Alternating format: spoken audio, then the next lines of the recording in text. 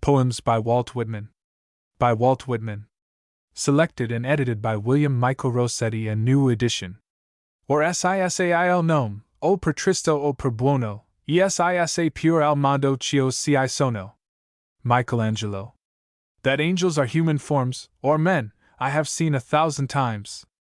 I have also frequently told them that men in the Christian world are in such gross ignorance respecting angels and spirits as to suppose them to be minds without a form, or mere thoughts, of which they have no other idea than as something ethereal possessing a vital principle. To the first or ultimate heaven also correspond the forms of man's body, called its members, organs, and viscera.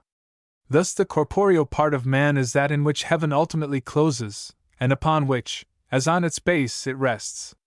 Swedenborg. Yes, truly, it is a great thing for a nation that it get an articulate voice, that it produce a man who will speak forth melodiously what the heart of it means. Carlyle. Les efforts de vos ennemis contre vous, leurs cris, leur rage impuissant, et leurs petits succès, ne doivent pas vous effrayer, si any sont que de égratignures sur les épaules de Hercule. Robespierre.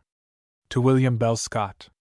Dear Scott, among various gifts which I have received from you, tangible and intangible, was a copy of the original quarto edition of Whitman's Leaves of Grass, which you presented to me soon after its first appearance in 1855. At a time when few people on this side of the Atlantic had looked into the book, and still fewer had found in it anything save matter for ridicule, you had appraised it, and seen that its value was real and great. A true poet and a strong thinker like yourself was indeed likely to see that.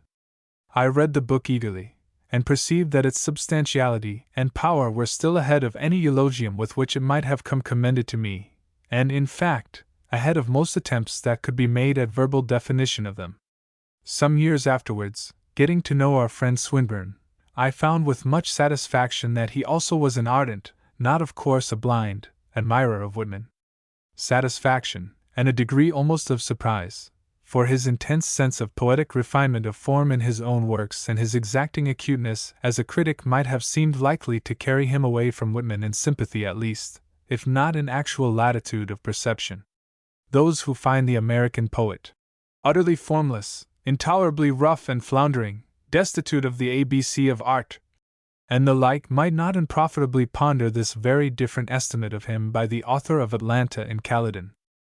May we hope that now, 12 years after the first appearance of Leaves of Grass, the English reading public may be prepared for a selection of Whitman's poems, and soon hereafter for a complete edition of them? I trust this may prove to be the case. At any rate, it has been a great gratification to me to be concerned in the experiment, and this is enhanced by my being enabled to associate with it your name, as that of an early and well-qualified appreciator of Whitman, and no less as that of a dear friend. Yours affectionately, W. M. Rossetti. October 1867. Prefatory notice. Preface to the first edition of Leaves of Grass. Chants democratic.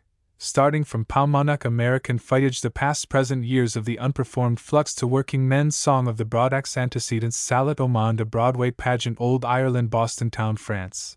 The 18th year of these states, Europe. The 72nd and 73rd years of these states to a foiled revolter, or revoltress. Drum taps, Manhattan arming 1861. The uprising beat. Beat. Drums. Song of the banner at daybreak. The bivouac's flame. Bivouac on a mountain-side. City of ships. Vigil on the field. The flag. The wounded a sight in camp. A grave. The dresser. A letter from camp. War dreams. The veteran's vision. O tan-faced prairie boy. Manhattan faces over the carnage. The mother of all camps of green dirge for 2 veterans survivors. Hymn of dead soldiers' spirit, whose work is done. Reconciliation after the war. Walt Whitman. Assimilations. A word out of the sea. Crossing Brooklyn ferry. Night and death. Elemental drifts. Wonders. Miracles. Visages. The dark side. Music. Wherefore? Questionable song at sunset. Longings for home. Appearances. The friend meeting again. A dream. Parting friends to a stranger. Other lands. Envy. The city of friends. Out of the crowd. Among the multitude. Leaves of Grass. President Lincoln's funeral hymn. O Captain, my Captain, for the death of Lincoln, pioneers. O pioneers to the sayers of words voices, whosoever beginners to a pupil links the waters to the state's tears, a ship greatnesses the poet burial, this compost despairing cries the city dead house to one shortly to die, unnamed lands similitude the square deific songs of parting. Singers and poets to a historian fit audience, singing in spring love of comrades, pulse of my life, auxiliaries, realities, nearing departure, poets to come centuries hence, so long. Postscript prefatory notice. During the summer of 1867 I had the opportunity, which I had often wished for, of expressing in print my estimate and admiration of the works of the American poet Walt Whitman. One, like a stone dropped into a pond, an article of that sort may spread out its concentric circles of consequences. One of these is the invitation which I have received to edit a selection from Whitman's writings, virtually the first sample of his work ever published in England, and offering the first tolerably fair chance he has had of making his way with English readers on his own showing. Hitherto, such readers, except the small percentage of them to whom it has happened to come across the poems in some one of their American editions, have picked acquaintance with them only through the medium of newspaper extracts and criticisms, mostly short-sighted, sneering, and depreciatory, and rather intercepting than forwarding the candid construction which people might be willing to put upon the poems, alike in their beauties and their aberrations. Some English critics, no doubt, have been more discerning, as W. J. Fox, of old, in the Dispatch, the writer of the notice in the leader, and of late too in the Pall Mall Gazette and the London Review, wink with a frown too, but these have been the exceptions among us, the great majority of the reviewers presenting that happy and familiar critical combination, scurrility and superciliousness. Footnote 1. See the Chronicle for July 6, 1867, article Walt Whitman's Poems. Footnote 2. Since this prefatory notice was written, in 1868, another eulogistic review of Whitman has appeared, that by Mr. Robert Buchanan, in the Broadway. As it was my lot to set down so recently several of the considerations which seem to me most essential and most obvious in regard to Whitman's writings, I can scarcely now recur to the subject without either repeating something of what I then said, or else leaving unstated some points of principal importance. I shall therefore adopt the simplest course, that of summarizing the critical remarks in my former article, after which, I shall leave without further development, ample as is the amount of development most of them would claim, the particular topics there glanced at, and shall proceed to some other phases of the subject. Whitman republished in 1867 his complete poetical works in one moderate-sized volume, consisting of the whole Leaves of Grass, with a sort of supplement thereto named Songs Before Parting, 3, and of the Drum Taps, with its sequel. It has been intimated that he does not expect to write any more poems, unless it might be an expression of the religious side of man's nature. However, one poem on the last American harvest sown and reaped by those who had been soldiers in the Great War has already appeared since the volume in question, and has been republished in England. Footnote 3. In a copy of the book revised by Whitman himself, which we have seen, this title is modified into Songs of Parting. Whitman's poems present no trace of rhyme, save in a couple or so of chance instances. Parts of them, indeed, may be regarded as a warp of prose amid the weft of poetry, such as Shakespeare furnishes the precedent for in drama. Still there is a very powerful and majestic rhythmical sense throughout. Lavish and persistent has been the abuse poured forth upon Whitman by his own countrymen. The tricklings of the British press give but a moderate idea of it. The poet is known to repay scorn with scorn. Emerson can, however, from the first be claimed as on Whitman's side, nor, it is understood after some inquiry, has that great thinker since then retreated from this position in fundamentals, although his admiration may have entailed some worry upon him, and reports of his recantation have been rife. Of other writers on Whitman's side, expressing themselves with no measured enthusiasm, one may cite Mr. M. D. Conway, Mr. W. D. O'Connor, who wrote a pamphlet named The Good Grey Poet, and Mr. John Burroughs, author of Walt Whitman as Poet and Person, published quite recently in New York. His thorough-paced admirers declare Whitman to be beyond rivalry the poet of the epoch, an estimate which, startling as it will sound at the first, may nevertheless be upheld, on the grounds that Whitman is beyond all his competitors a man of the period, one of audacious personal ascendant, incapable of all compromise, and an initiator in the scheme and form of his works. Certain faults are charged against him, and, as far as they are true, shall frankly stand confessed, some of them as very serious faults. Firstly, he speaks on occasion of gross things in gross, crude, and plain terms. Secondly, he uses some words absurd or ill-constructed, others which produce a jarring effect in poetry, or indeed in any lofty literature.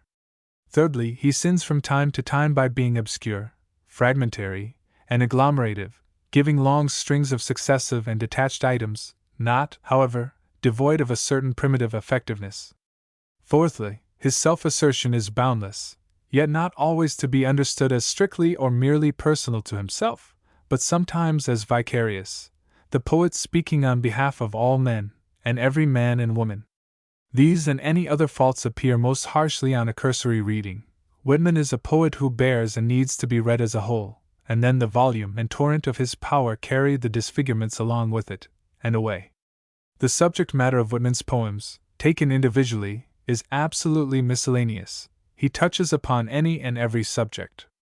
But he has prefixed to his last edition an inscription, in the following terms, showing that the key words of the whole book are to oneself and en masse. Small is the theme of the following chant, yet the greatest dot, namely, oneself, that wondrous thing, a simple separate person. That, for the use of the new world, I sing. Man's physiology complete, from top to toe, I sing. Not physiognomy alone, nor brain alone, is worthy for the muse, I say the form complete is worthier far.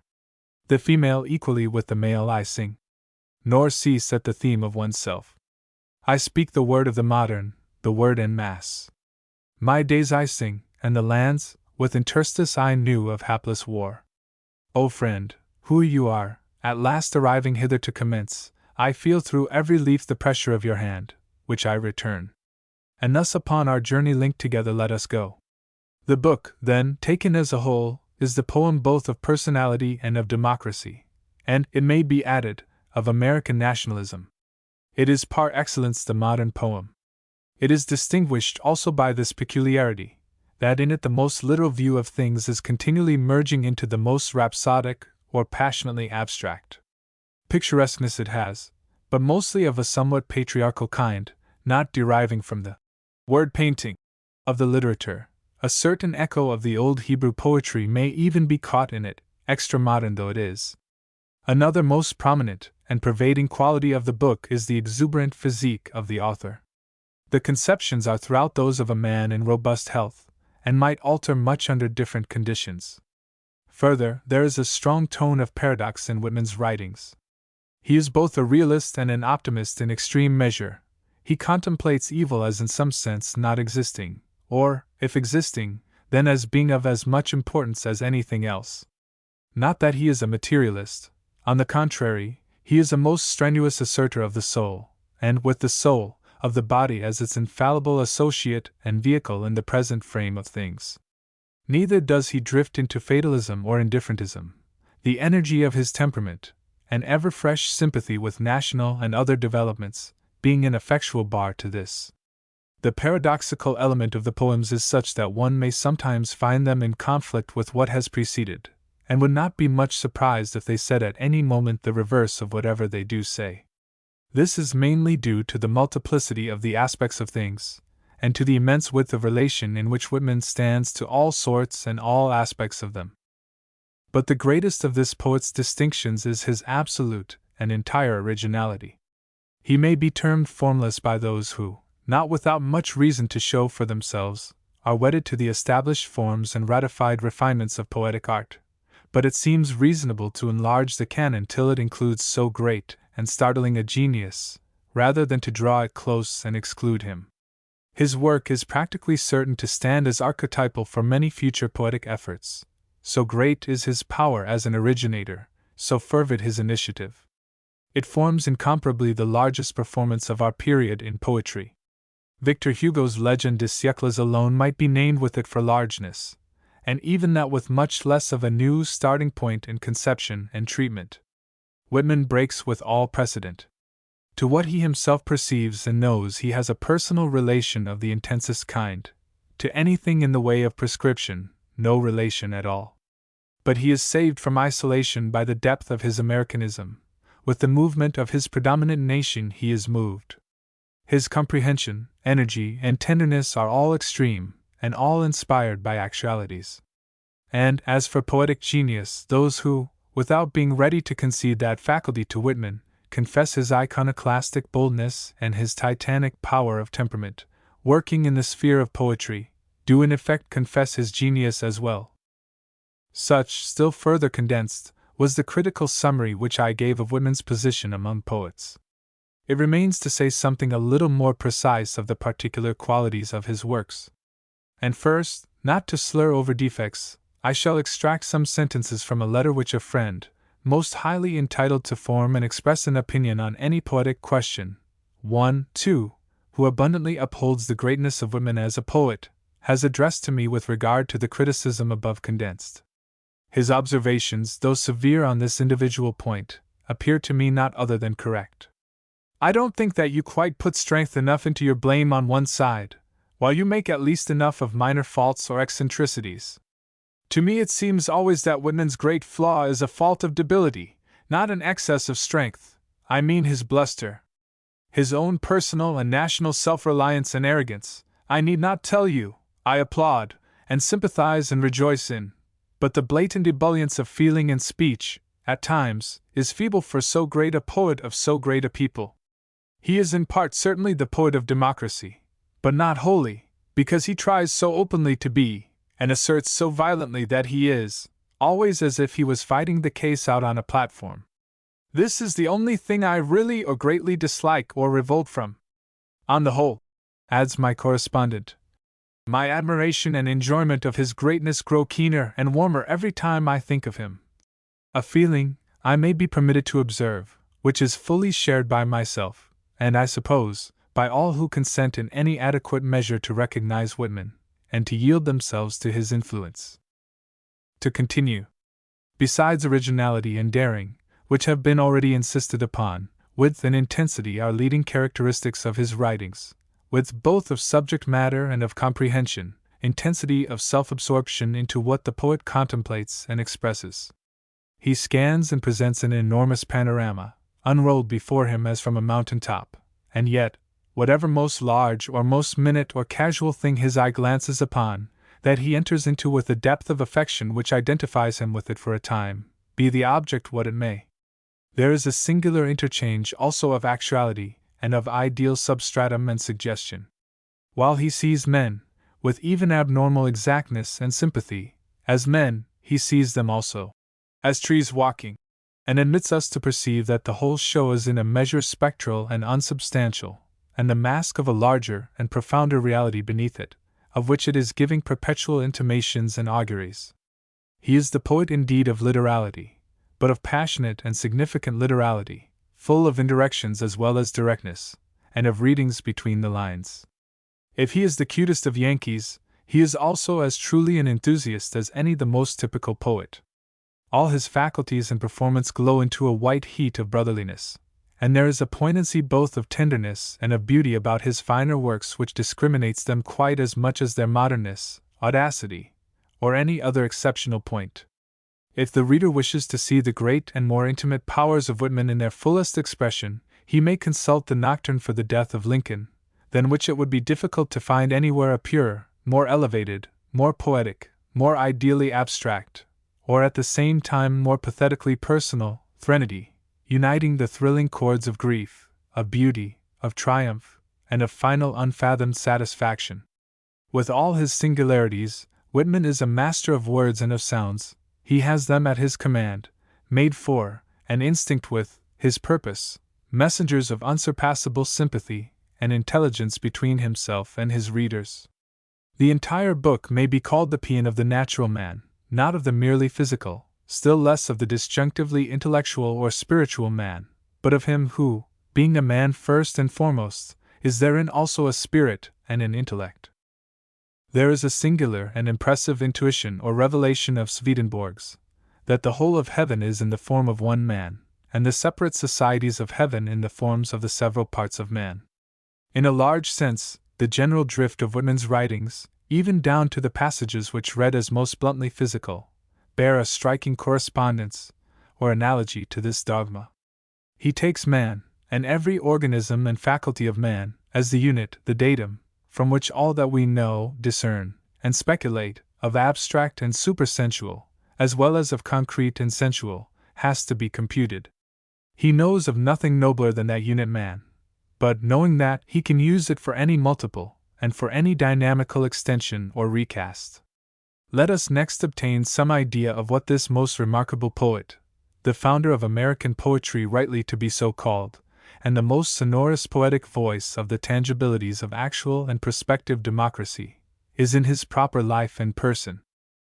Walt Whitman was born at the farm village of West Hills, Long Island, in the state of New York, and about 30 miles distant from the capital, on the 31st of May 1819. His father's family, English by origin, had already been settled in this locality for 5 generations. His mother, named Louisa Van Velser, was of Dutch extraction, and came from Cold Spring, Queens County, about 3 miles from West Hills. A fine-looking old lady, she has been termed in her advanced age. A large family ensued from the marriage. The father was a farmer, and afterwards a carpenter and builder. Both parents adhered in religion to the great Quaker iconoclast, Elias Hicks. Walt was schooled at Brooklyn, a suburb of New York, and began life at the age of 13, working as a printer, later on as a country teacher, and then as a miscellaneous press writer in New York. From 1837 to 1848 he had, as Mr. Burroughs too promiscuously expresses it, sounded all experiences of life, with all their passions, pleasures, and abandonments. In 1849 he began traveling, and became at New Orleans a newspaper editor, and at Brooklyn, 2 years afterwards, a printer. He next followed his father's business of carpenter and builder. In 1862, after the breaking out of the Great Civil War, in which his enthusiastic unionism and also his anti-slavery feelings attached him inseparably though not rancorously to the good cause of the North, he undertook the nursing of the sick and wounded in the field, writing also a correspondence in the New York Times.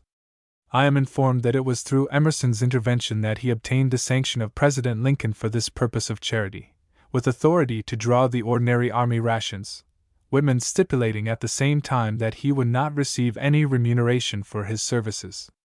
The first immediate occasion of his going down to camp was on behalf of his brother, Lieutenant Colonel George W. Whitman, of the 51st New York Veterans, who had been struck in the face by a piece of shell at Fredericksburg.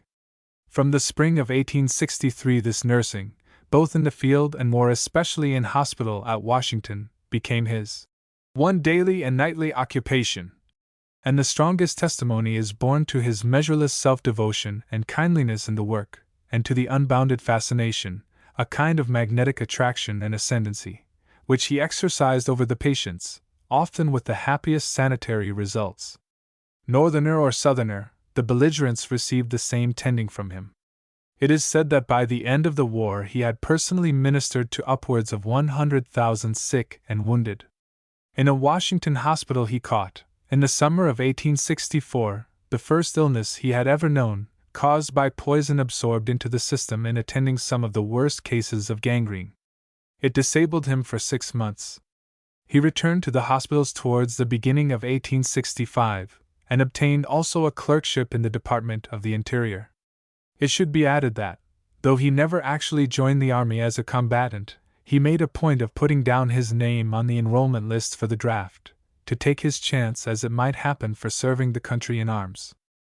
The reward of his devotedness came at the end of June 1865, in the form of dismissal from his clerkship by the minister, Mr. Harlan, who learned that Whitman was the author of The Leaves of Grass, a book whose outspokenness, or, as the official chief considered it, immorality, raised a holy horror in the ministerial breast. The poet, however, soon obtained another modest but creditable post in the office of the Attorney General. He still visits the hospitals on Sundays, and often on other days as well. The portrait of Mr. Whitman reproduced in the present volume is taken from an engraving after a daguerreotype given in the original Leaves of Grass. He is much above the average size, and noticeably well proportioned, a model of physique and of health, and by natural consequence, as fully and finely related to all physical facts by his bodily constitution as to all mental and spiritual facts by his mind and his consciousness. He is now, however, old-looking for his years, and might even, according to the statement of one of his enthusiasts, Mr. O'Connor, have passed for being beyond the age for the draft when the war was going on. The same gentleman, in confutation of any inferences which might be drawn from the leaves of grass by a Harlan or other Holy Willie, affirms that one more irreproachable in his relations to the other sex lives not upon this earth, an assertion which one must take as one finds it, having neither confirmatory nor traversing evidence at hand. Whitman has light blue eyes, a florid complexion, a fleecy beard now gray, and a quite peculiar sort of magnetism about him in relation to those with whom he comes in contact. His ordinary appearance is masculine and cheerful. He never shows depression of spirits, and is sufficiently undemonstrative, and even somewhat silent in company. He has always been carried by predilection towards the society of the common people, but is not the less for that open to refined and artistic impressions, fond of operatic and other good music, and discerning in works of art. As to either praise or blame of what he writes, he is totally indifferent, not to say scornful, having in fact a very decisive opinion of his own concerning its caliber and destinies. Thoreau, a very congenial spirit, said of Whitman, "He is democracy." And again, "After all, he suggests something a little more than human." Lincoln broke out into the exclamation, "Well, he looks like a man."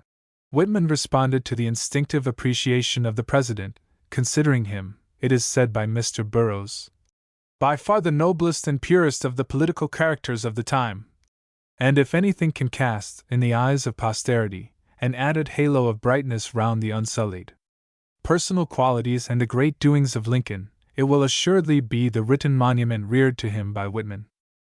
The best sketch that I know of Whitman as an accessible human individual is that given by Mr. Conway, for I borrow from it the following few details.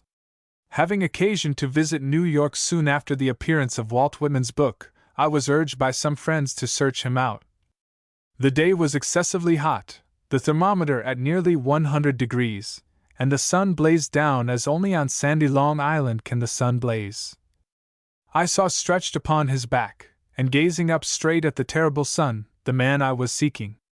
With his gray clothing, his blue-gray shirt, his iron-gray hair, his swart sunburnt face and bare neck, he lay upon the brown and white grass, for the sun had burned away its greenness, and was so like the earth upon which he rested that he seemed almost enough a part of it for one to pass by without recognition. I approached him, gave my name and reason for searching him out, and asked him if he did not find the sun rather hot.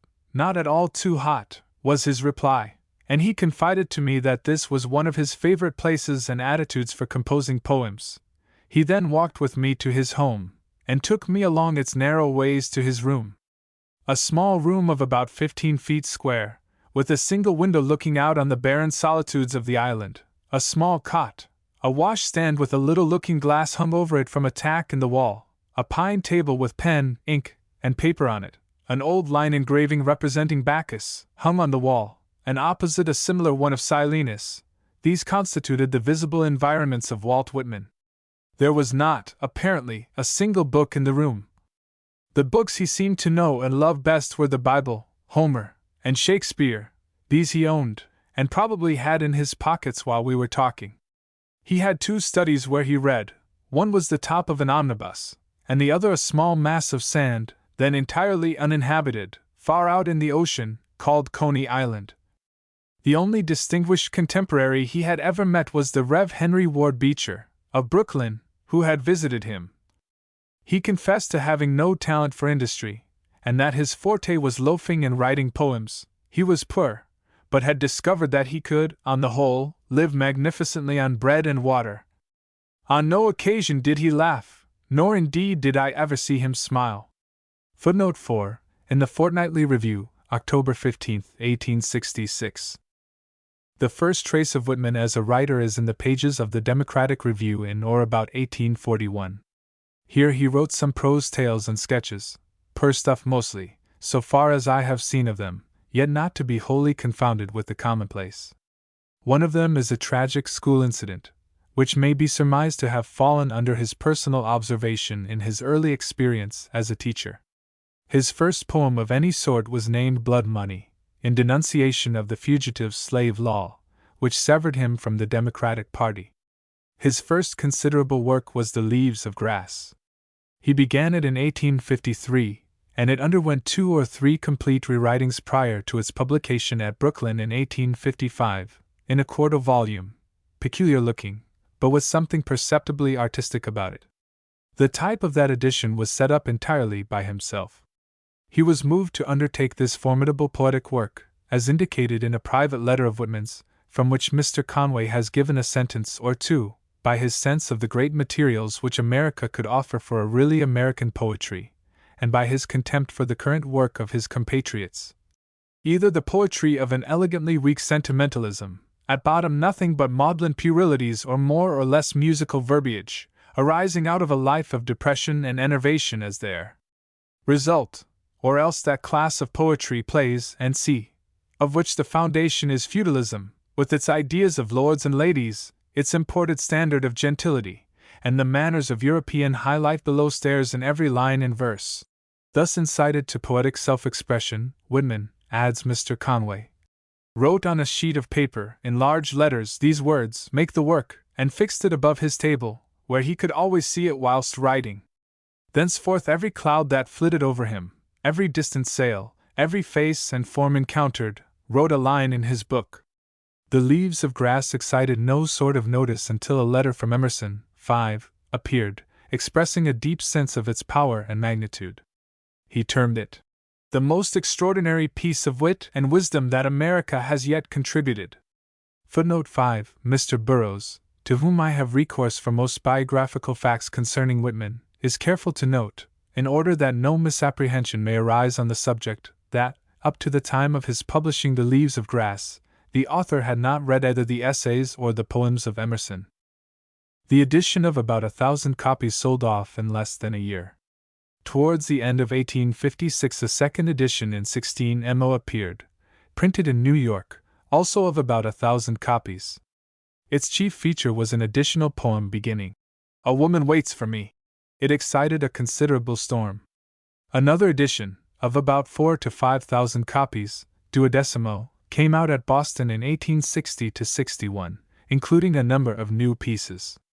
The Drum Taps, consequent upon the war, with their sequel, which comprises the poem on Lincoln, followed in 1865, and in 1867, as I have already noted, a complete edition of all the poems, including a supplement named Songs Before Parting. The first of all The Leaves of Grass, in point of date, was the long and powerful composition entitled Walt Whitman, perhaps the most typical and memorable of all of his productions, but shut out from the present selection for reasons given further on.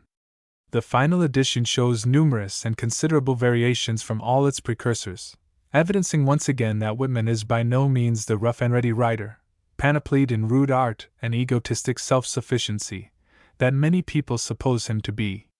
Even since this issue, the book has been slightly revised by its author's own hand, with a special view to possible English circulation. The copy so revised has reached me, through the liberal and friendly hands of Mr. Conway, after my selection had already been decided on, and the few departures from the last printed text which might on comparison be found in the present volume are due to my having had the advantage of following this revised copy. In all other respects I have felt bound to reproduce the last edition, without so much as considering whether here and there I might personally prefer the readings of the earlier issues. The selection here offered to the English reader contains a little less than half the entire bulk of Whitman's poetry. My choice has proceeded upon 2 simple rules. First, to omit entirely every poem which could with any tolerable fairness be deemed offensive to the feelings of morals or propriety in this peculiarly nervous age, and second, to include every remaining poem which appeared to me of conspicuous beauty or interest. I have also inserted the very remarkable prose preface which Whitman printed in the original edition of Leaves of Grass, an edition that has become a literary rarity. This preface has not been reproduced in any later publication, although its materials have to some extent been worked up into poems of a subsequent date. 6. From this prose composition, contrary to what has been my rule with any of the poems, it has appeared to me permissible to omit 2 or 3 short phrases which would have shocked ordinary readers, and the retention of which, had I held it obligatory, would have entailed the exclusion of the preface itself as a whole. Footnote 6. Compare, for instance, the preface, pages 38, 39, with the poem To a Foiled Revolter or Revoltress, page 133. A few words must be added as to the indecencies scattered through Whitman's writings. Indecencies or improprieties, or, still better, deforming crudities, they may rightly be termed. To call them immoralities would be going too far. Whitman finds himself, and other men and women, to be a compound of soul and body. He finds that body plays an extremely prominent and determining part in whatever he and other mundane dwellers have cognizance of. He perceives this to be the necessary condition of things, and therefore, as he fully and openly accepts it, the right condition, and he knows of no reason why what is universally seen and known, necessary and right, should not also be allowed and proclaimed in speech. That such a view of the matter is entitled to a great deal of weight, and at any rate to candid consideration and construction, appears to me not to admit of a doubt. Either is it dubious that the contrary view, the only view which a mealy-mouthed British 19th century admits as endurable, amounts to the condemnation of nearly every great or eminent literary work of past time, whatever the century it belongs to, the country it comes from, the department of writing it illustrates, or the degree or sort of merit it possesses. 10th, 2nd, or 1st century before Christ, 1st, 8th, 14th, 15th, 16th, 17th, or even 18th century AD, it is still the same. No book whose subject matter admits as possible of an impropriety according to current notions can be depended upon to fail of containing such impropriety, can, if those notions are accepted as the canon, be placed with a sense of security in the hands of girls and youths, or read aloud to women, and this holds good just as much of severely moral or plainly descriptive as of avowedly playful, knowing, or licentious books.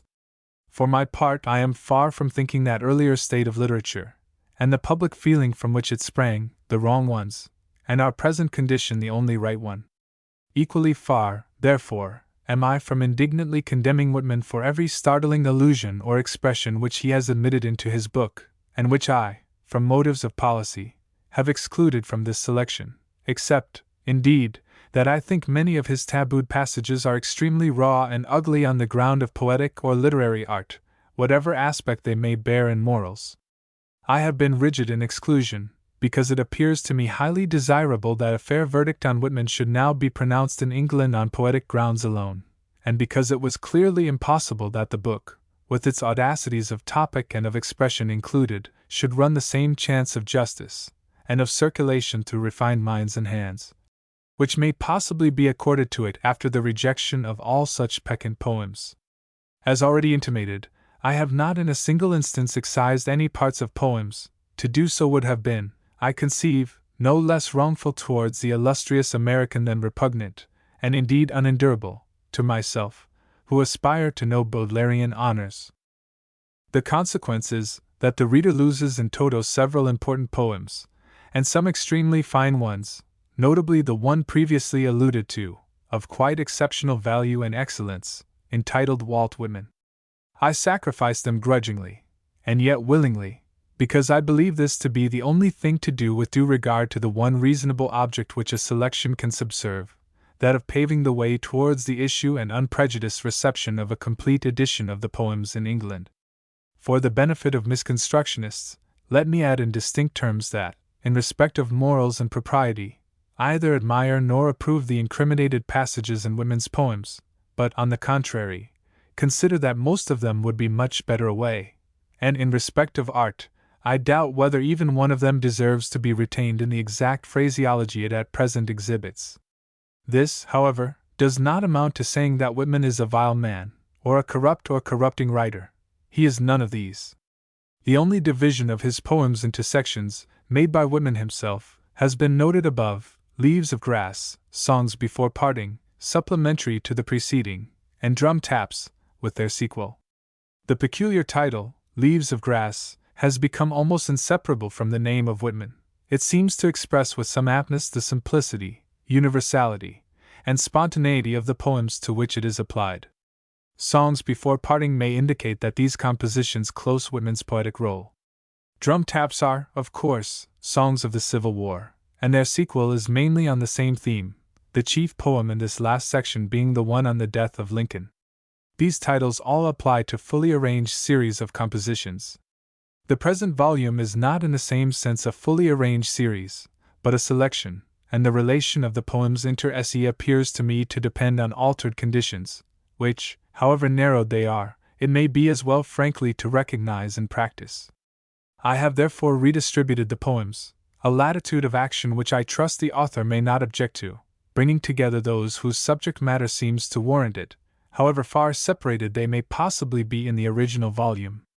At the same time, I have retained some characteristic terms used by Whitman himself, and have named my sections respectively. 1.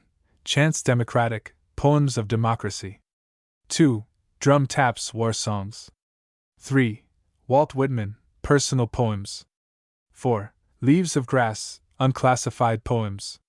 5. Songs of Parting, Missives. The first three designations explain themselves.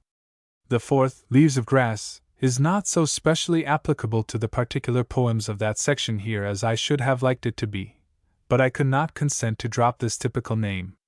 The Songs of Parting, my fifth section, are compositions in which the poet expresses his own sentiment regarding his works, in which he forecasts their future, or consigns them to the reader's consideration. It deserves mention that, in the copy of Whitman's last American edition revised by his own hand, as previously noticed, the series termed Songs of Parting has been recast, and made to consist of poems of the same character as those included in my section number 5. Comparatively few of Whitman's poems have been endowed by himself with titles properly so called. Most of them are merely headed with the opening words of the poems themselves, as, I was looking a long while to get betimes in Boston town, when lilacs last in the dooryard bloomed, and so on. It seems to me that in a selection such a lengthy and circuitous method of identifying the poems is not desirable. I should wish them to be remembered by brief, repeatable, and significant titles. I have therefore supplied titles of my own to such pieces as bear none in the original edition. Wherever a real title appears in that edition, I have retained it. With these remarks I commend to the English reader the ensuing selection from a writer whom I sincerely believe to be, whatever his faults, of the order of great poets, and by no means of pretty good ones. I would urge the reader not to ask himself, and not to return any answer to the questions, whether or not this poet is like other poets, whether or not the particular application of rules of art which is found to hold good in the works of those others, and to constitute a part of their excellence, can be traced also in Whitman. Let the questions rather be, is he powerful? Is he American? Is he new? Is he rousing? Does he feel and make me feel? I entertain no doubt as to the response which in due course of time will be returned to these questions and such as these, in America, in England, and elsewhere, or to the further question, is Whitman then indeed a true and a great poet? Lincoln's verdict bespeaks the ultimate decision upon him, in his books as in his habit as he lives. Well, he looks like a man. Walt Whitman occupies at the present moment a unique position on the globe, and one which, even in past time, can have been occupied by only an infinitesimally small number of men. He is the one man who entertains and professes respecting himself the grave conviction that he is the actual and prospective founder of a new poetic literature, and a great one, a literature proportional to the material vastness and the unmeasured destinies of America. He believes that the Columbus of the continent, or the Washington of the States, was not more truly than himself in the future a founder and upbuilder of this America. Surely a sublime conviction, and expressed more than once in magnificent words, none more so than the lines beginning, Come, I will make this continent indissoluble. 7. Footnote 7. See the poem headed Love of Comrades, page 308. Were the idea untrue, it would still be a glorious dream, which a man of genius might be content to live in and die for. But is it untrue? Is it not, on the contrary, true, if not absolutely, yet with a most genuine and substantial approximation? I believe it is thus true. I believe that Whitman is one of the huge, as yet mainly unrecognized, forces of our time, privileged to evoke, in a country hitherto still asking for its poet, a fresh, athletic, and American poetry, and predestined to be traced up to by generation after generation of believing and ardent, let us hope not servile, disciples. Poets are the unacknowledged legislators of the world. Shelley, who knew what he was talking about when poetry was the subject, has said it, and with a profundity of truth Whitman seems in a peculiar degree marked out for legislation of the kind referred to. His voice will one day be potential or magisterial wherever the English language is spoken, that is to say, in the four corners of the earth, and in his own American hemisphere. The uttermost avatars of democracy will confess him not more their announcer than their inspirer. 1868, W. M. Rossetti. N.B. The above prefatory notice was written in 1868, and is reproduced practically unaltered. Were it to be brought up to the present date, 1886, I should have to mention Whitman's books Two Rivulets and Specimen Days and Collect, and the fact that for several years past he has been partially disabled by a paralytic attack. He now lives at Camden, New Jersey. 1886, W. M. R. Preface to Leaves of Grass. America does not repel the past, or what it has produced under its forms, or amid other politics, or the idea of castes, or the old religions, accepts the lesson with calmness, is not so impatient as has been supposed that the slough still sticks to opinions and manners and literature while the life which served its requirements has passed into the new life of the new forms. Perceives that the corpse is slowly born from the eating and sleeping rooms of the house.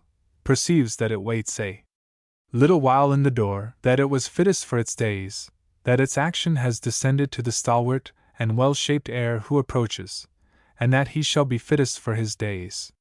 The Americans, of all nations at any time upon the earth, have probably the fullest poetical nature. The United States themselves are essentially the greatest poem.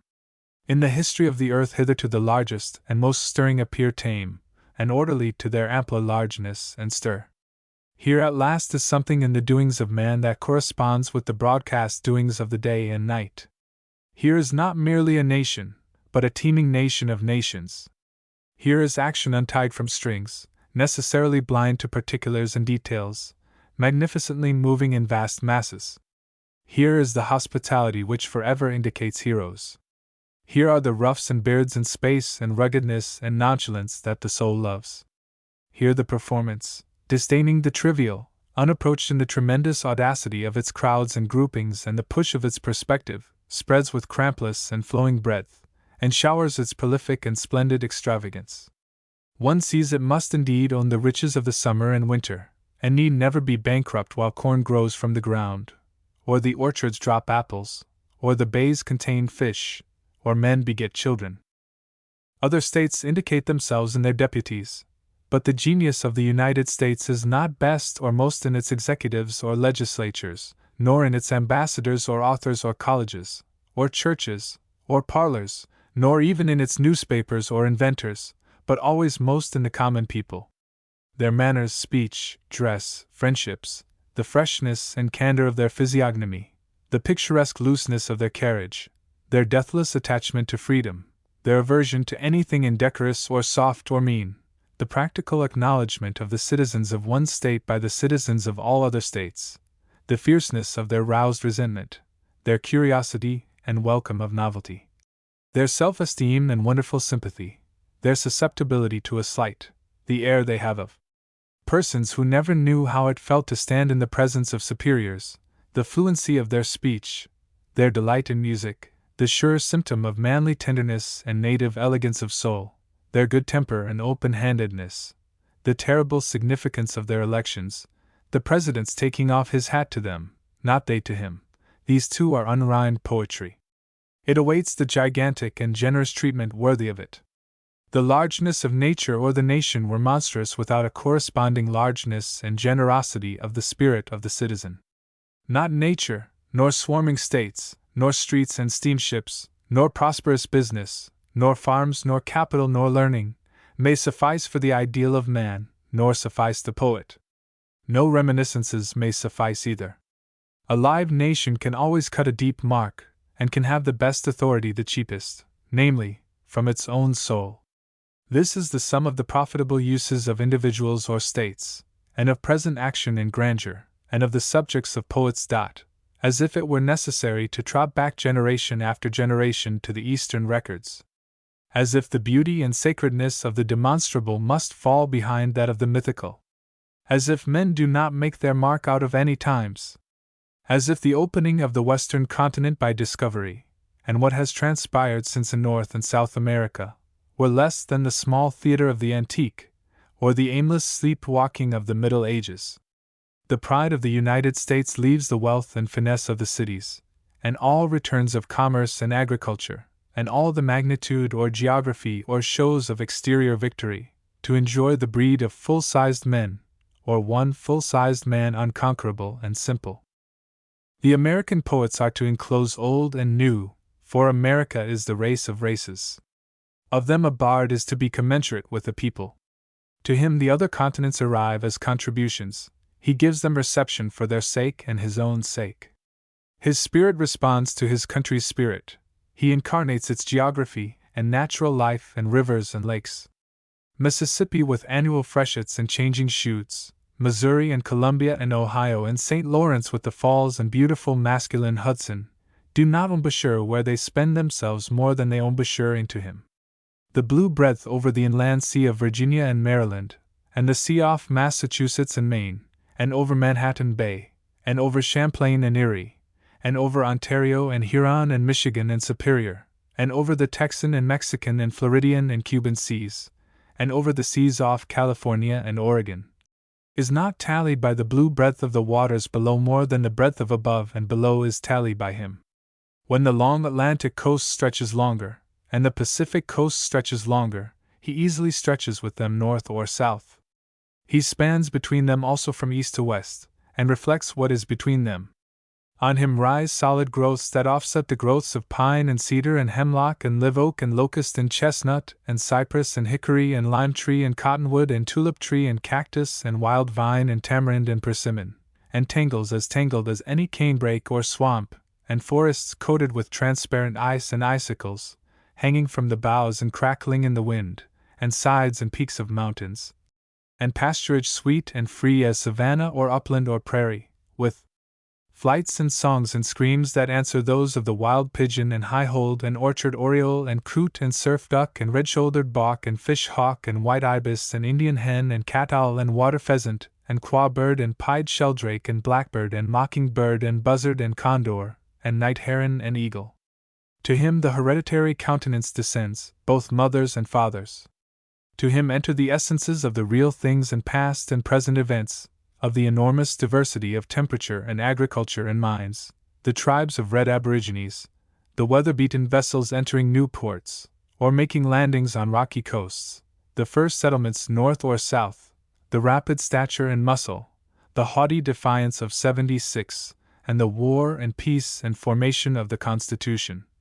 The Union always surrounded by blatherers, and always calm and impregnable, the perpetual coming of immigrants, the wharf-hemmed cities and superior marine, the unsurveyed interior, the log-houses and clearings and wild animals and hunters and trappers, the free commerce, the fisheries and whaling and gold-digging, the endless gestations of new states, the convening of Congress every December, the members duly coming up from all climates and the uttermost parts.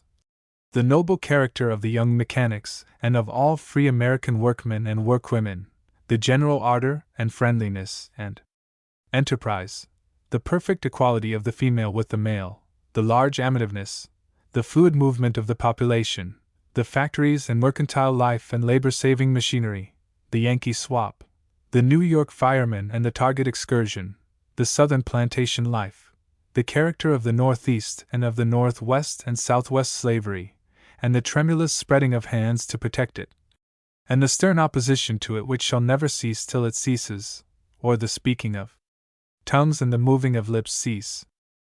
For such the expression of the American poet is to be transcendent and new. It is to be indirect, and not direct or descriptive or epic. Its quality goes through these to much more. Let the age and wars of other nations be chanted, and their eras and characters be illustrated, and that finished the verse. Not so the great psalm of the Republic. Here the theme is creative, and has vista.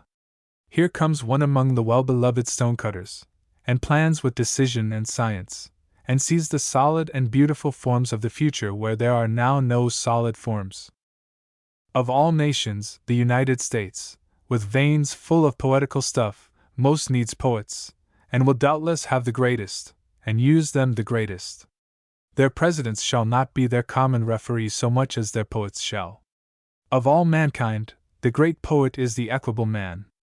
Not in him, but off from him, things are grotesque or eccentric, or fail of their sanity. Nothing out of its place is good, and nothing in its place is bad. He bestows on every object or quality its fit proportions, either more nor less. He is the arbiter of the diverse, and he is the key. He is the equalizer of his age and land. He supplies what wants supplying, and checks what wants checking. If peace is the routine, out of him speaks the spirit of peace, large, rich, thrifty, building vast and populous cities, encouraging agriculture and the arts and commerce, lighting the study of man, the soul, immortality, federal, state or municipal government, marriage, health, free trade, intertravel by land and sea, nothing too close, nothing too far off, the stars not too far off. In war, he is the most deadly force of the war. Who recruits him recruits horse and foot. He fetches parks of artillery, the best that engineer ever knew. If the time becomes slothful and heavy, he knows how to arouse it. He can make every word he speaks draw blood. Whatever stagnates in the flat of custom or obedience or legislation, he never stagnates. Obedience does not master him, he masters it. High up out of reach, he stands turning a concentrated light. He turns the pivot with his finger. He baffles the swiftest runners as he stands, and easily overtakes and envelopes them. The time straying toward infidelity and confections and persiflage he withholds by his steady faith. He spreads out his dishes. He offers the sweet, firm-fibered meat that grows men and women. His brain is the ultimate brain. He is no arguer, he is judgment. He judges not as the judge judges, but as the sun falling around a helpless thing. As he sees the farthest, he has the most faith. His thoughts are the hymns of the praise of things. In the talk on the soul and eternity and God, off of his equal plane, he is silent. He sees eternity less like a play with a prologue and denouement. He sees eternity in men and women. He does not see men and women as dreams or dots. Faith is the antiseptic of the soul. It pervades the common people and preserves them. They never give up believing and expecting and trusting. There is that indescribable freshness and unconsciousness about an illiterate person that humbles and mocks the power of the noblest expressive genius. The poet sees for a certainty how one not a great artist may be just as sacred and perfect as the greatest artist. The power to destroy or remold is freely used by him, but never the power of attack. What is past is past. If he does not expose superior models, and prove himself by every step he takes, he is not what is wanted. The presence of the greatest poet conquers, not parleying or struggling or any prepared attempts. Now he has passed that way, see after him. There is not left any vestige of despair or misanthropy or cunning or exclusiveness, or the ignominy of a nativity or color, or delusion of hell or the necessity of hell, and no man thenceforward shall be degraded for ignorance, or weakness or sin. The greatest poet hardly knows pettiness or triviality. If he breathes into anything that was before thought small, it dilates with the grandeur and life of the universe. He is a seer, he is individual, he is complete in himself. The others are as good as he, only he sees it, and they do not. He is not one of the chorus, he does not stop for any regulation, he is the president of regulation. What the eyesight does to the rest he does to the rest. Who knows the curious mystery of the eyesight? The other senses corroborate themselves, but this is removed from any proof but its own, and foreruns the identities of the spiritual world. A single glance of it mocks all the investigations of man, and all the instruments and books of the earth, and all reasoning. What is marvelous? What is unlikely? What is impossible or baseless or vague? After you have once just opened the space of a peach pit, and given audience to far and near and to the sunset, and had all things enter with electric swiftness, softly and duly, without confusion or jostling or jam. The land and sea, the animals, fishes, and birds, the sky of heaven and the orbs, the forests, mountains, and rivers, are not small themes, but folks expect of the poet to indicate more than the beauty and dignity which always attach to dumb real objects. They expect him to indicate the path between reality and their souls. Men and women perceive the beauty well enough, probably as well as he. The passionate tenacity of hunters, woodmen, early risers, cultivators of gardens and orchards and fields, the love of healthy women for the manly form, seafaring persons, drivers of horses, the passion for light and the open air, all is an old varied sign of the unfailing perception of beauty, and of a residence of the poetic, in outdoor people. They can never be assisted by poets to perceive, some may, but they never can. The poetic quality is not marshalled in rhyme or uniformity, or abstract addresses to things, nor in melancholy complaints or good precepts, but is the life of these and much else, and is in the soul. The profit of rhyme is that it drops seeds of a sweeter and more luxuriant rhyme, and of uniformity, that it conveys itself into its own roots in the ground out of sight. The rhyme and uniformity of perfect poems show the free growth of metrical laws, and bud from them as unerringly and loosely as lilacs or roses on a bush, and take shapes as compact as the shapes of chestnuts and oranges and melons and pears, and shed the perfume impalpable to form. The fluency and ornaments of the finest poems or music or orations or recitations are not independent, but dependent. All beauty comes from beautiful blood and a beautiful brain. If the greatnesses are in conjunction in a man or woman, it is enough, the fact will prevail through the universe. But the gaggery and gilt of a million years will not prevail. Who troubles himself about his ornaments or fluency is lost. This is what you shall do: love the earth and sun and the animals, despise riches, give alms to every one that asks, stand up for the stupid and crazy, devote your income and labor to others, hate tyrants, argue not concerning God, have patience and indulgence towards the people, take off your hat to nothing known or unknown or to any man or number of men. Go freely with powerful uneducated persons and with the young and with the mothers of families. Read these leaves in the open air every season of every year of your life. Re-examine all you have been told at school or church or in any book. Dismiss whatever insults your own soul, and your very flesh shall be a great poem, and have the richest fluency, not only in its words, but in the silent lines of its lips and face, and between the lashes of your eyes, and in every motion and joint of your body. The poet shall not spend his time in unneeded work. He shall know that the ground is always ready plowed and manured. Others may not know it, but he shall. He shall go directly to the creation. His trust shall master the trust of everything he touches, and shall master all attachment. The known universe has one complete lover, and that is the greatest poet. He consumes an eternal passion, and is indifferent which chance happens, and which possible contingency of fortune or misfortune, and persuades daily and hourly his delicious pay. What balks or breaks others is fuel for his burning progress to contact and amorous joy. Other proportions of the reception of pleasure dwindle to nothing to his proportions. All expected from heaven or from the highest he is rapport with in the sight of the daybreak, or a scene of the winter woods, or the presence of children playing, or with his arm round the neck of a man or woman. His love, above all love, has leisure and expanse. He leaves room ahead of himself. He is no irresolute or suspicious lover. He is sure. He scorns intervals. His experience and the showers and thrills are not for nothing. Nothing can jar him. Suffering and darkness cannot. Death and fear cannot. To him complaint and jealousy and envy are corpses buried and rotten in the earth. He saw them buried.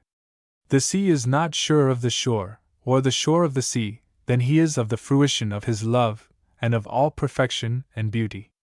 The fruition of beauty is no chance of hit or miss, it is inevitable as life, it is exact and plumb as gravitation. From the eyesight proceeds another eyesight, and from the hearing proceeds another hearing, and from the voice proceeds another voice, eternally curious of the harmony of things with man. To these respond perfections, not only in the committees that were supposed to stand for the rest, but in the rest themselves just the same. These understand the law of perfection in masses and floods, that its finish is to each for itself and onward from itself, that it is profuse and impartial, that there is not a minute of the light or dark, nor an acre of the earth or sea, without it, nor any direction of the sky, nor any trade or employment, nor any turn of events. This is the reason that about the proper expression of beauty there is precision and balance. One part does not need to be thrust above another. The best singer is not the one who has the most lithe and powerful organ. The pleasure of poems is not in them that take the handsomest measure, and similes and sound. Without effort, and without exposing in the least how it is done, the greatest poet brings the spirit of any or all events and passions and scenes and persons, some more and some less, to bear on your individual character, as you hear or read. To do this well is to compete with the laws that pursue and follow time. What is the purpose must surely be there, and the clue of it must be there, and the faintest indication is the indication of the best, and then becomes the clearest indication. Past and present and future are not disjoined, but joined. The greatest poet forms the consistence of what is to be from what has been and is. He drags the dead out of their coffins, and stands them again on their feet. He says to the past, "Rise and walk before me that I may realize you." He learns a lesson. He places himself where the future becomes present. The greatest poet does not only dazzle his rays over character and scenes and passions, he finally ascends and finishes all. He exhibits the pinnacles that no man can tell what they are for or what is beyond. He glows a moment on the extremest verge. He is most wonderful in his last half-hidden smile or frown. By that flash of the moment of parting, the one that sees it shall be encouraged or terrified afterward for many years. The greatest poet does not moralize or make applications of morals, he knows the soul. The soul has that measureless pride which consists in never acknowledging any lessons but its own. But it has sympathy as measureless as its pride, and the one balances the other, and neither can stretch too far while it stretches in company with the other. The inmost secrets of art sleep with the twain. The greatest poet has lain close betwixt both, and they are vital in his style and thoughts. The art of art, the glory of expression, and the sunshine of the light of letters, is simplicity. Nothing is better than simplicity. Nothing can make up for excess or for the lack of definiteness. To carry on the heave of impulse, and pierce intellectual depths, and give all subjects their articulations, are powers neither common nor very uncommon. But to speak in literature with the perfect rectitude and insouciance of the movements of animals, and the unimpeachableness of the sentiment of trees in the woods and grass by the roadside, is the flawless triumph of art. If you have looked on him who has achieved it, you have looked on one of the masters of the artists of all nations and times. You shall not contemplate the flight of the grey gull over the bay, or the mettlesome action of the blood horse, or the tall leaning of sunflowers on their stalk, or the appearance of the sun journeying through heaven, or the appearance of the moon afterward, with any more satisfaction than you shall contemplate him. The greatest poet has less a marked style, and is more the channel of thoughts and things without increase or diminution, and is the free channel of himself. He swears to his art, "I will not be meddlesome. I will not have in my writing any elegance or effect or originality to hang in the way between me and the rest like curtains. I will have nothing hang in the way, not the richest curtains. What I tell for precisely what it is. Let who may exalt or startle or fascinate or soothe, I will have purposes as health or heat or snow has, and be as regardless of observation. What I experience or portray shall go from my composition without a shred of my composition. You shall stand by my side, and look in the mirror with me.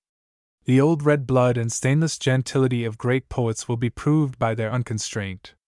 A heroic person walks at his ease through and out of that custom or precedent or authority that suits him not.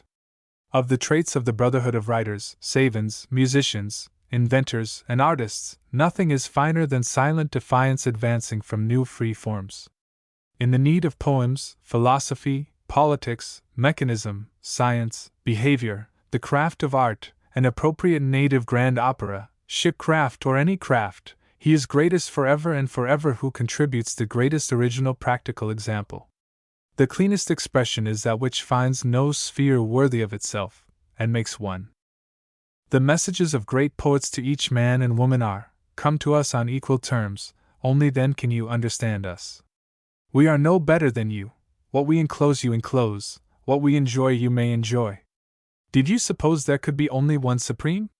We affirm there can be unnumbered supremes, and that one does not countervail another any more than one eyesight countervails another, and that men can be good or grand only of the consciousness of their supremacy within them. What do you think is the grandeur of storms and dismemberments, and the deadliest battles and wrecks, and the wildest fury of the elements, and the power of the sea, and the motion of nature, and of the throes of human desires, and dignity and hate and love? It is that something in the soul which says, rage on, whirl on, I tread master here and everywhere, master of the spasms of the sky and of the shatter of the sea, master of nature and passion and death, and of all terror and all pain. The American bards shall be marked for generosity and affection and for encouraging competitors. They shall be cosmos, without monopoly or secrecy, glad to pass anything to any one, hungry for equals night and day. They shall not be careful of riches and privilege, they shall be riches and privilege. They shall perceive who the most affluent man is. The most affluent man is he that confronts all the shows he sees by equivalence out of the stronger wealth of himself. The American bard shall delineate no class of persons, nor one or two out of the strata of interests, nor love most nor truth most, nor the soul most nor the body most, and not be for the eastern states more than the western, or the northern states more than the southern. Exact science and its practical movements are no checks on the greatest poet, but always his encouragement and support.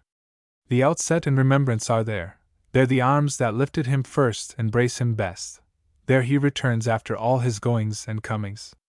The sailor and traveler, the anatomist, chemist, astronomer, geologist, phrenologist, spiritualist, mathematician, historian, and lexicographer are not poets, but they are the lawgivers of poets, and their construction underlies the structure of every perfect poem.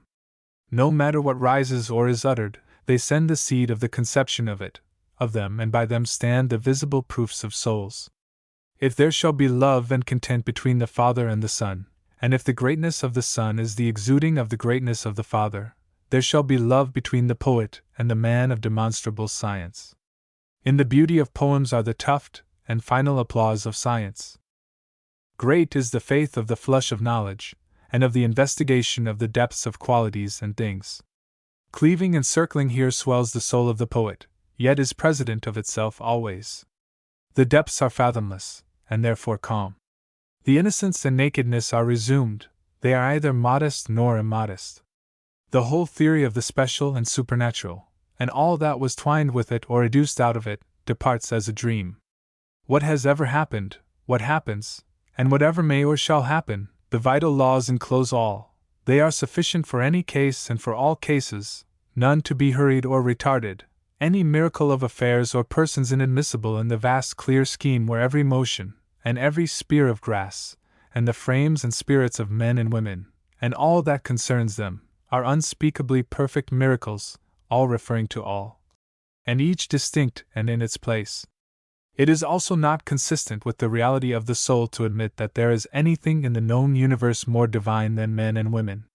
Men and women, and the earth and all upon it, are simply to be taken as they are, and the investigation of their past and present and future shall be unintermitted, and shall be done with perfect candor. Upon this basis philosophy speculates, ever looking toward the poet, ever regarding the eternal tendencies of all toward happiness, never inconsistent with what is clear to the senses and to the soul. For the eternal tendencies of all toward happiness make the only point of sane philosophy. Whatever comprehends less than that, whatever is less than the laws of light and of astronomical motion, or less than the laws that follow the thief, the liar, the glutton, and the drunkard, through this life, and doubtless afterward, or less than vast stretches of time, or the slow formation of density, or the patient upheaving of strata, is of no account. Whatever would put God in a poem or system of philosophy as contending against some being or influence is also of no account. Sanity and ensemble characterize the great master, spoilt in one principle, all is spoilt. The great master has nothing to do with miracles. He sees health for himself in being one of the mass, he sees the hiatus in singular eminence. To the perfect shape comes common ground. To be under the general law is great, for that is to correspond with it. The master knows that he is unspeakably great, and that all are unspeakably great, that nothing, for instance, is greater than to conceive children, and bring them up well, that to be is just as great as to perceive or tell. In the make of the great masters, the idea of political liberty is indispensable. Liberty takes the adherence of heroes wherever men and women exist, but never takes any adherence or welcome from the rest more than from poets. They are the voice and exposition of liberty. They out of ages are worthy the grand idea, to them it is confided, and they must sustain it. Nothing has precedence of it, and nothing can warp or degrade it. The attitude of great poets is to cheer up slaves and horrify despots. The turn of their necks, the sound of their feet, the motions of their wrists, are full of hazard to the one and hope to the other. Come nigh them a while, and though they either speak nor advise, you shall learn the faithful American lesson. Liberty is poorly served by men whose good intent is quelled from one failure or two failures or any number of failures, or from the casual indifference or ingratitude of the people, or from the sharp show of the tushes of power, or the bringing to bear soldiers and cannon, or any penal statutes. Liberty relies upon itself, invites no one, promises nothing, sits in calmness and light, is positive and composed, and knows no discouragement. The battle rages with many a loud alarm and frequent advance and retreat. The enemy triumphs. The prison, the handcuffs, the iron necklace and anklet, the scaffold, garrote, and lead balls do their work. The cause is asleep. The strong throats are choked with their own blood. The young men drop their eyelashes toward the ground when they pass each other. And is liberty gone out of that place? No, never. When liberty goes, it is not the first to go, nor the second or third to go. It waits for all the rest to go. It is the last. When the memories of the old martyrs are faded utterly away, when the large names of patriots are laughed at in the public halls from the lips of the orators, when the boys are no more christened after the same, but christened after tyrants and traitors instead, when the laws of the free are grudgingly permitted, and laws for informers and blood money are sweet to the taste of the people, when I and you walk abroad upon the earth, stung with compassion at the sight of numberless brothers answering our equal friendship, and calling no man master, and when we are elated with noble joy at the sight of slaves, when the soul retires in the cool communion of the night, and surveys its experience, and has much ecstasy over the word and deed that put back a helpless innocent person into the gripe of the gripers or into any cruel inferiority. When those in all parts of these states who could easier realize the true American character, but do not yet, 1. When the swarms of cringers, suckers, dough-faces, lice of politics, planners of sly involutions for their own preferment to city offices or state legislatures or the judiciary or Congress or the presidency, obtain a response of love and natural deference from the people, whether they get the offices or no, when it is better to be a bound booby and rogue in office at a high salary than the poorest free mechanic or farmer, with his hat unmoved from his head, and firm eyes, and a candid and generous heart, and when civility by town or state or the federal government, or any oppression on a large scale or small scale, can be tried on without its own punishment following duly after an exact proportion, against the smallest chance of escape, or rather when all life and all the souls of men and women are discharged from any part of the earth, then only shall the instinct of liberty be discharged from that part of the earth. Footnote 1. This clause is obviously imperfect in some respect. It is here reproduced verbatim from the American edition. As the attributes of the poets of the cosmos concenter in the real body and soul and in the pleasure of things, they possess the superiority of genuineness over all fiction and romance. As they emit themselves, facts are showered over with light. The daylight is lit with more volatile light. Also the deep between the setting and rising sun goes deeper manyfold. Each precise object or condition or combination or process exhibits a beauty. The multiplication table its, old age its, the carpenter's trade its, the grand opera its, the huge hold clean-shaped New York clipper at sea under steam or full sail gleams with unmatched beauty. The American circles and large harmonies of government gleam with theirs, and the commonest definite intentions and actions with theirs. The poets of the cosmos advance through all interpositions and coverings and turmoils and stratagems to first principles. They are of use, they dissolve poverty from its need, and riches from its conceit. You large proprietor, they say, shall not realize or perceive more than any one else. The owner of the library is not he who holds a legal title to it, having bought and paid for it. Any one and every one is owner of the library who can read the same through all the varieties of tongues and subjects and styles, and in whom they enter with ease, and take residence and force toward paternity and maternity, and make supple and powerful and rich and large. These American states, strong and healthy and accomplished, shall receive no pleasure from violations of natural models, and must not permit them. In paintings or moldings or carvings in mineral or wood, or in the illustrations of books or newspapers, or in any comic or tragic prints, or in the patterns of woven stuffs, or anything to beautify rooms or furniture or costumes, or to put upon cornices or monuments or on the prows or sterns of ships, or to put anywhere before the human eye indoors or out, that which distorts honest shapes, or which creates unearthly beings or places or contingencies, is a nuisance and revolt.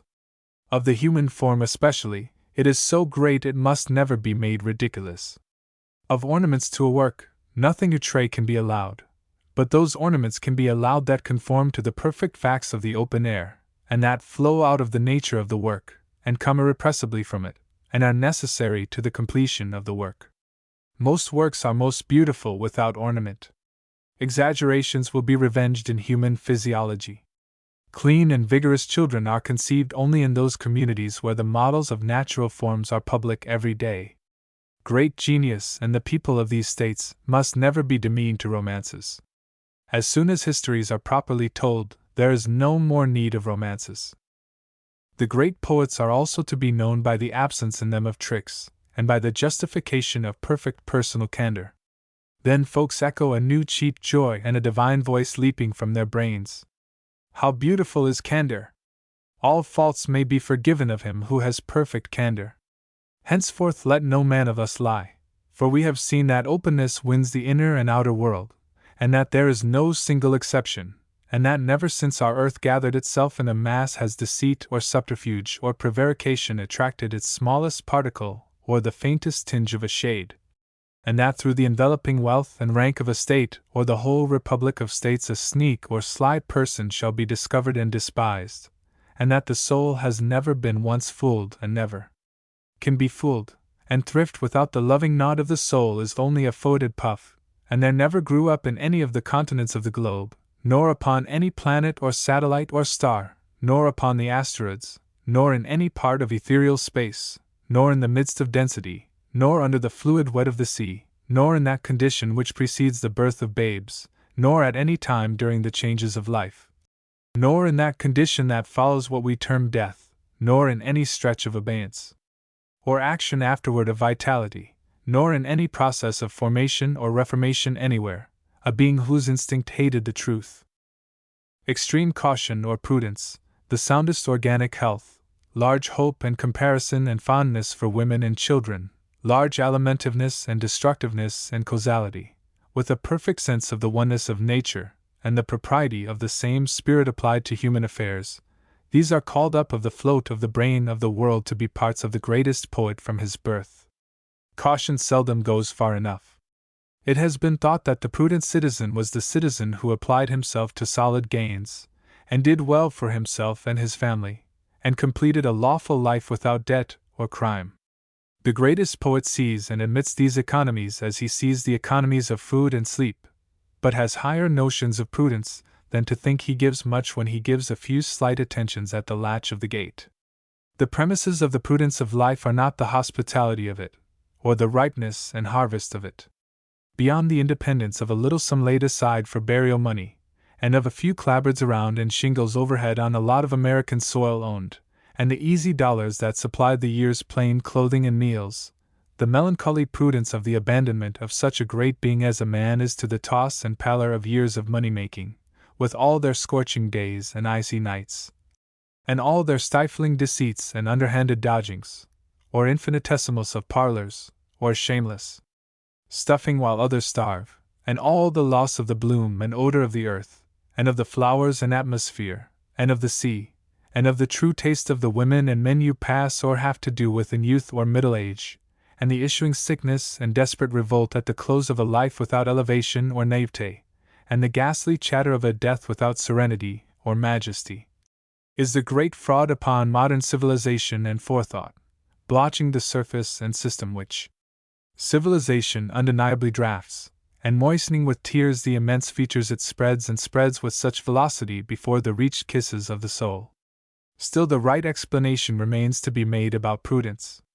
The prudence of the mere wealth and respectability of the most esteemed life appears too faint for the eye to observe at all when little and large alike drop quietly aside at the thought of the prudence suitable for immortality. What is wisdom that fills the thinness of a year or 70 or 80 years, to wisdom spaced out by ages, and coming back at a certain time with strong reinforcements and rich presents, and the clear faces of wedding guests as far as you can look in every direction running gaily toward you?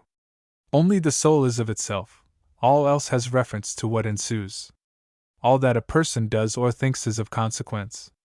Not a move can a man or woman make that affects him or her in a day or a month, or any part of the direct lifetime, or the hour of death, but the same affects him or her onward afterward through the indirect lifetime. The indirect is always as great and real as the direct. The spirit receives from the body just as much as it gives to the body. Not one name of word or deed, not of the putrid veins of gluttons or rum drinkers, not peculation or cunning or betrayal or murder, no serpentine poison of those that seduce women, not the foolish yielding of women, not of the attainment of gain by discreditable means, not any nastiness of appetite, not any harshness of officers to men, or judges to prisoners, or fathers to sons, or sons to fathers, or of husbands to wives, or bosses to their boys, not of greedy looks or malignant wishes, nor any of the wiles practiced by people upon themselves, ever is or ever can be stamped on the program, but it is duly realized and returned, and that returned in further performances, and they returned again. Nor can the push of charity or personal force ever be anything else than the profoundest reason, whether it bring arguments to hand or no. No specification is necessary, to add or subtract or divide is in vain. Little or big, learned or unlearned, white or black, legal or illegal, sick or well, from the first inspiration down the windpipe to the last expiration out of it, all that a male or female does that is vigorous and benevolent and clean is so much sure profit to him or her in the unshakable order of the universe and through the whole scope of it forever. If the savage or felon is wise, it is well. If the greatest poet or savant is wise, it is simply the same. If the president or chief justice is wise, it is the same. If the young mechanic or farmer is wise, it is no more or less. The interest will come round, all will come round. All the best actions of war and peace, all help given to relatives and strangers, and the poor and old and sorrowful, and young children and widows and the sick, and to all shunned persons, all furtherance of fugitives and of the escape of slaves, all the self-denial that stood steady and aloof on wrecks, and saw others take the seats of the boats, all offering of substance or life for the good old cause, or for a friend's sake or opinion's sake, all pains of enthusiasts scoffed at by their neighbors, all the vast sweet love and precious suffering of mothers, all honest men baffled in strifes recorded or unrecorded, all the grandeur and good of the few ancient nations whose fragments of annals we inherit, and all the good of the hundreds of far mightier and more ancient nations unknown to us by name, or date, or location, all that was ever manfully begun, whether it succeeded or no, all that has at any time been well suggested out of the divine heart of man, or by the divinity of his mouth, or by the shaping of his great hands, and all that is well thought or done this day on any part of the surface of the globe, or on any of the wandering stars or fixed stars by those there as we are here, or that is henceforth to be well thought or done by you, whoever you are, or by any one, these singly and wholly inured at their time, and inured now, and will inure always, to the identities from which they sprung or shall spring. Did you guess any of them lived only its moment? The world does not so exist, no parts, palpable or impalpable, so exist, no result exists now without being from its long antecedent result, and that from its antecedent, and so backward without the farthest mentionable spot coining a bit nearer the beginning than any other spot. Whatever satisfies the soul is truth. The prudence of the greatest poet answers at last the craving and glut of the soul, is not contemptuous of less ways of prudence if they conform to its ways, puts off nothing, permits no let-up for its own case or any case, has no particular Sabbath or judgment day, divides not the living from the dead or the righteous from the unrighteous, is satisfied with the present, matches every thought or act by its correlative, knows no possible forgiveness or deputed atonement, knows that the young man who composedly periled his life and lost it has done exceeding well for himself, while the man who has not periled his life, and retains it to old age in riches and ease, has perhaps achieved nothing for himself worth mentioning, and not only that person has no great prudence to learn who has learned to prefer long-lived things, and favors body and soul the same, and perceives the indirect assuredly following the direct. And what evil or good he does leaping onward and waiting to meet him. Again, and who in his spirit in any emergency whatever neither hurries nor avoids death. The direct trial of him who would be the greatest poet is today. If he does not flood himself with the immediate ages with vast oceanic tides, and if he does not attract his own land body and soul to himself, and hang on its neck with incomparable love, and if he be not himself the age transfigured, and if to him is not open the eternity which gives similitude to all periods and locations and processes and animate and inanimate forms, and which is the bond of time, and rises up from its inconceivable vagueness and infiniteness in the swimming shape of day, and is held by the ductile anchors of life, and makes the present spot the passage from what was to what shall be, and commits itself to the representation of this wave of an hour, and this one of the 60 beautiful children of the wave, let him merge in the general run and wait his development. Still, the final test of poems or any character or work remains. The prescient poet projects himself centuries ahead, and judges performer or performance after the changes of time. Does it live through them? Does it still hold on untired? Will the same style, and the direction of genius to similar points, be satisfactory now? Has no new discovery in science, or arrival at superior planes of thought, and judgment, and behavior, fixed him, or his so that either can be looked down upon? Have the marches of tens and hundreds and thousands of years made willing detours to the right hand and the left hand for his sake? Is he beloved long and long after he is buried? Does the young man think often of him? And the young woman think often of him? And do the middle-aged and the old think of him? A great poem is for ages and ages, in common, and for all degrees and complexions, and all departments and sects, and for a woman as much as a man, and a man as much as a woman. A great poem is no finish to a man or woman, but rather a beginning. Has any one fancied he could sit at last under some due authority, and rest satisfied with explanations, and realize and be content and full? To no such terminus does the greatest poet bring. He brings neither cessation nor sheltered fatness and ease. The touch of him tells in action. Whom he takes with firm sure grasp into live regions previously unattained. Thenceforward is no rest. They see the space and ineffable sheen that turn the old spots and lights into dead vacuums. The companion of him beholds the birth and progress of stars, and learns one of the meanings. Now there shall be a man cohered out of tumult and chaos. The elder encourages the younger, and shows him how. They two shall launch off fearlessly together till the new world fits in orbit for itself, and looks unabashed on the lesser orbits of the stars, and sweeps through the ceaseless rings, and shall never be quiet again. There will soon be no more priests. Their work is done. They may wait a while, perhaps a generation or two, dropping off by degrees. A superior breed shall take their place. The gangs of cosmos and prophets en masse shall take their place. A new order shall arise, and they shall be the priests of man, and every man shall be his own priest. The churches built under their umbrage shall be the churches of men and women. Through the divinity of themselves shall the cosmos and the new breed of poets be interpreters of men and women, and of all events and things. They shall find their inspiration in real objects today, symptoms of the past and future. They shall not deign to defend immortality, or God, or the perfection of things, or liberty, or the exquisite beauty and reality of the soul. They shall arise in America, and be responded to from the remainder of the earth. The English language befriends the grand American expression. It is brawny enough, and limber and full enough. On the tough stock of a race who, through all change of circumstance, was never without the idea of political liberty, which is the animus of all liberty, it has attracted the terms of daintier and gayer and subtler and more elegant tongues. It is the powerful language of resistance, it is the dialect of common sense. It is the speech of the proud and melancholy races, and of all who aspire. It is the chosen tongue to express growth, faith, self-esteem, freedom, justice, equality, friendliness, amplitude, prudence, decision, and courage.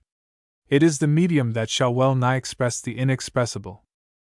No great literature, nor any like style of behavior or oratory or social intercourse or household arrangements or public institutions, or the treatment by bosses of employed people, nor executive detail, or detail of the army or navy, nor spirit of legislation, or courts or police, or tuition or architecture, or songs or amusements, or the costumes of young men, can long elude the jealous and passionate instinct of American standards. Whether or no the sign appears from the mouths of the people, it throbs a live interrogation in every freeman's and freewoman's heart after that which passes by, or this built to remain. Is it uniform with my country? Are its disposals without ignominious distinctions? Is it for the ever-growing communes of brothers and lovers, large, well united, proud beyond the old models, generous beyond all models? Is it something grown fresh out of the fields, or drawn from the sea, for use to me, today, here? I know that what answers for me, an American, must answer for any individual or nation that serves for a part of my materials. Does this answer? Or is it without reference to universal needs? Or sprung of the needs of the less developed society of special ranks? Or old needs of pleasure overlaid by modern science and forms? Does this acknowledge liberty with audible and absolute acknowledgement, and set slavery at naught for life and death? Will it help breed one good-shaped man, and a woman to be his perfect and independent mate? Does it improve manners? Is it for the nursing of the young of the Republic? Does it solve readily with the sweet milk of the breasts of the mother of many children? Has it too the old, ever-fresh forbearance and impartiality? Does it look with the same love on the last-born and on those hardening toward stature, and on the errant, and on those who disdain all strength of assault outside of their own? The poems distilled from other poems will probably pass away. The coward will surely pass away. The expectation of the vital and great can only be satisfied by the demeanor of the vital and great. The swarms of the polished, deprecating, and reflectors, and the polite, float off and leave no remembrance. America prepares with composure and goodwill for the visitors that have sent word. It is not intellect that is to be their warrant and welcome. The talented, the artist, the ingenious, the editor, the statesman, the erudite, they are not unappreciated, they fall in their place and do their work.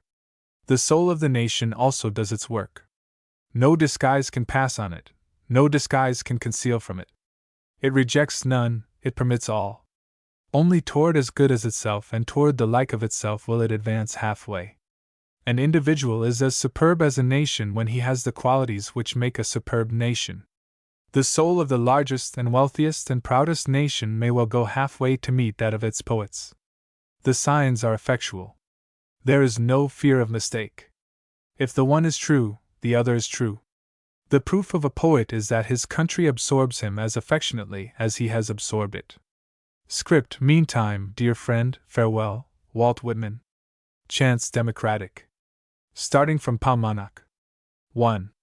Starting from fish-shaped Paumanok 1, where I was born, well-begotten, and raised by a perfect mother, after roaming many lands, lover of populous pavements, dweller in Mannahatta 2, city of ships, my city, or on southern savannas, or a soldier camped, or carrying my knapsack and gun, or a miner in California, or root in my home in Dakota's woods, my diet meat, my drink from the spring.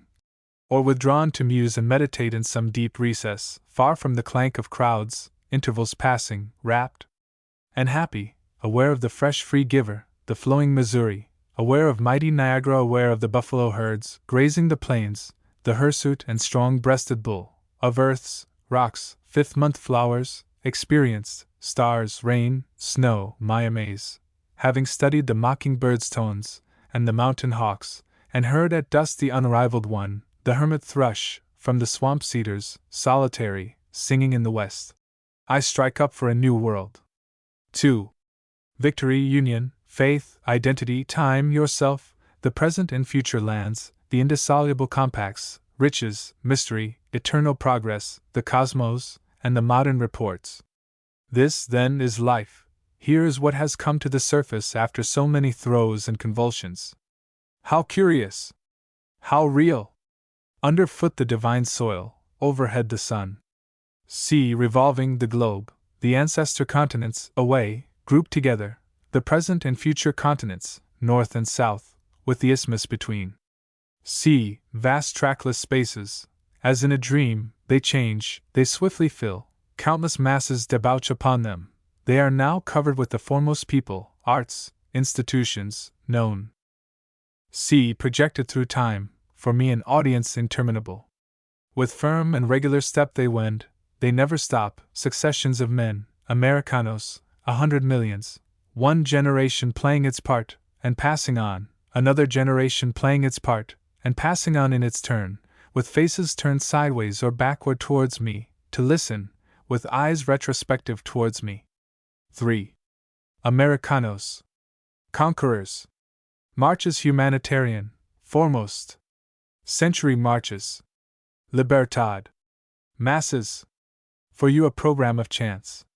Chants of the prairies, chants of the long-running Mississippi, and down to the Mexican Sea, chants of Ohio, Indiana, Illinois, Iowa, Wisconsin, and Minnesota, chants going forth from the center, from Kansas, and thence, equidistant, shooting in pulses of fire, ceaseless, to vivify all.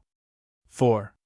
In the year 80 of the States, 3. My tongue, every atom of my blood, formed from this soil, this air, born here of parents born here, from parents the same, and their parents the same, I, now 36 years old, in perfect health begin, hoping to cease not till death.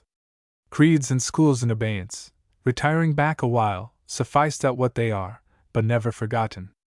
I harbor, for good or bad, I permit to speak, at every hazard, nature now without check, with original energy. 5. Take my leaves, America! Take them south, and take them north.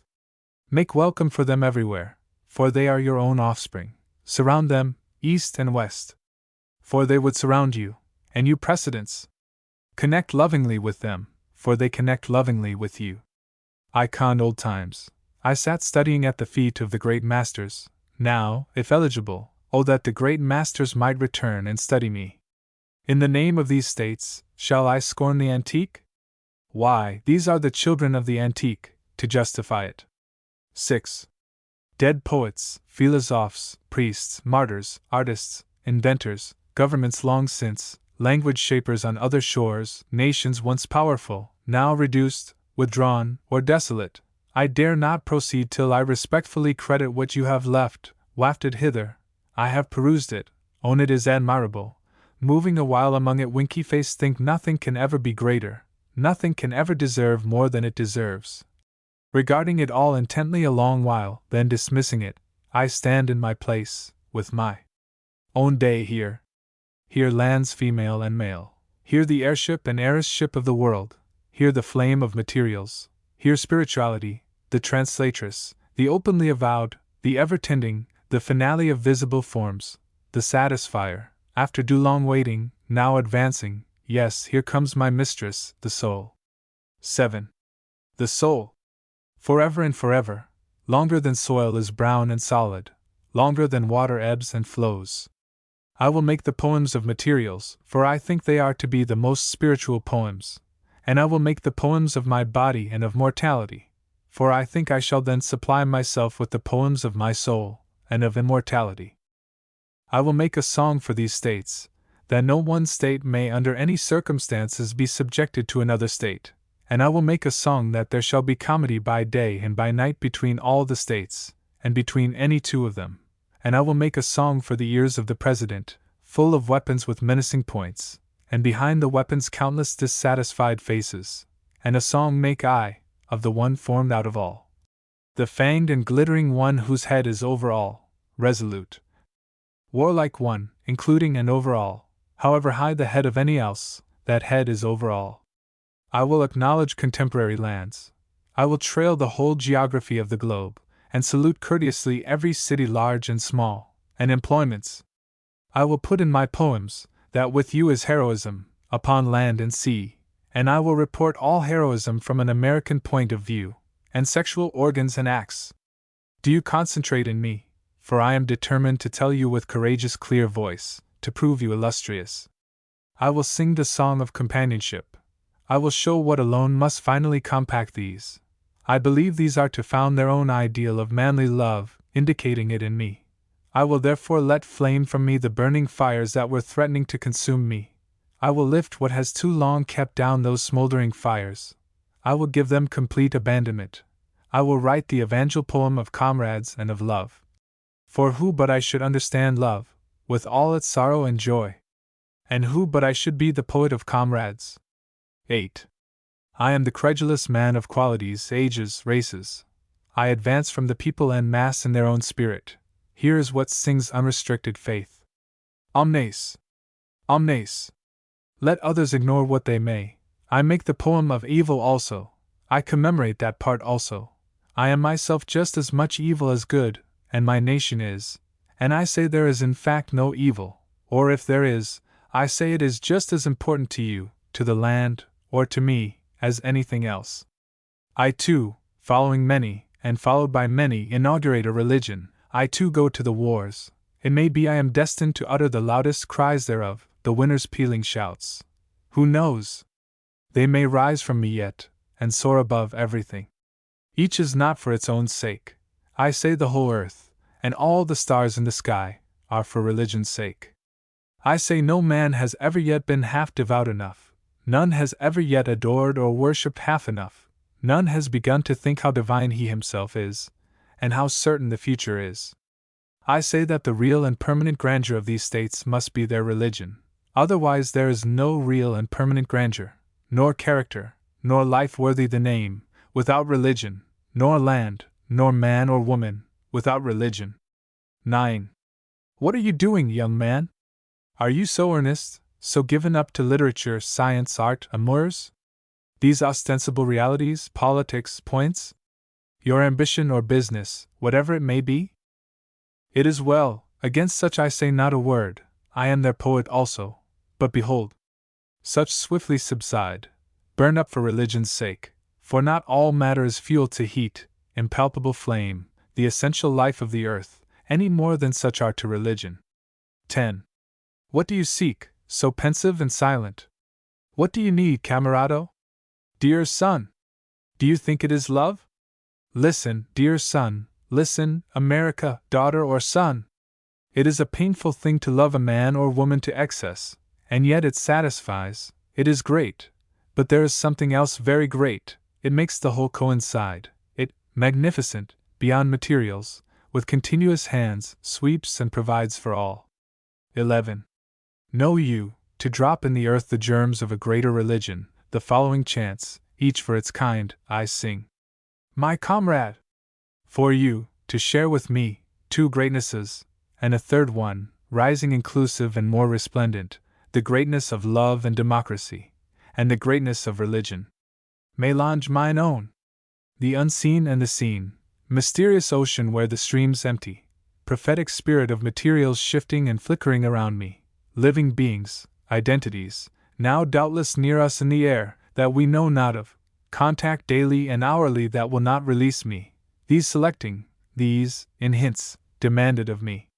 Not he with a daily kiss onward from childhood kissing me has winded and twisted around me that which holds me to him, any more than I am held to the heavens, to the spiritual world, and to the identities of the gods, my lovers, faithful and true, after what they have done to me, suggesting themes. Oh, such themes! Equalities! Oh, amazement of things! O divine average! O warblings under the sun, ushered, as now, or at noon, or setting! O straying musical, flowing through ages, now reaching hither, I take to your reckless and composite chords, I add to them, and cheerfully pass them forward. 12.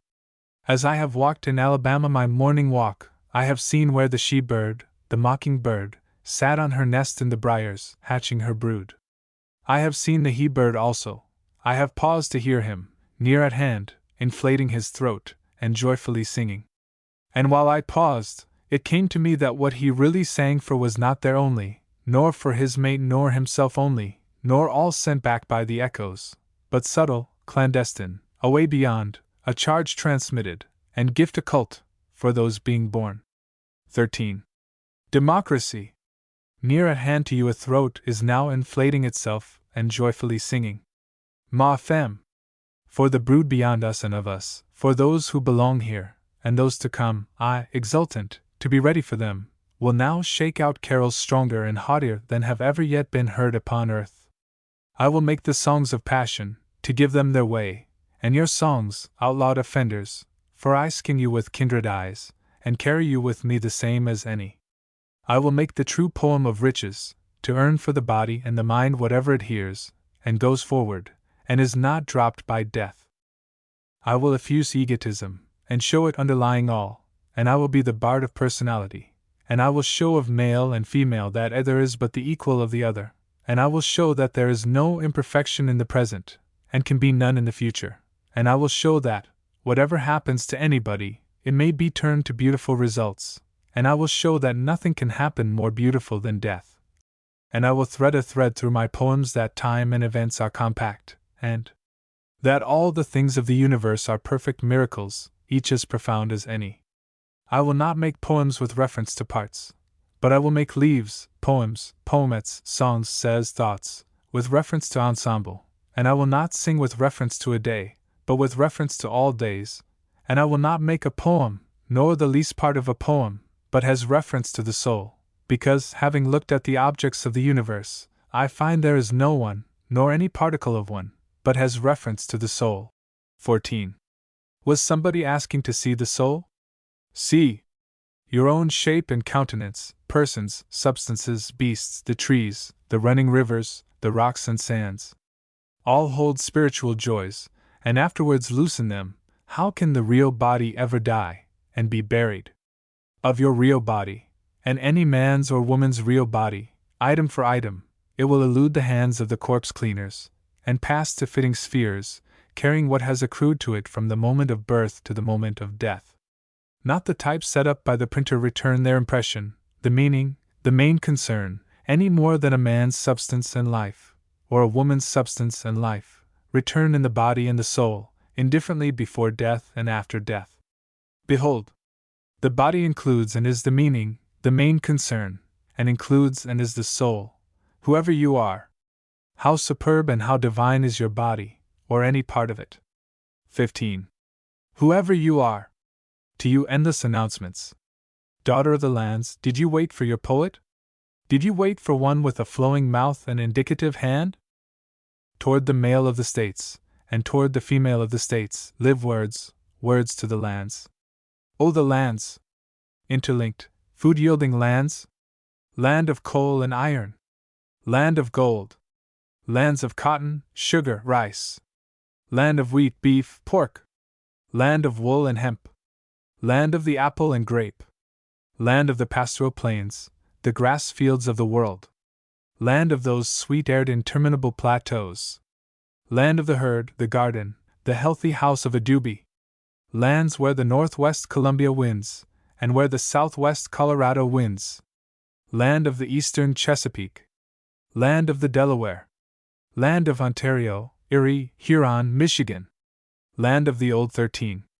Massachusetts land. Land of Vermont and Connecticut. Land of the ocean shores. Land of sierras and peaks. Land of boatmen and sailors. Fishermen's land. Inextricable lands. The clutched together. The passionate ones. The side by side. The elder and younger brothers. The bony-limbed. The great women's land. The feminine.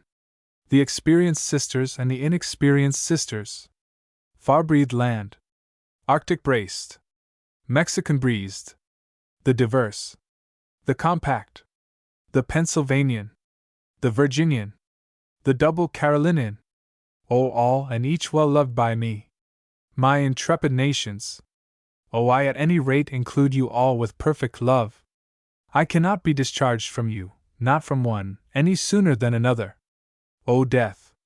Oh, for all that, I am yet of you unseen, this hour, with irrepressible love, walking New England, a friend, a traveler, splashing my bare feet in the edge of the summer ripples, on Paumanok's sands, crossing the prairies, dwelling again in Chicago, dwelling in every town, observing shows, births, improvements, structures, arts, listening to the orators and the oratresses in public halls, of and through the States, as during life.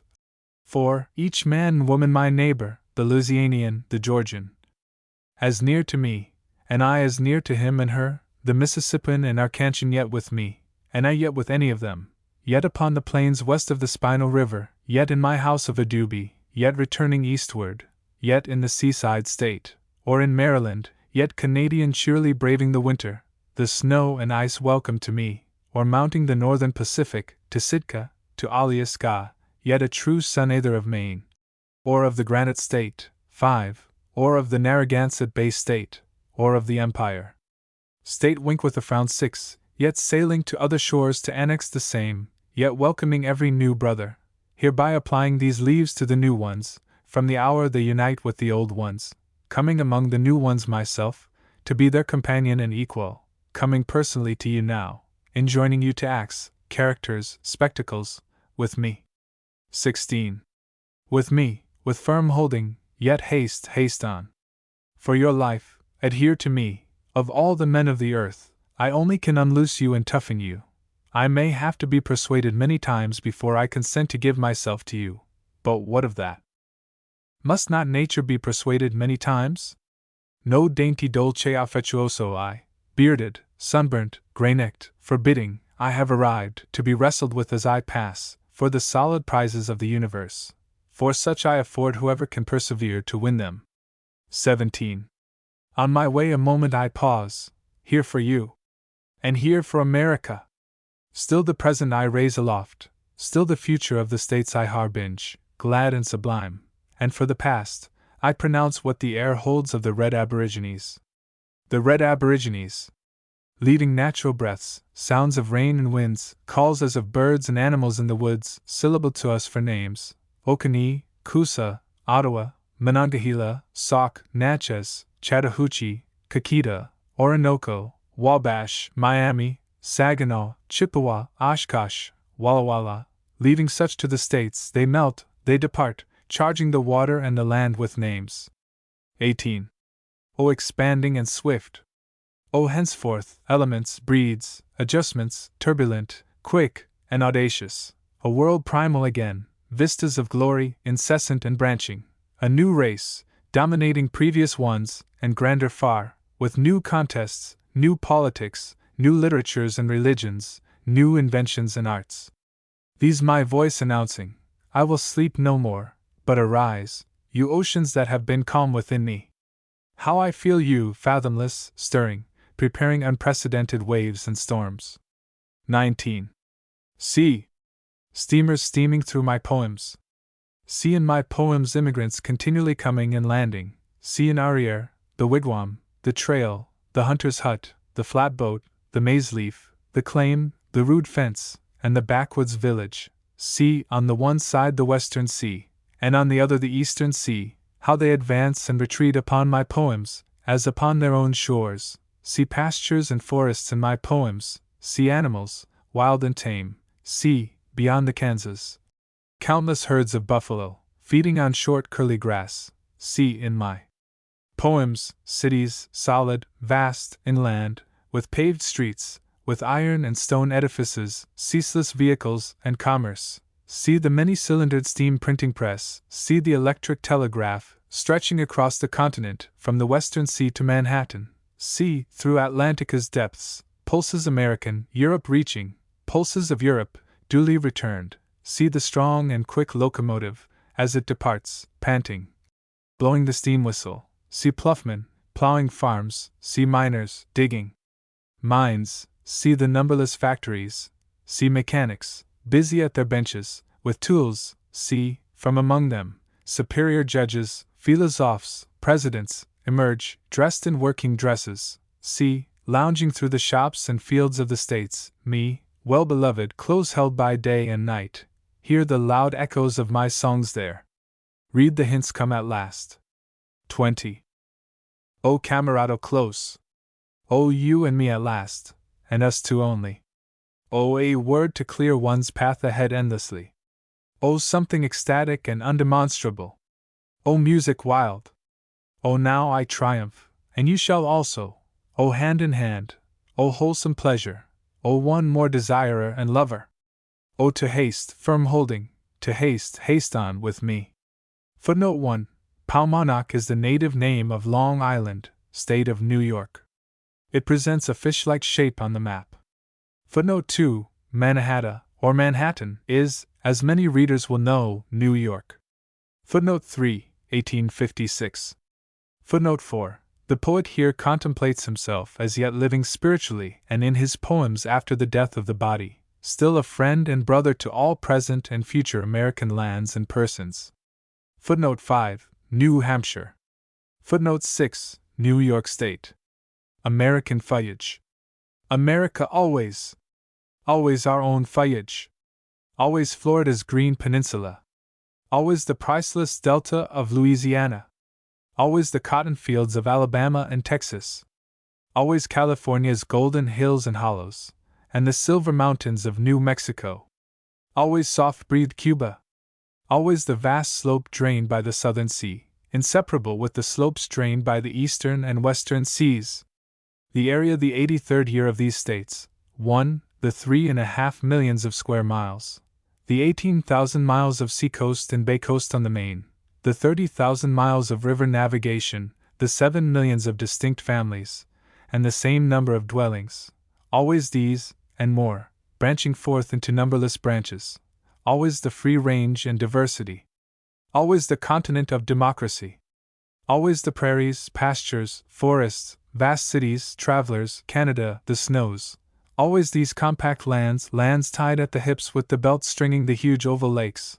Always the West, with strong native persons, the increasing density there, the habitants, friendly, threatening, ironical, scorning invaders. All sights, south, north, east, all deeds, promiscuously done at all times, all characters, movements, growths. A few noticed, myriads unnoticed. Through Mannahatta's streets I walking, these things gathering. On interior rivers, by night, in the glare of pine knots, steamboats wooding up, sunlight by day on the valley of the Susquehanna, and on the valleys of the Potomac and Rappahannock, and the valleys of the Roanoke and Delaware, in their northerly wilds beasts of prey haunting the Adirondacks the hills, or lapping the Saginaw waters to drink. In a lonesome inlet, a sheldrake, lost from the flock, sitting on the water, rocking silently, in farmers' barns, oxen in the stable, their harvest labor done, they rest standing, they are too tired, afar on Arctic ice, the she-walrus lying drowsily, while her cubs play around, the hawk sailing where men have not yet sailed, the farthest polar sea, ripply, crystalline, open, beyond the floes, white drift spooning ahead, where the ship in the tempest dashes. On solid land, what is done in cities, as the bells all strike midnight together, in primitive woods, the sounds there also sounding, the howl of the wolf, the scream of the panther, and the hoarse bellow of the elk, in winter beneath the hard blue ice of Moosehead Lake, in summer visible through the clear waters, the great trout swimming, in lower latitudes, in warmer air, in the Carolinas, the large black buzzard floating slowly, high beyond the treetops, below, the red cedar, festooned with Tilandria, the pines and cypresses, growing out of the white sand that spreads far and flat, rude boats descending the big petty, climbing plants, parasites, with colored flowers and berries, enveloping huge trees, the waving drapery on the live oak, trailing long and low, noiselessly waved by the wind, the camp of Georgia wagoners, just after dark, the supper fires, and the cooking and eating by whites and Negroes. 30 or 40 great wagons, the mules, cattle, horses, feeding from troughs.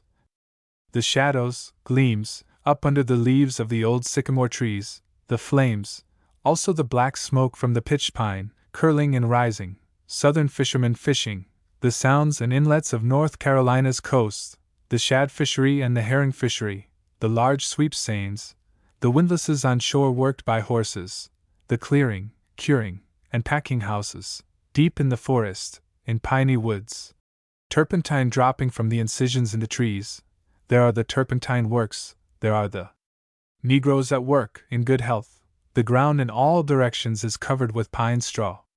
In Tennessee and Kentucky, slaves busy in the coalings, at the forge, by the furnace blaze, or at the corn shucking.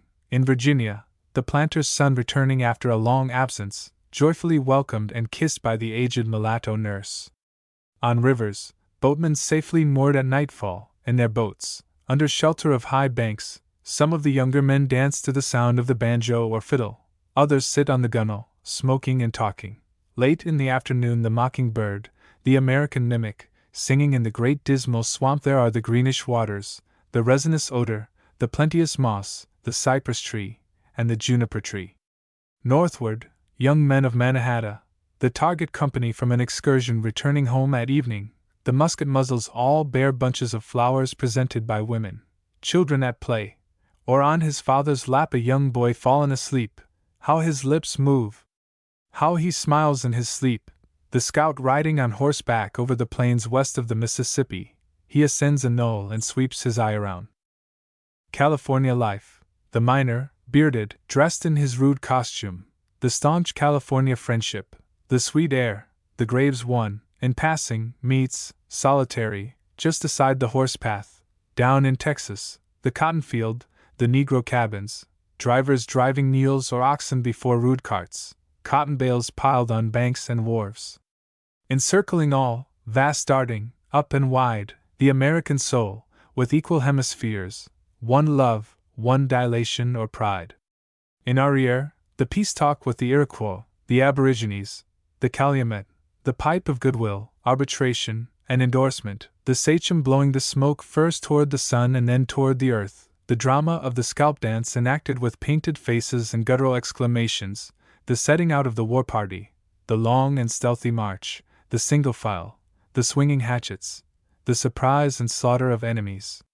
All the acts, scenes, ways, persons, attitudes of these states, reminiscences, all institutions, all these states, compact, every square mile of these states, without excepting a particle, you also, me pleased, rambling in lanes and country fields, Paumanok's fields, me, observing the spiral flight of two little yellow butterflies shuffling between each other, ascending high in the air, the darting swallow, the destroyer of insects, the fall traveler southward, but returning northward early in the spring, the country boy at the close of the day, driving the herd of cows, and shouting to them as they loiter to browse by the roadside. The city wharf, Boston, Philadelphia, Baltimore, Charleston, New Orleans, San Francisco, the departing ships, when the sailors heave at the capstan, evening, me in my room, the setting sun, the setting summer sun shining in my open window, showing the swarm of flies, suspended, balancing in the air in the center of the room, darting athwart, up and down, casting swift shadows and specks on the opposite wall, where the shine is. The athletic American matron speaking in public to crowds of listeners, males, females, immigrants, combinations, the copiousness, the individuality of the states, each for itself, the money-makers, factories, machinery, the mechanical forces, the windlass, lever, pulley, all certainties, the certainty of space, increase, freedom, futurity, in space, the sporades, the scattered islands, the stars. On the firm earth, the lands, my lands. O lands! O all so dear to me, what you are, whatever it is, I become a part of that, whatever it is. Southward there, I screaming, with wings slow flapping, with the myriads of gulls wintering along the coasts of Florida, or in Louisiana, with pelicans breeding, otherways there, atwixt the banks of the Arkansas, the Rio Grande, the Nueces, the Brazos, the Tombigbee, the Red River, the Saskatchewan, or the Osage, out with the spring waters laughing and skipping and running, northward, on the sands. On some shallow bay of Paumanok, I, with parties of snowy herons wading in the wet to seek worms. And aquatic plants, retreating, triumphantly twittering, the kingbird, from piercing the crow with its bill, for amusement, and I triumphantly twittering, The migrating flock of wild geese alighting in autumn to refresh themselves, the body of the flock feed, the sentinels outside move around with erect heads watching, and are from time to time relieved by other sentinels, and I feeding and taking turns with the rest. In Canadian forests, the moose, large as an ox, cornered by hunters, rising desperately on his hind feet, and plunging with his forefeet, the hoofs as sharp as knives, and at plunging at the hunters, cornered and desperate, in the Mannahatta streets, piers, shipping, storehouses, and the countless workmen working in the shops, and I too of the Mannahatta, singing thereof, and no less in myself than the whole of the Mannahatta in itself, singing the song of these, my ever-united lands. My body no more inevitably united part to part, and made one identity, any more than my lands are inevitably united, and made one identity, nativities, climates, the grass of the great pastoral plains, cities, labors, death, animals, products, good and evil, these affording, in all their particulars, endless foliage to me and to America, how can I do less than pass the clue of the union of them, to afford the like to you? Whoever you are, how can I but offer you divine leaves, that you also be eligible as I am? How can I but, as here, chanting, invite you for yourself to collect bouquets of the incomparable foliage of these states? Footnote 1, 1858-59. The past present. I was looking a long while for the history of the past for myself, and for these chants, and now I have found it. It is not in those paged fables in the libraries, them I either accept nor reject winky face. It is no more in the legends than in all else. It is in the present, it is this earth today, it is in democracy, in this America, the old world also, it is the life of one man or one woman today, the average man of today, it is languages, social customs, literatures, arts, it is the broad show of artificial things, ships, machinery, politics, creeds, modern improvements, and the interchange of nations, all for the average man of today. Years of the unperformed. Years of the unperformed. Your horizon rises. I see it part away for more august dramas. I see not America only. I see not only Liberty's nation but other nations embattling. I see tremendous entrances and exits. I see new combinations. I see the solidarity of races. I see that force advancing with irresistible power on the world's stage. Have the old forces played their parts? Are the acts suitable to them closed? I see freedom, completely armed, and victorious, and very haughty, with law by her side, both issuing forth against the idea of caste. What historic denouements are these we so rapidly approach? I see men marching and counter-marching by swift millions. I see the frontiers and boundaries of the old aristocracies broken. I see the landmarks of European kings removed. I see this day the people beginning their landmarks, all others give way. Never were such sharp questions asked as this day. Never was average man, his soul, more energetic, more like a god. Lo! How he urges and urges, leaving the masses no rest. His daring foot is on land and sea everywhere. He colonizes the Pacific, the archipelagos.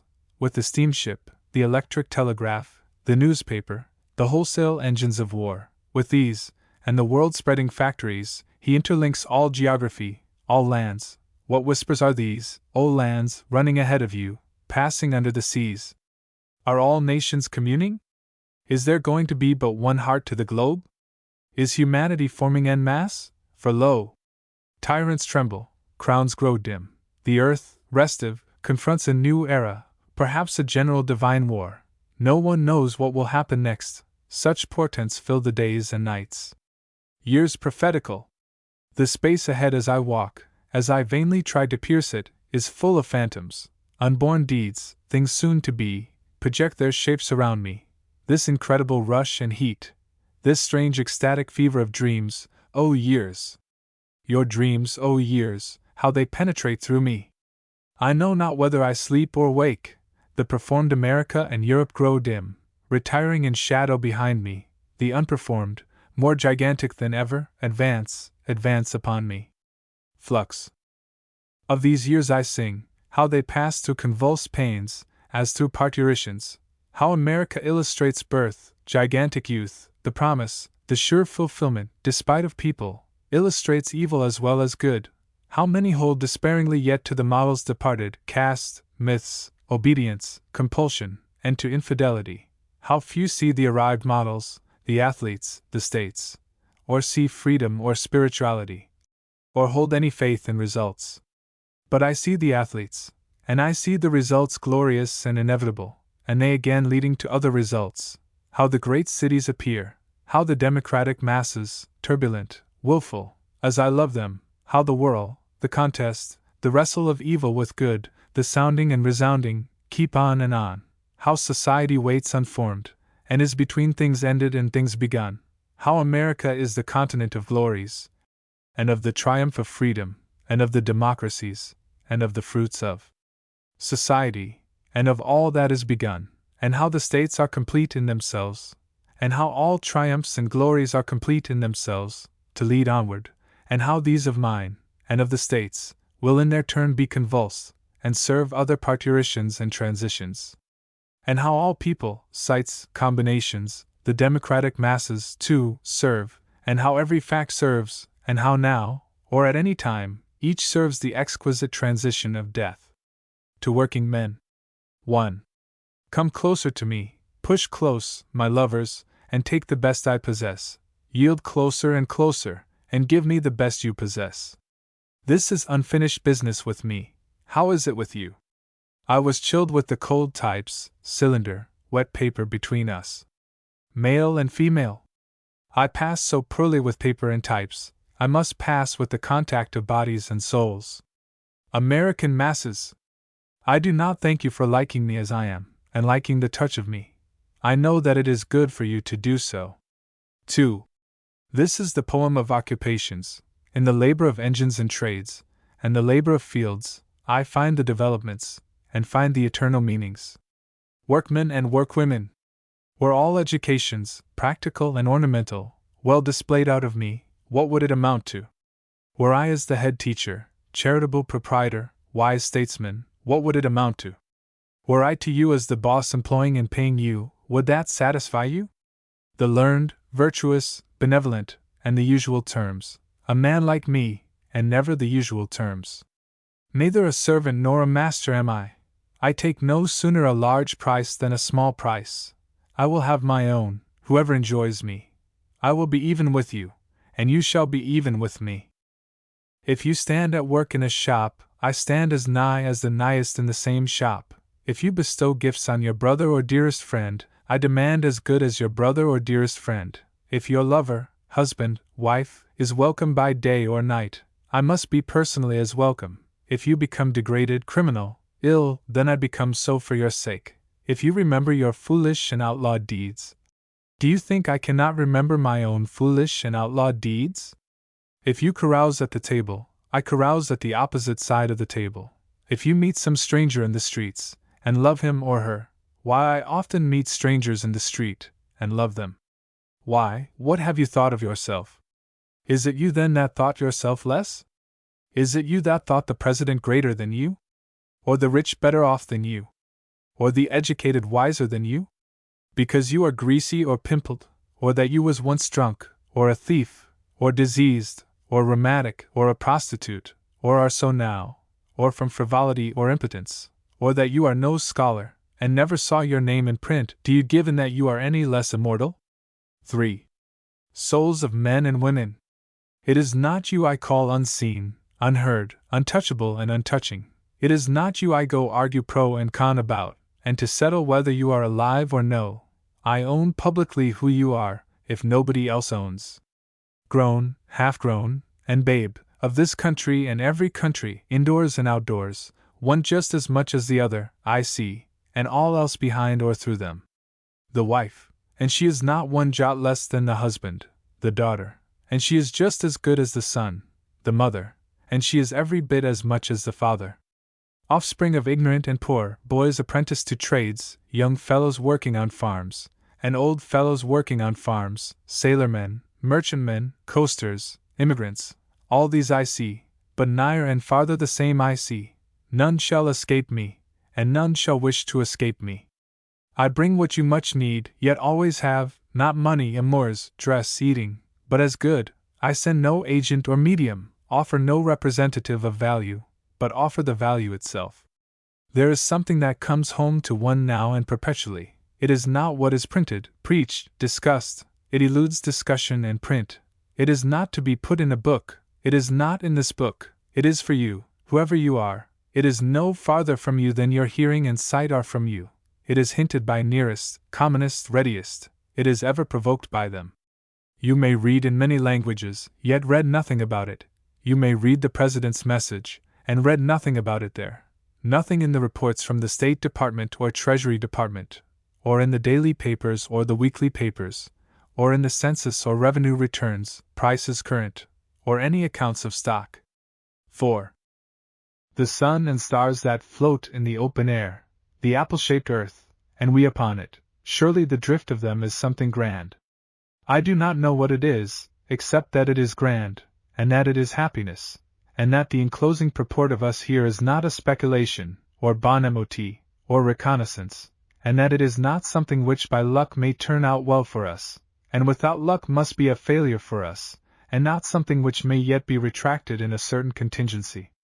The light and shade, the curious sense of body and identity, the greed that with perfect complacence devours all things, the endless pride and outstretching of man, unspeakable joys and sorrows, the wonder every one sees in every one else he sees, and the wonders that fill each minute of time forever, what have you reckoned them for, camerado? Have you reckoned them for a trade, or farm work? Or for the profits of a store? Or to achieve yourself a position? Or to fill a gentleman's leisure, or a lady's leisure? Have you reckoned the landscape took substance and form that it might be painted in a picture? Or men and women that they might be written of, and songs sung? Or the attraction of gravity, and the great laws and harmonious combinations, and the fluids of the air, as subjects for the savins? Or the brown land and the blue sea for maps and charts? Or the stars to be put in constellations and named fancy names? Or that the growth of seeds is for agricultural tables, or agriculture itself? Old institutions, these arts, libraries, legends, collections, and the practice handed along in manufactures, will we rate them so high? Will we rate our cash and business high? I have no objection. I rate them as high as the highest. Then a child born of a woman and man I rate beyond all rate. We thought our Union grand, and our Constitution grand. I do not say they are not grand and good, for they are. I am this day just as much in love with them as you, then I am in love with you, and with all my fellows upon the earth. We consider Bibles and religions divine. I do not say they are not divine. I say they have all grown out of you, and may grow out of you still. It is not they who give the life, it is you who give the life. Leaves are not more shed from the trees, or trees from the earth, than they are shed out of you. 5. When the psalm sings, instead of the singer, when the script preaches, instead of the preacher, when the pulpit descends and goes, instead of the carver that carved the supporting desk, when I can touch the body of books, by night or by day, and when they touch my body back again, when a university course convinces, like a slumbering woman and child convince, when the minted gold in the vault smiles like the night watchman's daughter, when warranty deeds loaf in chairs opposite, and are my friendly companions, I intend to reach them my hand, and make as much of them as I do of men and women like you. The sum of all known reverence I add up in you, whoever you are. The President is there in the White House for you. It is not you who are here for him. The secretaries act in their bureaus for you, not you here for them. The Congress convenes every 12th month for you. Laws, courts, the forming of states, the charters of cities, the going and coming of commerce and mails, are all for you. List close, my scholars dear. All doctrines, all politics and civilization, exurge from you. All sculpture and monuments, and anything inscribed anywhere, are tallied in you. The gist of histories and statistics, as far back as the records reach, is in you this hour, and myths and tales the same. If you were not breathing and walking here, where would they all be? The most renowned poems would be ashes, orations and plays would be vacuums. All architecture is what you do to it when you look upon it. Did you think it was in the white or gray stone? Or the lines of the arches and cornices? All music is what awakes from you, when you are reminded by the instruments. It is not the violins and the cornets. It is not the oboe nor the beating drums, nor the score of the baritone singer singing his sweet romanza, nor that of the men's chorus, nor that of the women's chorus, it is nearer and farther than they. 6. Will the whole come back then? Can each see signs of the best by a look in the looking-glass? Is there nothing greater or more? Does all sit there with you, with the mystic, unseen soul? Strange and hard that paradox true I give, objects gross and the unseen soul are one. House building, measuring, sawing the boards, blacksmithing, glass blowing, nail making, coopering, tin roofing, shingle dressing, ship joining, dock building, fish curing, ferrying, flagging of sidewalks by flaggers, the pump, the pile driver, the great derrick, the coal kiln and brick kiln, coal mines, and all that is down there, the lamps in the darkness, echoes, songs, what meditations, what vast native thoughts looking through smudged faces. Ironworks, forge fires in the mountains or by the river banks, men around feeling the melt with huge crowbars, lumps of ore, the dew combining of ore, limestone, coal, the blast furnace and the puddling furnace, the loo lump at the bottom of the melt at last, the rolling mill, the stumpy bars of pig iron, the strong, clean-shaped T-rail for railroads, oil works, silk works, white lead works, the sugar house, steam saws, the great mills and factories, stone cutting, shapely trimmings for facades, or window or door lintels, the mallet, the tooth chisel, the jib to protect the thumb, oakum, the oakum chisel, the caulking iron, the kettle of boiling vault cement, and the fire under the kettle, the cotton bale, the stevedore's hook, the saw and buck of the sawyer, the mold of the molder, the working knife of the butcher, the ice saw, and all the work with ice, the implements for daguerreotyping, the tools of the rigger, grappler, sailmaker, blockmaker, goods of gutta percha, papier-mâché, colors, brushes, brush-making, glazier's implements, the veneer and glue pot, the confectioner's ornaments, the decanter and glasses, the shears and flat iron, the awl and knee strap, the pint measure and quart measure, the counter and stool, the writing pen of quill or metal, the making of all sorts of edge tools, the brewery, brewing, the malt, the vats, everything that is done by brewers, also by winemakers, also vinegar makers, leather dressing, coach making, boiler making, rope twisting, distilling, sign painting, lime burning, cotton picking, electroplating, electrotyping, stereotyping, stave machines, planing machines, reaping machines, plowing machines, thrashing machines, steam wagons, the cart of the carman, the omnibus, the ponderous dray, pyrotechny, letting off colored fireworks at night, fancy figures and jets, beef on the butcher's stall, the slaughterhouse of the butcher in his killing clothes, the pens of live pork, the killing hammer, the hog hook, the scalder's tub, gutting, the cutter's cleaver, the packer's maul, and the plenteous winter work of pork packing, flour works, grinding of wheat, rye, maize, rice, the barrels and the half and quarter barrels, the loaded barges, the high piles on wharves and levees, the men, and the work of the men, on railroads, coasters, fishboats, canals, the daily routine of your own or any man's life, the shop, yard, store, or factory. These shows all near you by day and night workmen. Whoever you are, your daily life. In that and them the heft of the heaviest, in them far more than you estimated, and far less also, in them realities for you and me, in them poems for you and me, in them, not yourself, you and your soul enclose all things, regardless of estimation, in them the development good, in them, all themes and hints. I do not affirm what you see beyond is futile. I do not advise you to stop. I do not say leadings you thought great are not great, but I say that none lead to greater than those lead to. 7. Will you seek afar off? You surely come back at last, in things best known to you finding the best, or as good as the best, in folks nearest to you finding the sweetest, strongest, lovingest, happiness, knowledge, not in another place, but this place, not for another hour, but this hour, man in the first you see or touch, always in friend, brother, nighest neighbor, woman in mother, sister, wife. The popular tastes and employments taking precedence in poems or anywhere, you workwomen and workmen of these states having your own divine and strong life, and all else giving place to men and women like you. Song of the Broadaxe. 1. Weapon, shapely, naked, wan, head from the mother's bowels drawn. wooded flesh and metal bone. Limb only one, and lip only one.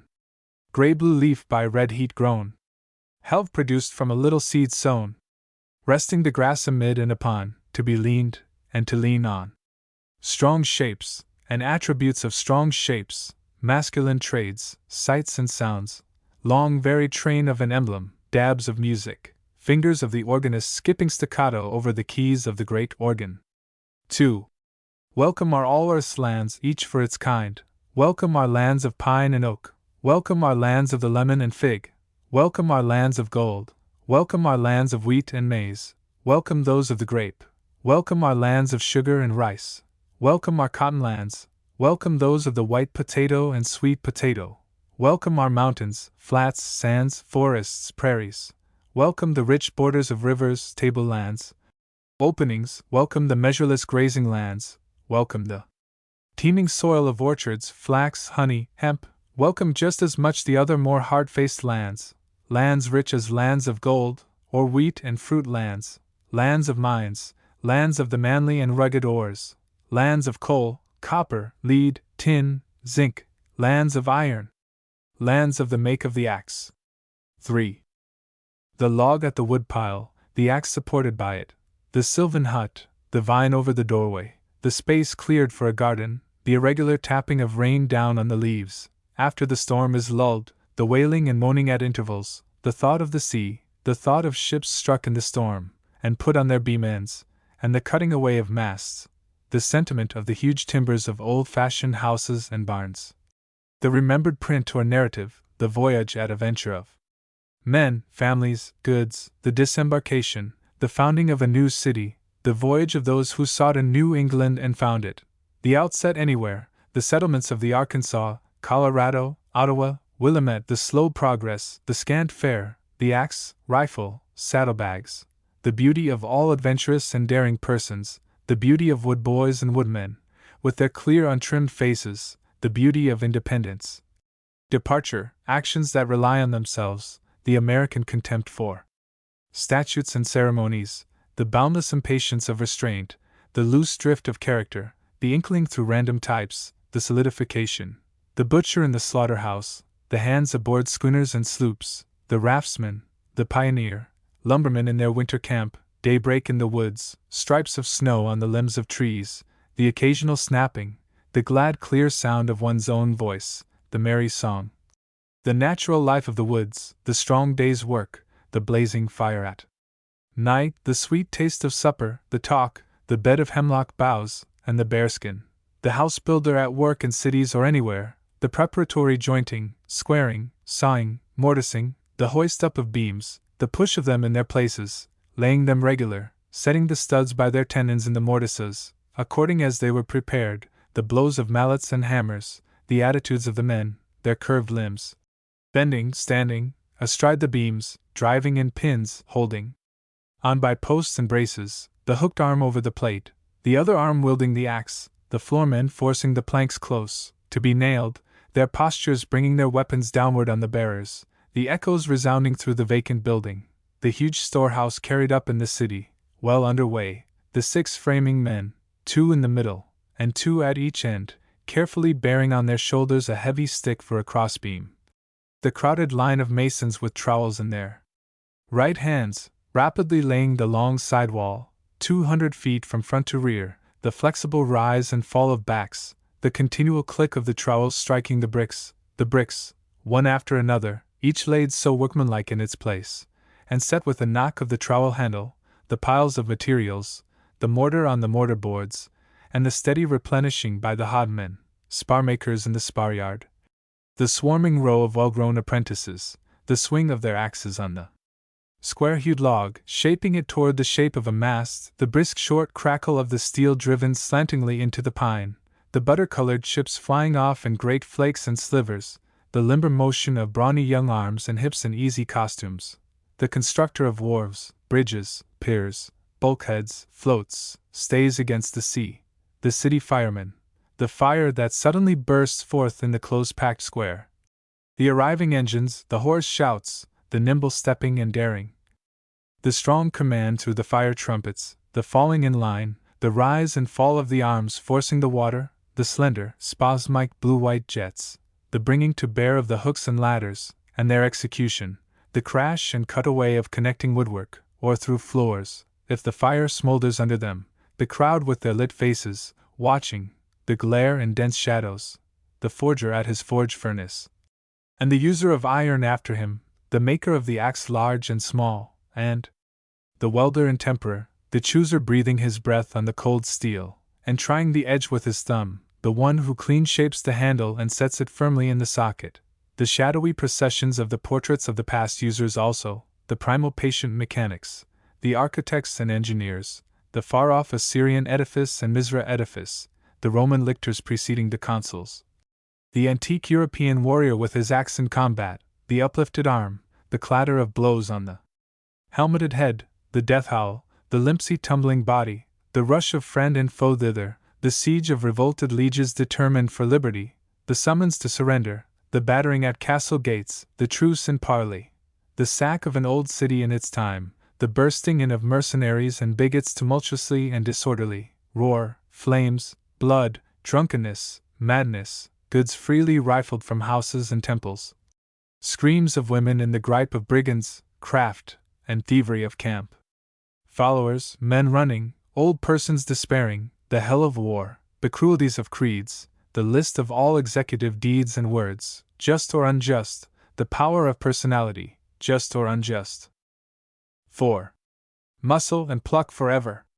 What invigorates life invigorates death, and the dead advance as much as the living advance, and the future is no more uncertain than the present, and the roughness of the earth and of man encloses as much as the delicatesse of the earth and of man, and nothing endures but personal qualities. What do you think endures? Do you think the great city endures? Or a teeming manufacturing state? Or a prepared constitution? Or the best-built steamships? Or hotels of granite and iron? Or any chef's d'oeuvre of engineering for its armaments? Away! These are not to be cherished for themselves. They fill their hour, the dancers dance, the musicians play for them, the show passes. All does well enough, of course, all does very well till one flash of defiance. The great city is that which has the greatest man or woman. If it be a few ragged huts, it is still the greatest city in the whole world. 5.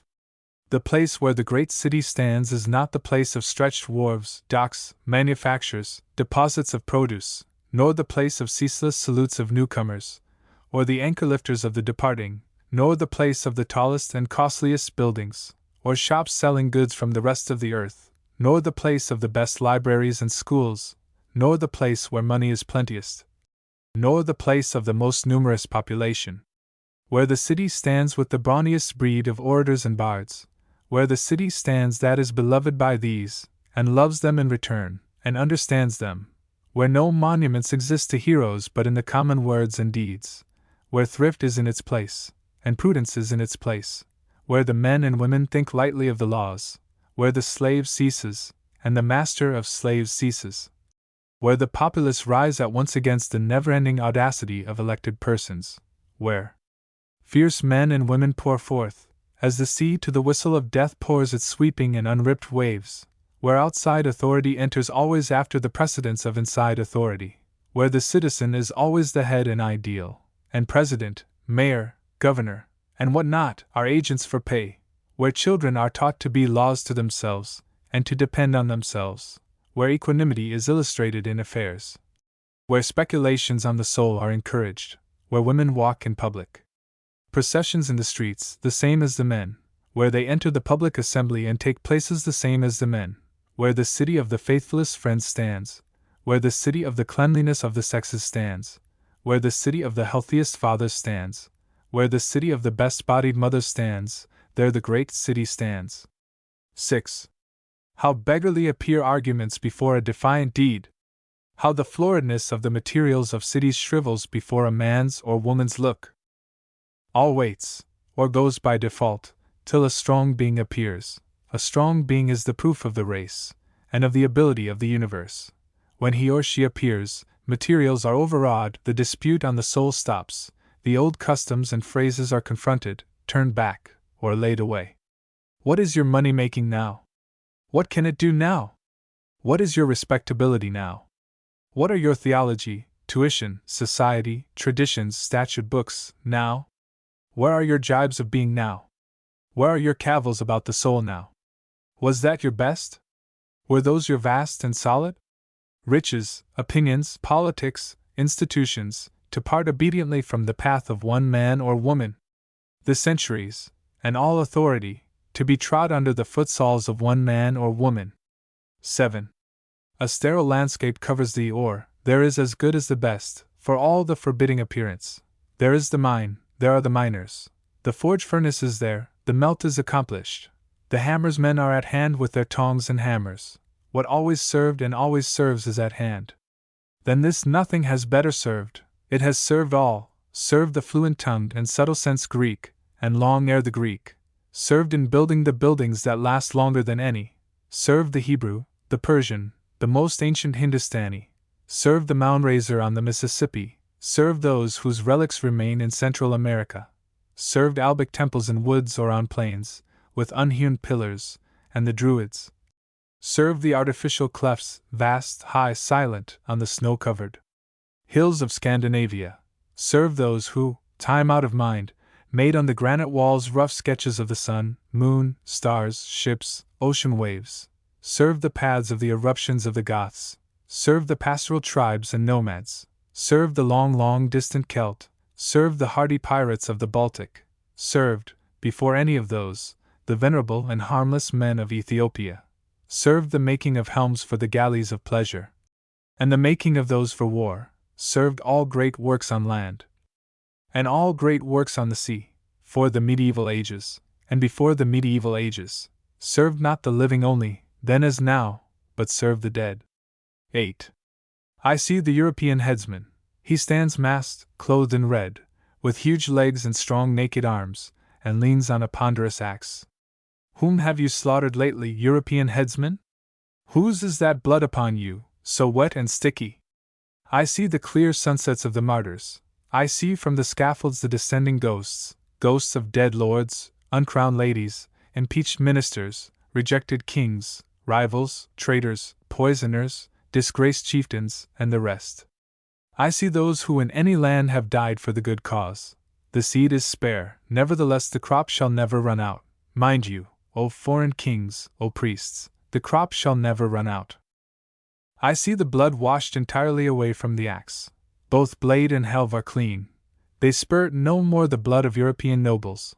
They clasp no more the necks of queens. I see the headsman withdraw and become useless. I see the scaffold untrodden and mouldy. I see no longer any axe upon it. I see the mighty and friendly emblem of the power of my own race, the newest, largest race. 9. America! I do not vaunt my love for you. I have what I have. The axe leaps. The solid forest gives fluid utterances. They tumble forth, they rise and form hut, tent, landing, survey, flail, plow, pick, crowbar, spade, shingle, rail, prop, wainscot, jamb, lath, panel, gable, citadel, ceiling, saloon, academy, organ, exhibition house, library, cornice, trellis, pilaster, balcony, window, shutter, turret, porch, hoe, rake, pitchfork, pencil, wagon, staff, saw, jackplane, mallet, wedge, rounce, chair, tub, hoop, table, wicket, vane, sash, floor, workbox, chest, stringed instrument, boat, frame, and what not, capitals of states, and capital of the nation of states, long stately rows and avenues, hospitals for orphans, or for the poor or sick, Manhattan steamboats and clippers, taking the measure of all seas. The shapes arise. Shapes of the using of axes anyhow, and the users, and all that neighbors them, cutters down of wood, and haulers of it to the Penobscot or Kennebec, dwellers in cabins among the Californian mountains, or by the little lakes, or on the Columbia, dwellers south on the banks of the Gila or Rio Grande, friendly gatherings, the characters and fun, dwellers up north in Minnesota and by the Yellowstone River, dwellers on coasts and off coasts, seal fishers, whalers, Arctic seamen breaking passages through the ice. The shapes arise. Shapes of factories, arsenals, foundries, markets, shapes of the two-threaded tracks of railroads, shapes of the sleepers of bridges, vast frameworks, girders, arches, shapes of the fleets of barges, tows, lake craft, river craft. The shapes arise. Shipyards and dry docks along the eastern and western seas, and in many a bay and byplace, the live oak kelsons, the pine planks, the spars, the hackmatack roots for knees, the ships themselves on their ways, the tiers of scaffolds, the workmen busy outside and inside, the tools lying around, the great auger and little auger, the adze, bolt, line, square, gouge, and biplane. 10. The shapes arise. The shape measured, sawed, jacked, joined, stained, the coffin shape for the dead to lie within in his shroud. The shape got out in posts, in the bedstead posts, in the posts of the bride's bed. The shape of the little trough, the shape of the rockers beneath, the shape of the babe's cradle. The shape of the floor planks for dancers' feet. The shape of the planks of the family home, the home of the friendly parents and children. The shape of the roof of the home of the happy young man and woman, the roof over the well-married young man and woman, the roof over the supper joyously cooked by the chaste wife, and joyously eaten by the chaste husband, content after his day's work. The shapes arise. The shape of the prisoner's place in the courtroom, and of him or her seated in the place. The shape of the liquor bar leaned against by the young rum drinker and the old rum drinker. The shape of the shamed and angry stairs, trod by sneaking footsteps. The shape of the sly settee, and the adulterous unwholesome couple. The shape of the gambling board with its devilish winnings and losings. The shape of the stepladder for the convicted and sentenced murderer, the murderer with haggard face and pinion arms, the sheriff at hand with his deputies, the silent and white-lipped crowd, the sickening dangling of the rope. The shapes arise. Shapes of doors giving many exits and entrances. The door passing the dissevered friend, flushed and in haste. The door that admits good news and bad news. The door whence the son left home, confident and puffed up. The door he entered again from a long and scandalous absence, diseased, broken down, without innocence, without means. 11. Her shape arises, she less guarded than ever, yet more guarded than ever. The gross and soiled she moves among do not make her gross and soiled. She knows the thoughts as she passes, nothing is concealed from her. She is none the less considerate or friendly therefore. She is the best beloved, it is without exception. She has no reason to fear, and she does not fear. Oaths, quarrels, hiccuped songs, smutty expressions are idle to her as she passes. She is silent, she is possessed of herself, they do not offend her. She receives them as the laws of nature receive them. She is strong, she too is a law of nature. There is no law stronger than she is. 12. The main shapes arise. Shapes of democracy, total result of centuries. Shapes, ever projecting other shapes. Shapes of 100 free states, begetting another 100. Shapes of turbulent manly cities. Shapes of the women fit for these states. Shapes of the friends and home givers of the whole earth. Shapes bracing the earth, and braced with the whole earth. Antecedents. 1. With antecedents, with my fathers and mothers, and the accumulations of past ages, with all which, had it not been, I would not now be here, as I am, with Egypt, India, Phoenicia, Greece, and Rome, with the Celt, the Scandinavian, the Alb, and the Saxon, with antique maritime ventures, with laws, artisanship, wars, and journeys, with the poet, the skald, the saga, the myth, and the oracle, with the sale of slaves, with enthusiasts, with the troubadour, the crusader, and the monk, with those old continents whence we have come to this new continent, with the fading kingdoms and kings over there, with the fading religions and priests, with the small shores we look back to from our own large and present shores, with countless years drawing themselves onward, and arrived at these years, you and me arrived, America arrived, and making this year, sending itself ahead countless years to come. 2. Oh, but it is not the years, it is I, it is you. We touch all laws, and tally all antecedents. We are the skald, the oracle, the monk, and the knight. We easily include them, and more. We stand amid time, beginningless and endless. We stand amid evil and good. All swings around us. There is as much darkness as light. The very sun swings itself and its system of planets around us. its sun, and its again. All swing around us. 3. As for me, torn, stormy, even as I, amid these vehement days winky face I have the idea of all, and am all, and believe in all. I believe materialism is true, and spiritualism is true. I reject no part. Have I forgotten any part?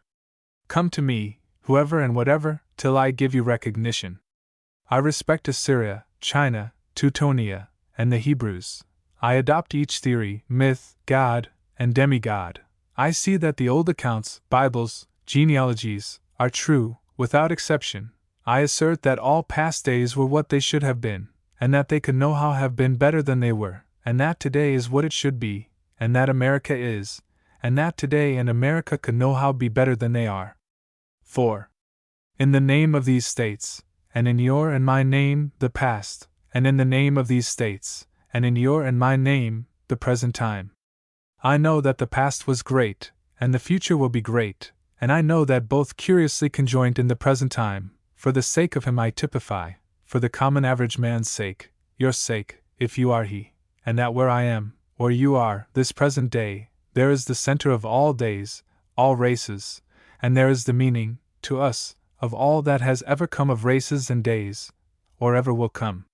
Salut au monde. 1. Oh, take my hand, Walt Whitman! Such gliding wonders! Such sights and sounds! Such joined and ended links, each hooked to the next, each answering all, each sharing the earth with all. What widens within you, Walt Whitman? What waves and soils exuding? What climes? What persons and lands are here? Who are the infants? Some playing, some slumbering? Who are the girls? Who are the married women? Who are the 3 old men going slowly with their arms about each other's necks? What rivers are these? What forests and fruits are these? What are the mountains called that rise so high in the mists? What myriads of dwellings are they, filled with dwellers? 2. Within me latitude widens, longitude lengthens. Asia, Africa, Europe are to the east. America is provided for in the west. Banding the bulge of the earth winds the hot equator, curiously north and south turn the axis ends. Within me is the longest day. The sun wheels in slanting rings. It does not set for months. Stretched in due time within me the midnight sun just rises above the horizon, and sinks again. Within me zones, seas, cataracts, plants, volcanoes, groups, Malaysia, Polynesia, and the great West Indian Islands. 3. What do you hear, Walt Whitman? I hear the workman singing, and the farmer's wife singing. I hear in the distance the sounds of children, and of animals early in the day. I hear quick rifle cracks from the riflemen of East Tennessee and Kentucky, hunting on hills. I hear emulous shouts of Australians, pursuing the wild horse. I hear the Spanish dance, with castanets, in the chestnut shade, to the rebec and guitar. I hear continual echoes from the Thames. I hear fierce French liberty songs. I hear of the Italian boat sculler, the musical recitative of old poems. I hear the Virginian plantation chorus of Negroes, of a harvest night, in the glare of pine knots. I hear the strong baritone of the longshoremen of Mannahatta. I hear the stevedores unlading the cargoes, and singing. I hear the screams of the waterfowl of solitary northwest lakes.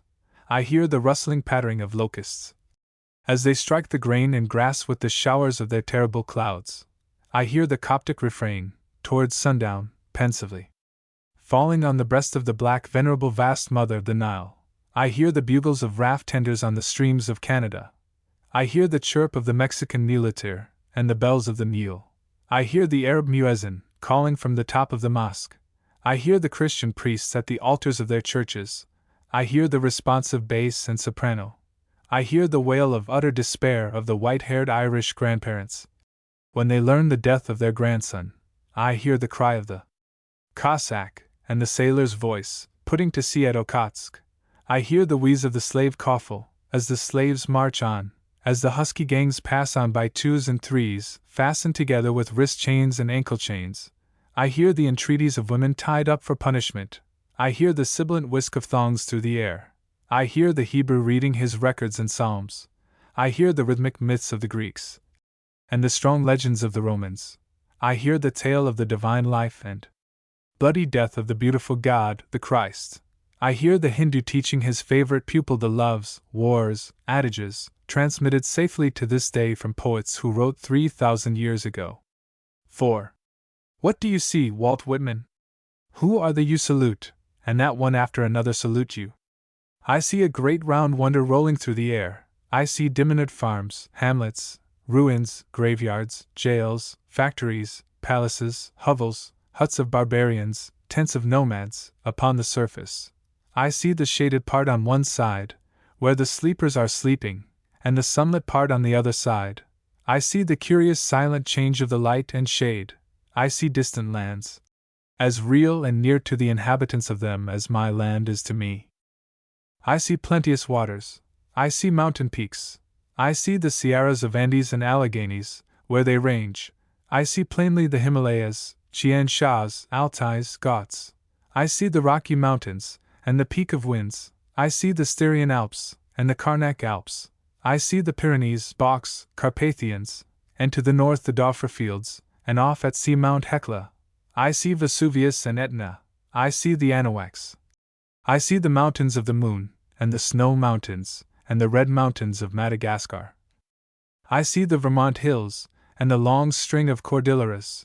I see the vast deserts of Western America. I see the Libyan, Arabian, and Asiatic deserts. I see huge dreadful Arctic and Antarctic icebergs.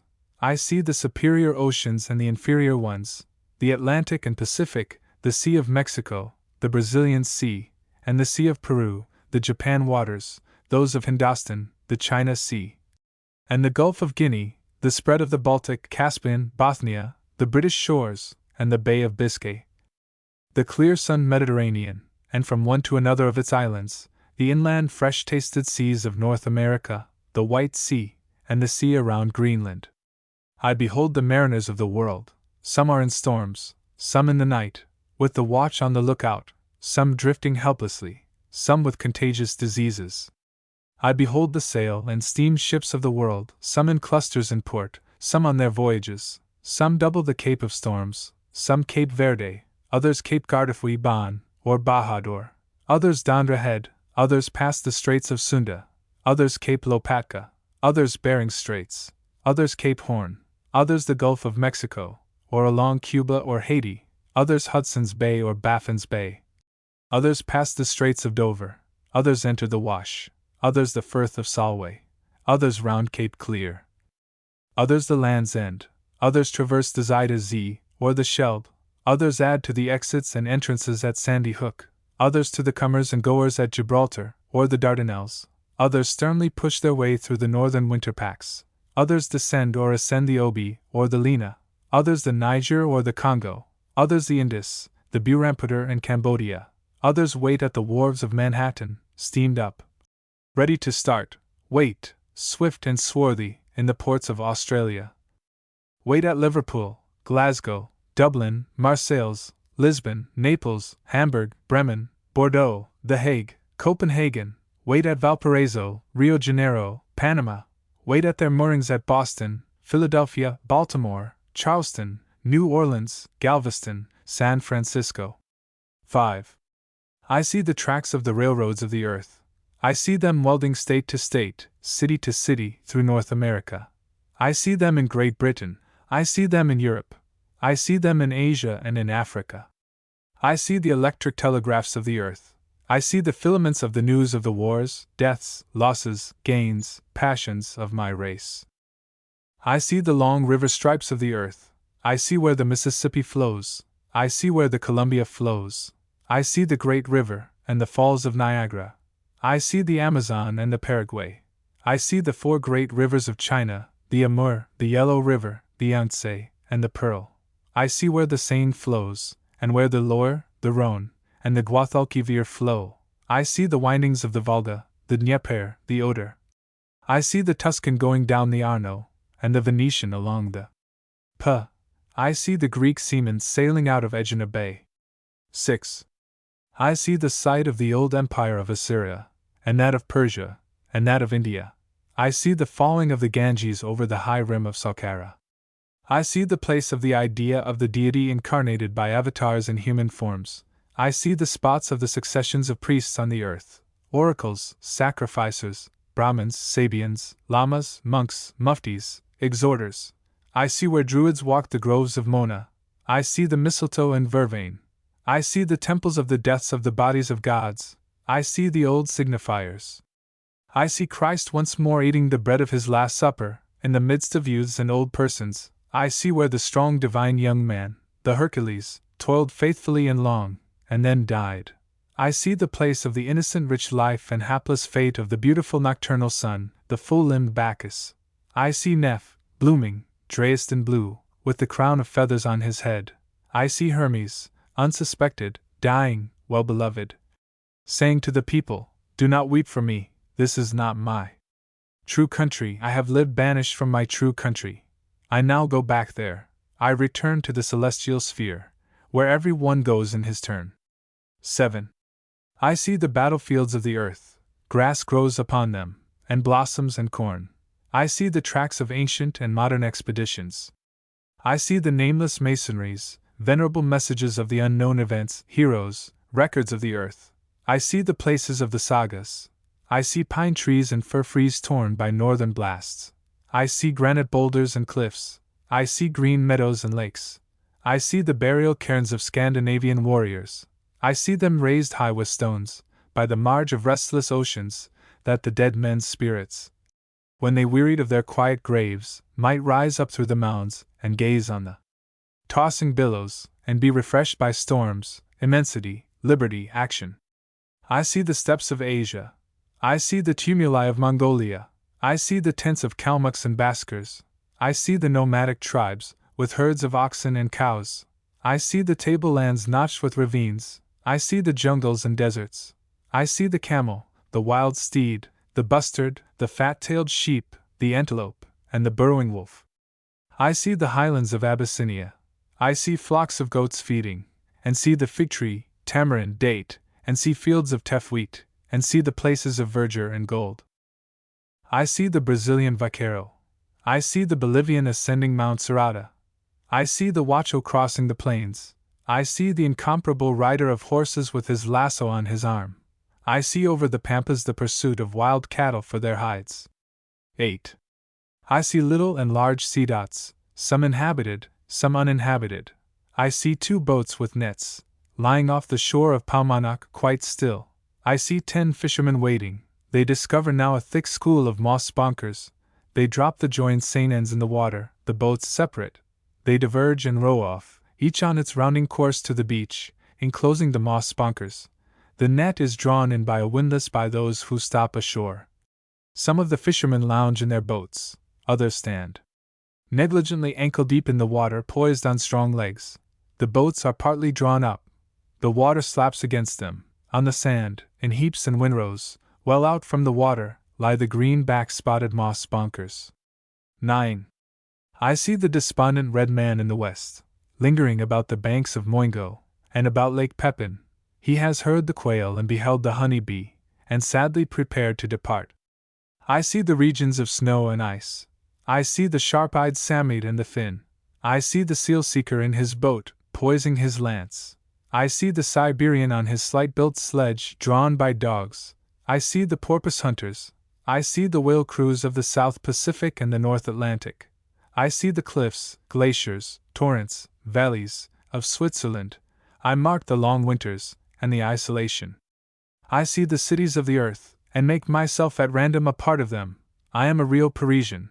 I am a habitant of Vienna, St. Petersburg, Berlin, Constantinople.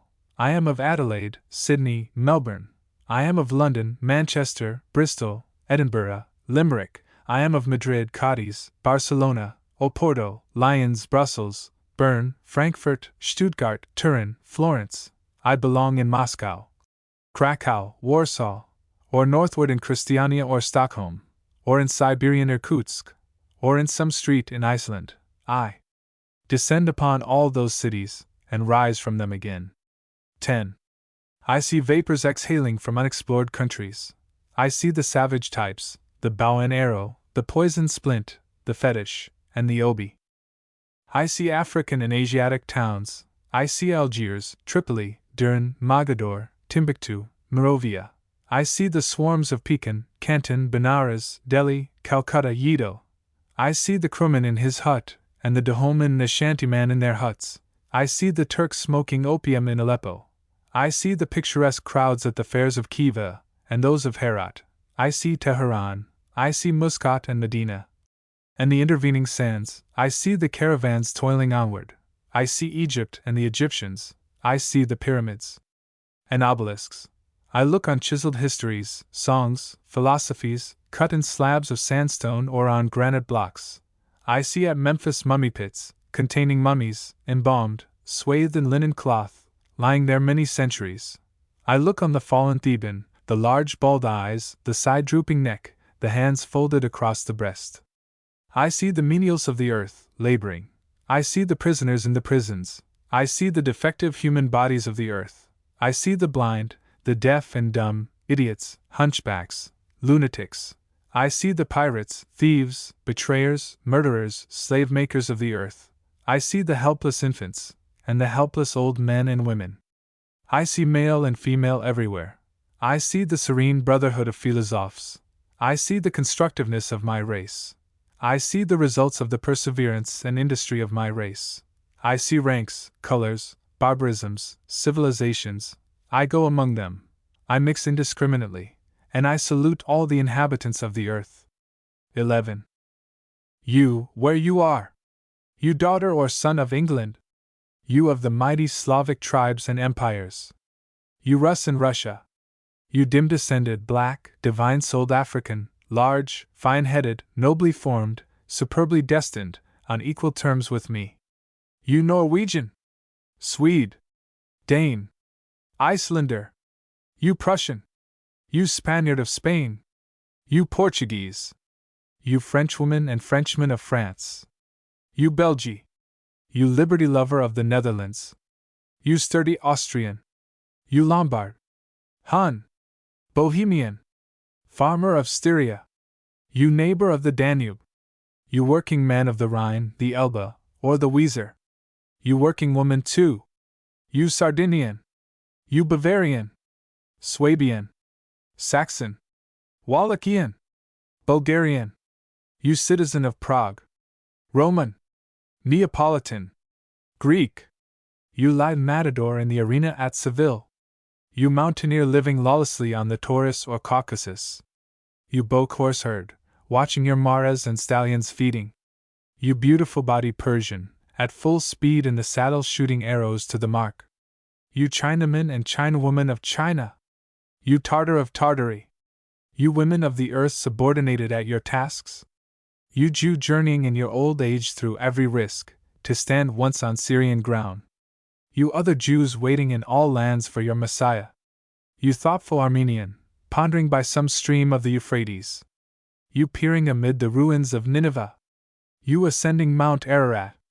You foot-worn pilgrim welcoming the faraway sparkle of the minarets of Mecca! You sheiks along the stretch from Suez to Bab el-Mandeb, ruling your families and tribes! You olive grower tending your fruit on fields of Nazareth, Damascus, or Lake Tiberias! You Thibet trader on the wide inland, or bargaining in the shops of Lhasa! You Japanese man or woman! You liver in Madagascar, Ceylon, Sumatra, Borneo! All you continentals of Asia, Africa, Europe, Australia, and different of place! All you on the numberless islands of the archipelagos of the sea! And you of centuries hence, when you listen to me! And you, each and everywhere, whom I specify not, but include just the same! Health to you!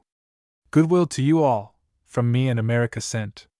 Each of us inevitable, each of us limitless, each of us with his or her right upon the earth, each of us allowed the eternal purports of the earth, each of us here as divinely as any is here. 12. You Hottentot with clicking palate! You woolly-haired hordes!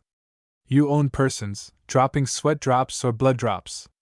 You human forms with the fathomless, ever-impressive countenances of brutes! I dare not refuse you, the scope of the world, and of time and space, are upon me. You poor Kobe whom the meanest of the rest look down upon, for all your glimmering language and spirituality. You low expiring aborigines of the hills of Utah, Oregon, California. You dwarfed Kamtschatkan, Greenlander, Lap! You Austral Negro, naked, red, sooty, with protrusive lip, groveling, seeking your food! You Kaffir, Berber, Sudanese! You haggard, uncouth, untutored Badawi! You plague swarms in Madras, Nankin, Kabul, Cairo! You bather bathing in the Ganges! You benighted roamer of Amazonia! You Patagonian! You Fiji man! You peon of Mexico!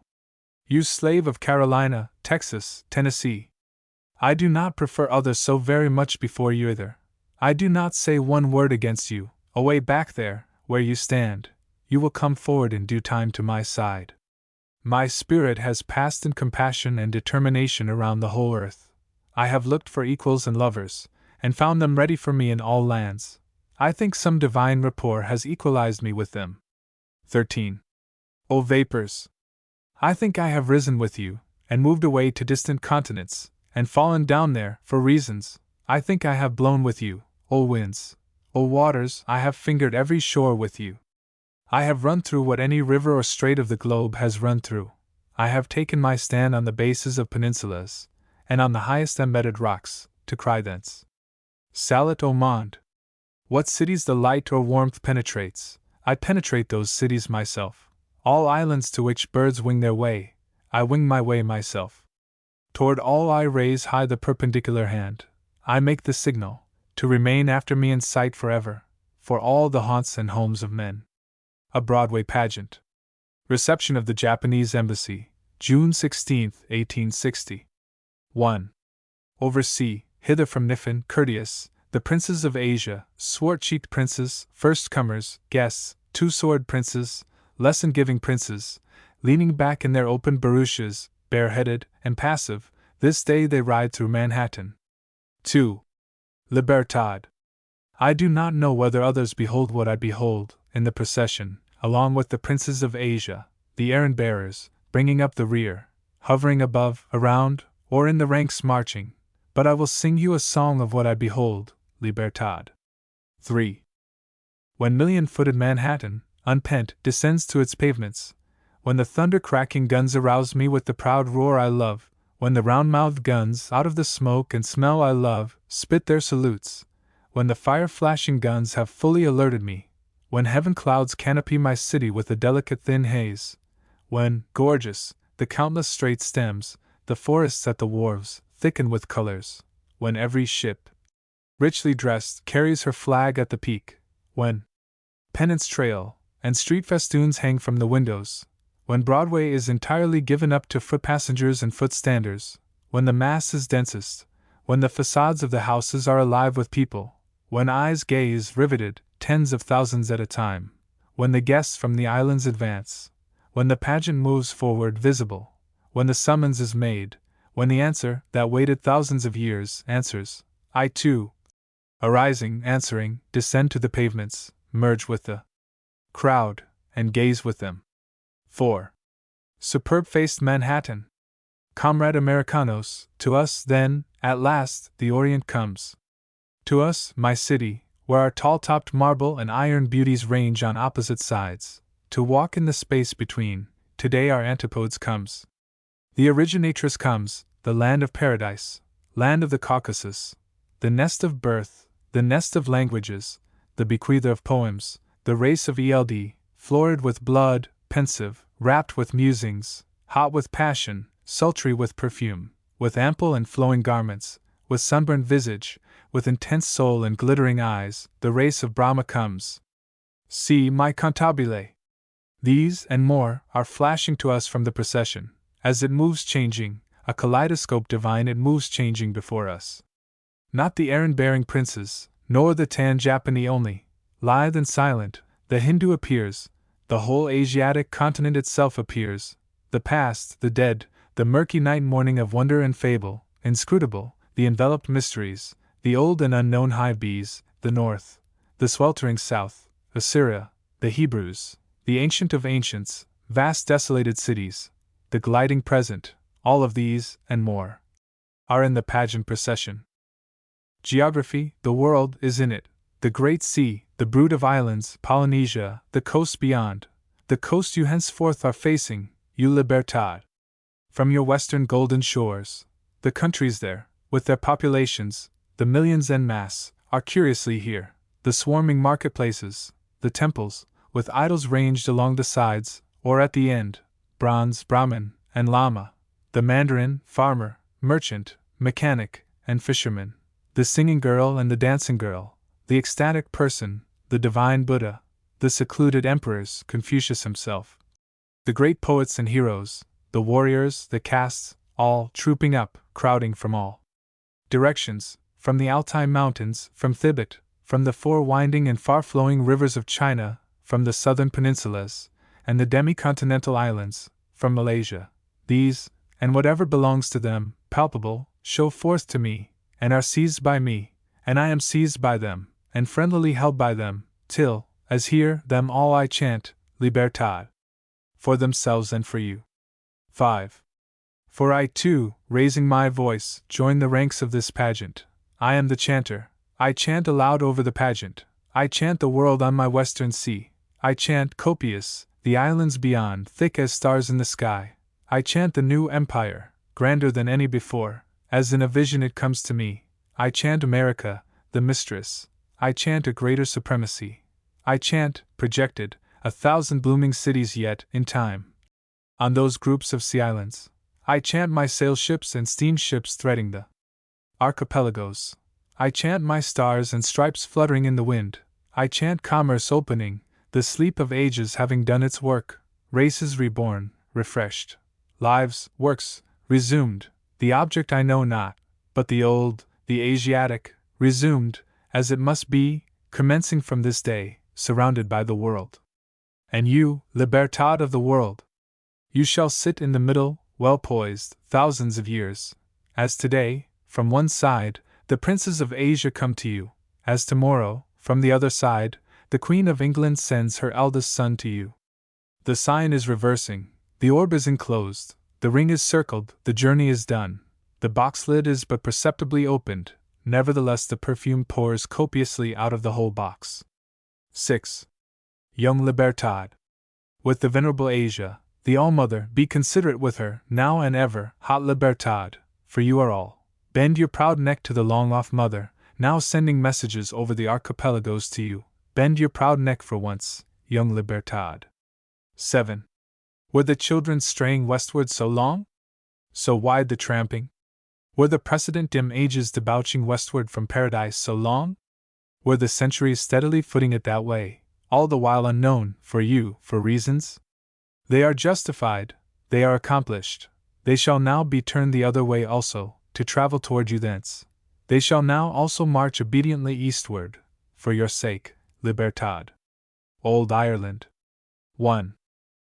Far hence, amid an isle of wondrous beauty, crouching over a grave, an ancient sorrowful mother, once a queen, now lean and tattered, seated on the ground, her old white hair drooping dishevelled round her shoulders, at her feet fallen an unused royal harp, long silent, she too long silent, mourning her shrouded hope and air, of all the earth her heart most full of sorrow, because most full of love. 2. Yet a word, ancient mother, you need crouch there no longer on the cold ground, with forehead between your knees. Oh, you need not sit there, veiled in your old white hair, so dishevelled, for know you, the one you mourn is not in that grave. It was an illusion. The air, the son you love, was not really dead. The Lord is not dead. He is risen again, young and strong, in another country, even while you wept there by your fallen harp. By the grave, what you wept for was translated, passed from the grave, the winds favored, and the sea sailed it, and now, with rosy and new blood, moves today in a new country. Boston Town. 1. To get betimes in Boston Town, I rose this morning early. Here's a good place at the corner. I must stand and see the show. 2. Clear the way there, Jonathan. Way for the President's marshal. Way for the government cannon. Way for the federal foot and dragoons, and the apparitions copiously tumbling. I love to look on the stars and stripes. I hope the fifes will play. Yankee Doodle. How bright shine the cutlasses of the foremost troops. Every man holds his revolver, marching stiff through Boston Town. 3. A fog follows, antiques of the same come limping, some appear wooden-legged, and some appear bandaged and bloodless. Why, this is indeed a show! It has called the dead out of the earth. The old graveyards of the hills have hurried to see phantoms. Phantoms countless by flank and rear. Cocked hats of mothy mold. Crutches made of mist. Arms in slings. Old men leaning on young men's shoulders. What troubles you, Yankee phantoms? What is all this chattering of bare gums? Does the ague convulse your limbs? Do you mistake your crutches for firelocks, and level them? If you blind your eyes with tears, you will not see the President's marshal. If you groan such groans, you might balk the government cannon. For shame, old maniacs! Bring down those tossed arms, and let your white hair be. Here gape your great-grandsons. Their wives gaze at them from the windows. See how well-dressed, see how orderly they conduct themselves. Worse and worse. Can't you stand it? Are you retreating? Is this hour with the living too dead for you? Retreat then. Pell-mell. To your graves. Back. Back to the hills, old limpers. I do not think you belong here, anyhow. 4. But there is one thing that belongs here. Shall I tell you what it is, gentlemen of Boston? I will whisper it to the mayor. He shall send a committee to England. They shall get a grant from the Parliament. Go with a cart to the royal vault. Haste! Dig out King George's coffin. Unwrap him quick from the grave clothes. Box up his bones for a journey. Find a swift Yankee clipper. Here is freight for you, black-bellied clipper. Up with your anchor. Shake out your sails. Steer straight toward Boston Bay. 5. Now call for the President's marshal again. Bring out the government cannon. Fetch home the roarers from Congress. Make another procession. Guard it with foot and dragoons. This centerpiece for them. Look, all orderly citizens. Look from the windows, women. The committee open the box. Set up the regal ribs. Glue those that will not stay. Clap the skull on top of the ribs, and clap a crown on top of the skull. You have got your revenge, old bluster. The crown is come to its own, and more than its own. 6. Stick your hands in your pockets, Jonathan. You are a made man from this day. You are mighty cute, and here is one of your bargains. France, the 18th year of these states. 1. A great year in place. A harsh, discordant, natal scream outsounding, to touch the mother's heart closer than any yet. 2. I walked the shores of my eastern sea, heard over the waves the little voice, saw the divine infant, where she woke, mournfully wailing, amid the roar of cannon, curses, shouts, crash of falling buildings, was not so sick from the blood in the gutters running, nor from the single corpses, nor those in heaps, nor those borne away in the tumbrils, was not so desperate at the battues of death, was not so shocked at the repeated fusillades of the guns. Pale, silent, stern, what could I say to that long-accrued retribution? Could I wish humanity different? Could I wish the people made of wood and stone? Or that there be no justice in destiny or time? 3. O liberty! O mate for me! Here too the blaze, the bullet, and the axe, in reserve to fetch them out in case of need. Here too, though long repressed, can never be destroyed. Here too could rise at last, murdering and ecstatic. Here too demanding full arrears of vengeance. Hence I sign this salute over the sea, and I do not deny that terrible red birth and baptism, but remember the little voice that I heard wailing, and wait with perfect trust, no matter how long, and from today, sad and cogent, I maintain the bequeathed cause, as for all lands, and I send these words to Paris with my love, and I guess some chansonniers there will understand them, for I guess there is latent music yet in France. Floods of it. Oh, I hear already the bustle of instruments. They will soon be drowning all that would interrupt them. Oh, I think the east wind brings a triumphal and free march. It reaches hither. It swells me to joyful madness. I will run transpose it in words. To justify it, I will yet sing a song for you, ma femme. Footnote 1, 1793-4. The great poet of democracy is not so shocked at the great European year of democracy. Europe, the 72nd and 73rd years of these states. 1. Suddenly, out of its stale and drowsy lair, the lair of slaves, like lightning it leaped forth, half startled at itself, its feet upon the ashes and the rags, its hands tight to the throats of kings. O hope and faith! O aching close of exiled patriots' lives! O many a sickened heart! Turn back unto this day, and make yourselves afresh. 2. And you, paid to defile the people! You liars, mark!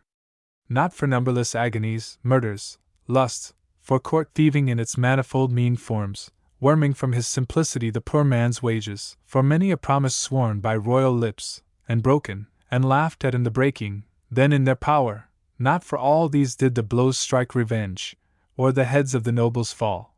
The people scorn the ferocity of kings. 3. But the sweetness of mercy brewed bitter destruction, and the frightened rulers come back. Each comes in state with his train: hangman, priest, tax-gatherer, soldier, lawyer, lord, jailer, and sycophant. 4. Yet behind all, lowering, stealing, lo, a shape, vague as the night, draped interminably, head, front, and form, in scarlet folds, whose face and eyes none may see, out of its robes only this, the red robes, lifted by the arm, one finger crooked, pointed high over the top, like the head of a snake appears. 5. Meanwhile, corpses lie in new-made graves, bloody corpses of young men. The rope of the gibbet hangs heavily, the bullets of princes are flying, the creatures of power laugh aloud, and all these things bear fruits, and they are good. Those corpses of young men, those martyrs that hang from the gibbets, those hearts pierced by the grey lead, cold and motionless as they seem, live elsewhere with unslaughtered vitality. They live in other young men, O kings! They live in brothers, again ready to defy you. They were purified by death, they were taught and exalted. Not a grave of the murdered for freedom but grows seed for freedom, in its turn to bear seed, which the winds carry afar and resow, and the rains and the snows nourish. Not a disembodied spirit can the weapons of tyrants let loose, but it stalks invisibly over the earth, whispering, counseling, cautioning. 6. Liberty! Let others despair of you. I never despair of you. Is the house shut? Is the master away? Nevertheless, be ready, be not weary of watching, he will soon return, his messengers come anon. Footnote 1. The years 1848 and 1849. To a foiled revolter or revoltress. 1. Courage! My brother or my sister! Keep on! Liberty is to be subserved, whatever occurs. That is nothing that is quelled by one or two failures, or any number of failures, or by the indifference or ingratitude of the people, or by any unfaithfulness, or the show of the tushes of power, soldiers, cannon, penal statutes. 2. What we believe in waits latent forever through all the continents, and all the islands and archipelagos of the sea. What we believe in invites no one, promises nothing, sits in calmness and light, is positive and composed, knows no discouragement, waiting patiently, waiting its time. 3. The battle rages with many a loud alarm, and frequent advance and retreat. The infidel triumphs, or supposes he triumphs. The prison, scaffold, garrote, handcuffs, iron necklace and anklet, lead balls, do their work. The named and unnamed heroes pass to other spheres. The great speakers and writers are exiled. They lie sick in distant lands. The cause is asleep. The strongest throats are still, choked with their own blood. The young men drop their eyelashes toward the ground when they meet. But, for all this, liberty has not gone out of the place, nor the infidel entered into possession. When liberty goes out of a place, it is not the first to go, nor the second or third to go. It waits for all the rest to go. It is the last. When there are no more memories of heroes and martyrs, and when all life and all the souls of men and women are discharged from any part of the earth, then only shall liberty be discharged from that part of the earth, and the infidel and the tyrant come into possession. 4. Then courage! Revolter! Revoltress! For till all ceases either must you cease. 5. I do not know what you are for, I do not know what I am for myself, nor what anything is for, but I will search carefully for it even in being foiled, in defeat, poverty, imprisonment, for they too are great. Did we think victory great? So it is, but now it seems to me, when it cannot be helped, that defeat is great, and that death and dismay are great. Drum taps. Manhattan arming. 1. First, O songs, for a prelude, lightly strike on the stretched tympanum, pride and joy in my city, how she led the rest to arms, how she gave the cue, how at once with lithe limbs, unwaiting a moment, she sprang, O superb! O Manhattan, my own, my peerless! O strongest you in the hour of danger, in crisis! O truer than steel! How you sprang! How you threw off the costumes of peace with indifferent hand, how your soft opera music changed, and the drum and fife were heard in their stead, how you led to the war that shall serve for our prelude, songs of soldiers, how Manhattan drum taps led. 2. 40 years had I in my city seen soldiers parading, 40 years as a pageant, till unawares, the lady of this teeming and turbulent city, sleepless, amid her ships, her houses, her incalculable wealth, with her million children around her, suddenly, at dead of night, at news from the south, incensed, struck with clenched hand the pavement. A shock electric, the night sustained it, till, with ominous hum, our hive at daybreak poured out its myriads. From the houses then, and the workshops, and through all the doorways, leaped they tumultuous, and lo! Manhattan arming.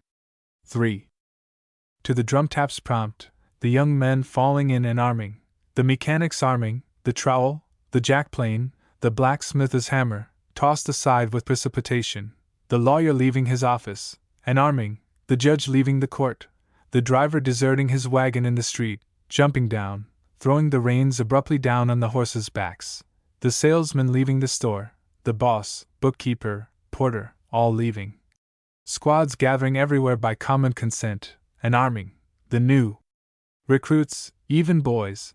The old men show them how to wear their accoutrements. They buckle the straps carefully, outdoors arming, indoors arming, the flash of the musket barrels, the white tents cluster in camps, the armed sentries around, the sunrise cannon, and again at sunset, armed regiments arrive every day, pass through the city, and embark from the wharves. How good they look, as they tramp down to the river, sweaty, with their guns on their shoulders. How I love them!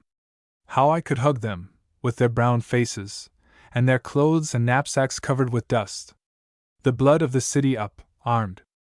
Armed! The cry everywhere, the flags flung out from the steeples of churches, and from all the public buildings and stores, the tearful parting, the mother kisses her son, the son kisses his mother, loath is the mother to part, yet not a word does she speak to detain him, the tumultuous escort, the ranks of policemen preceding, clearing the way, the unpent enthusiasm, the wild cheers of the crowd for their favorites, the artillery. The silent cannons, bright as gold, drawn along, rumble lightly over the stones, silent cannons, soon to cease your silence, soon, unlimbered, to begin the red business. All the mutter of preparation, all the determined arming, the hospital service, the lint, bandages, and medicines, the women volunteering for nurses, the work begun for, in earnest, no mere parade now, war. An armed race is advancing, the welcome for battle, no turning away, war. Be it weeks, months, or years, an armed race is advancing to welcome it. 4. Manhattan a march, and it's oh to sing it well. It's oh for a manly life in the camp. 5. And the sturdy artillery. The guns bright as gold, the work for giants, to serve well the guns, unlimber them. No more, as the past 40 years, for salutes for courtesies merely, put in something else now besides powder and wadding. 6. And you, lady of ships? You, Manhattan, old matron of the city. This proud, friendly, turbulent city. Often in peace and wealth you were pensive, or covertly frowned amid all your children, but now you smile with joy, exulting old Manhattan. 1861. Armed year. Year of the struggle. No dainty rhymes or sentimental love verses for you, terrible year.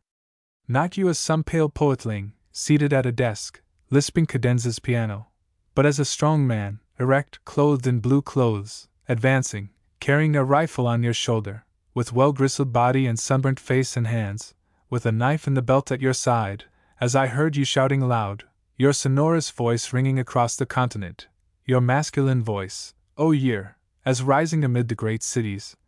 Amid the men of Manhattan I saw you, as one of the workmen, the dwellers in Manhattan, or with large steps crossing the prairies out of Illinois and Indiana, rapidly crossing the west with springy gait, and descending the Alleghanies, or down from the Great Lakes, or in Pennsylvania, or on deck along the Ohio River, or southward along the Tennessee or Cumberland rivers, or at Chattanooga on the mountain top, saw I your gait and saw I your sinewy limbs, clothed in blue, bearing weapons, robust year.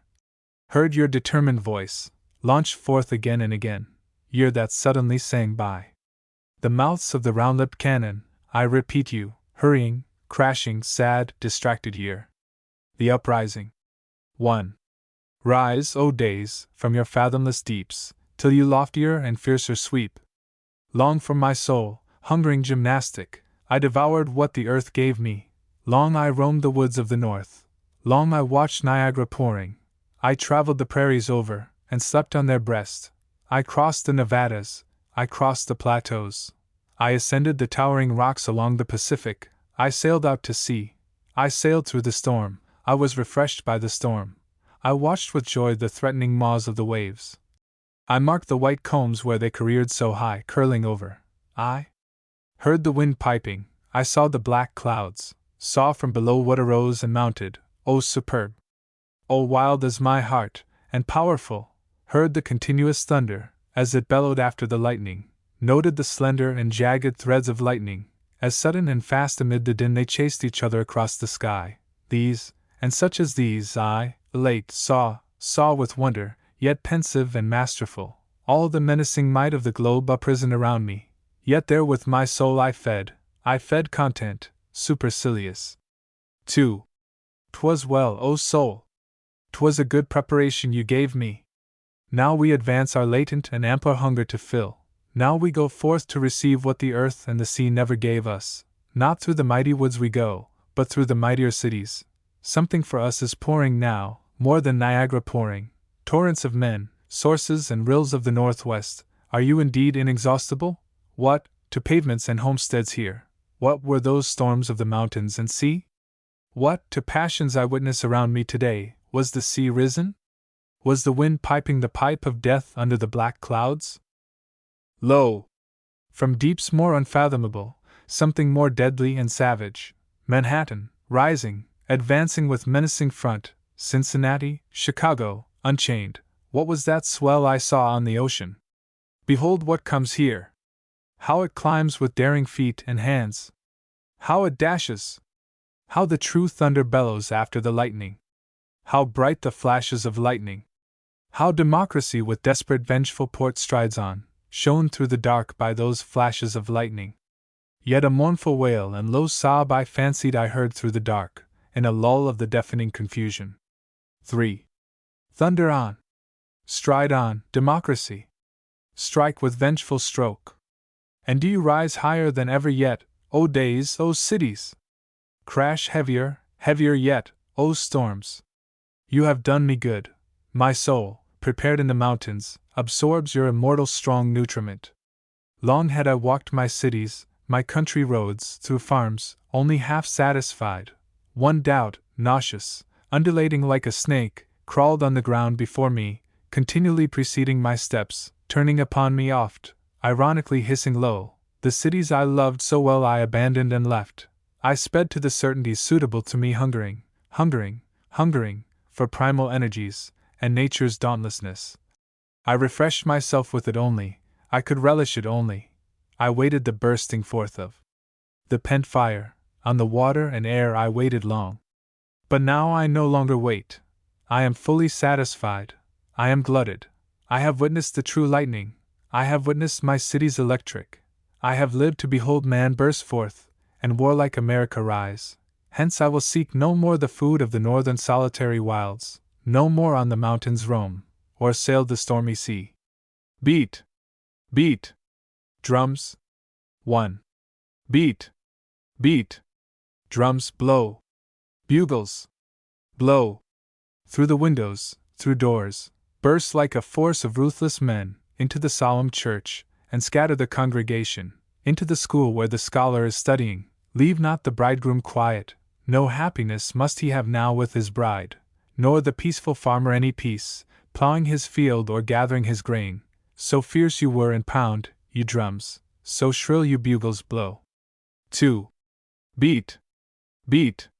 Drums blow! Bugles! Blow! Over the traffic of cities, over the rumble of wheels in the streets, are beds prepared for sleepers at night in the houses? No sleepers must sleep in those beds, no bargainers bargains by day, no brokers or speculators. Would they continue? Would the talkers be talking? Would the singer attempt to sing? Would the lawyer rise in the court to state his case before the judge? Then rattle quicker, heavier, drums, you bugles wilder blow. 3. Beat! Beat! Drums blow!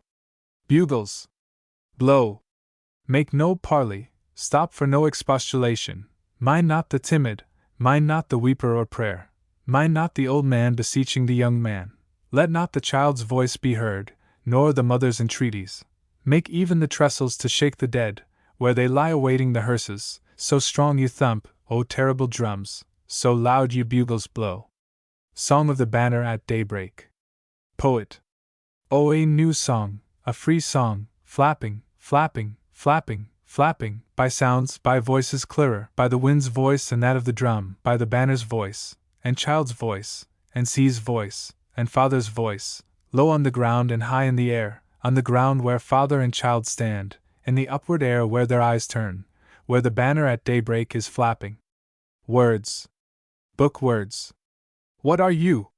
Words no more, for hearken and see, my song is there in the open air, and I must sing, with the banner and pennant a flapping. I'll weave the cord and twine in, man's desire and babe's desire. I'll twine them in, I'll put in life, I'll put the bayonet's flashing point, I'll let bullets and slugs whiz. I'll pour the verse with streams of blood, full of volition, full of joy, then loosen, launch forth, to go and compete, with the banner and pennant a flapping. Banner and pennant. Come up here, bard, bard, come up here, soul, soul, come up here, dear little child, to fly in the clouds and winds with us, and play with the measureless light. Child. Father, what is that in the sky beckoning to me with long finger? And what does it say to me all the while? Father. Nothing, my babe, you see in the sky, and nothing at all to you it says. But look you, my babe, look at these dazzling things in the houses, and see you the money shops opening, and see you the vehicles preparing to crawl along the streets with goods. These. Ah, these! How valued and toiled for, these! How envied by all the earth! Poet. Fresh and rosy red, the sun is mounting high, on floats the sea in distant blue, careering through its channels, on floats the wind over the breast of the sea, setting in toward land, the great steady wind from west and west by south, floating so buoyant, with milk-white foam on the waters. But I am not the sea, nor the red sun, I am not the wind, with girlish laughter, not the immense wind which strengthens, not the wind which lashes, not the spirit that ever lashes its own body to terror and death, but I am of that which unseen comes and sings, sings, sings, which babbles and brooks and scoots in showers on the land, which the birds know in the woods, mornings and evenings, and the shore sands know, and the hissing wave. And that banner and pennant, aloft there flapping and flapping. Child. Oh, Father, it is alive, it is full of people, it has children. Oh, now it seems to me it is talking to its children. I hear it, it talks to me, oh, it is wonderful. Oh, it stretches, it spreads and runs so fast. Oh, my Father, it is so broad it covers the whole sky. Father.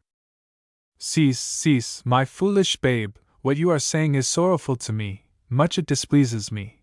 Behold with the rest, again I say, behold not banners and pennants aloft, but the well-prepared pavements behold, and mark the solid-walled houses. Banner and pennant. Speak to the child, O bard, out of Manhattan, speak to our children all, or north or south of Manhattan, where our factory engines hum, where our miners delve the ground, where our hoarse Niagara rumbles, where our prairie plows are plowing. Speak, O bard. Point this day, leaving all the rest, to us over all, and yet we know not why, for what are we, mere strips of cloth, profiting nothing, only flapping in the wind. Poet. I hear and see not strips of cloth alone. I hear the tramp of armies, I hear the challenging sentry. I hear the jubilant shouts of millions of men. I hear liberty. I hear the drums beat, and the trumpets blowing. I myself move abroad, swift rising, flying then. I use the wings of the land bird, and use the wings of the sea bird, and look down as from a height. I do not deny the precious results of peace. I see populous cities, with wealth incalculable. I see numberless farms. I see the farmers working in their fields or barns. I see mechanics working. I see buildings everywhere founded, going up, or finished. I see trains of cars swiftly speeding along railroad tracks, drawn by the locomotives. I see the stores, depots, of Boston, Baltimore, Charleston, New Orleans. I see far in the west the immense area of grain. I dwell a while, hovering. I pass to the lumber forests of the north, and again to the southern plantation, and again to California. Sweeping the whole, I see the countless profit, the busy gatherings, earned wages, see the identity formed out of 36 spacious and haughty states, and many more to come. Winky-faced see forts on the shores of harbors, see ships sailing in and out. Then over all, my little and lengthened pennant shaped like a sword runs swiftly up, indicating war and defiance. And now the halyards have raised it, side of my banner broad and blue, side of my starry banner, discarding peace over all the sea and land. Banner and pennant. Yet louder, higher, stronger, barred.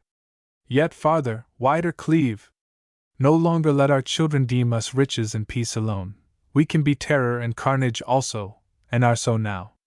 Not now are we one of these spacious and haughty states, nor any 5, nor 10 winky-face, nor market, nor depot are we, nor money bank in the city.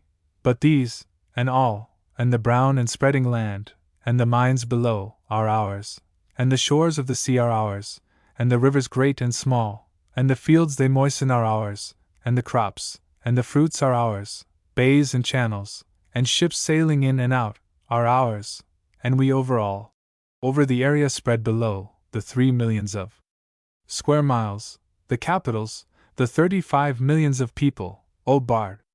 In life and death supreme, we, even we, from this day flaunt out masterful, high up above, not for the present alone, for 1,000 years, chanting through you this song to the soul of one poor little child.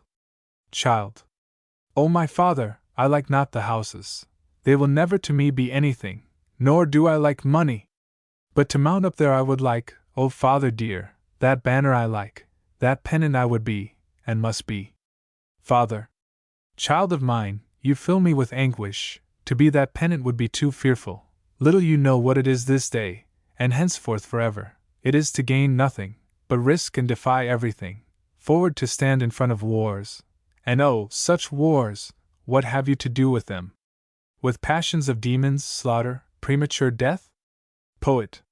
Demons and death then I sing, put in all will I, sword-shaped pennant for war, and banner so broad and blue, and a pleasure new and ecstatic, and the prattled yearning of children, blent with the sounds of the peaceful land, and the liquid wash of the sea, and the icy cool of the far, far north, with rustling cedars and pines, and the whir of drums, and the sound of soldiers marching, and the hot sun shining south, and the beach waves combing over the beach on my eastern shore, and my western shore the same, and all between those shores, and my ever-running Mississippi, with bends and chutes, and my Illinois fields, and my Kansas fields, and my fields of Missouri, the continent, devoting the whole identity, without reserving an atom, pour in.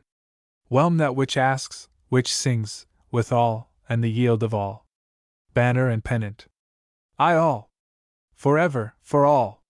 From sea to sea, north and south, east and west, fusing and holding, claiming, devouring the whole, no more with tender lip, nor musical labial sound, but out of the night emerging for good, our voice persuasive no more, croaking like crows here in the wind.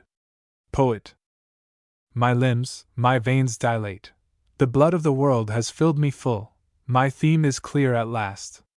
Banner so broad, advancing out of the night, I sing you haughty and resolute. I burst through where I waited long, too long, deafened and blinded. My sight, my hearing and tongue, are come to me. A little child taught me winky face I hear from above. O pennant of war, your ironical call and demand, insensate! Insensate! Yet I at any rate chant you, O banner! Not houses of peace are you, nor any nor all their prosperity. If need be, you shall have every one of those houses to destroy them. You thought not to destroy those valuable houses, standing fast, full of comfort, built with money. May they stand fast, then? Not an hour, unless you, above them and all, stand fast. O banner! Not money so precious are you, nor farm produce you, nor the material good nutriment, nor excellent stores, nor landed on wharves from the ships, not the superb ships, with sail power or steam power, fetching and carrying cargoes, nor machinery, vehicles, trade, nor revenues, but you, as henceforth I see you, running up out of the night, bringing your cluster of stars, ever-enlarging stars, divider of daybreak you, cutting the air, touched by the sun, measuring the sky, passionately seen and yearned for by one poor little child, while others remain busy, or smartly talking, forever teaching thrift, thrift. O you up there! O pennant! Where you undulate like a snake, hissing so curious, out of reach, an idea only, yet furiously fought for, risking bloody death, loved by me. So loved! O you banner, leading the day, with stars brought from the night. Valueless, object of eyes, over all and demanding all, O banner and pennant! I too leave the rest, great as it is nothing, houses, machines are nothing, I see them not, I see but you, O warlike pennant! O banner so broad, with stripes, I sing you only, flapping up there in the wind. The bivouac's flame. By the bivouac's fitful flame, a procession winding around me, solemn and sweet and slow. But first I note the tents of the sleeping army, the fields and woods' dim outline, the darkness, lit by spots of kindled fire, the silence, like a phantom far or near, an occasional figure moving, the shrubs and trees.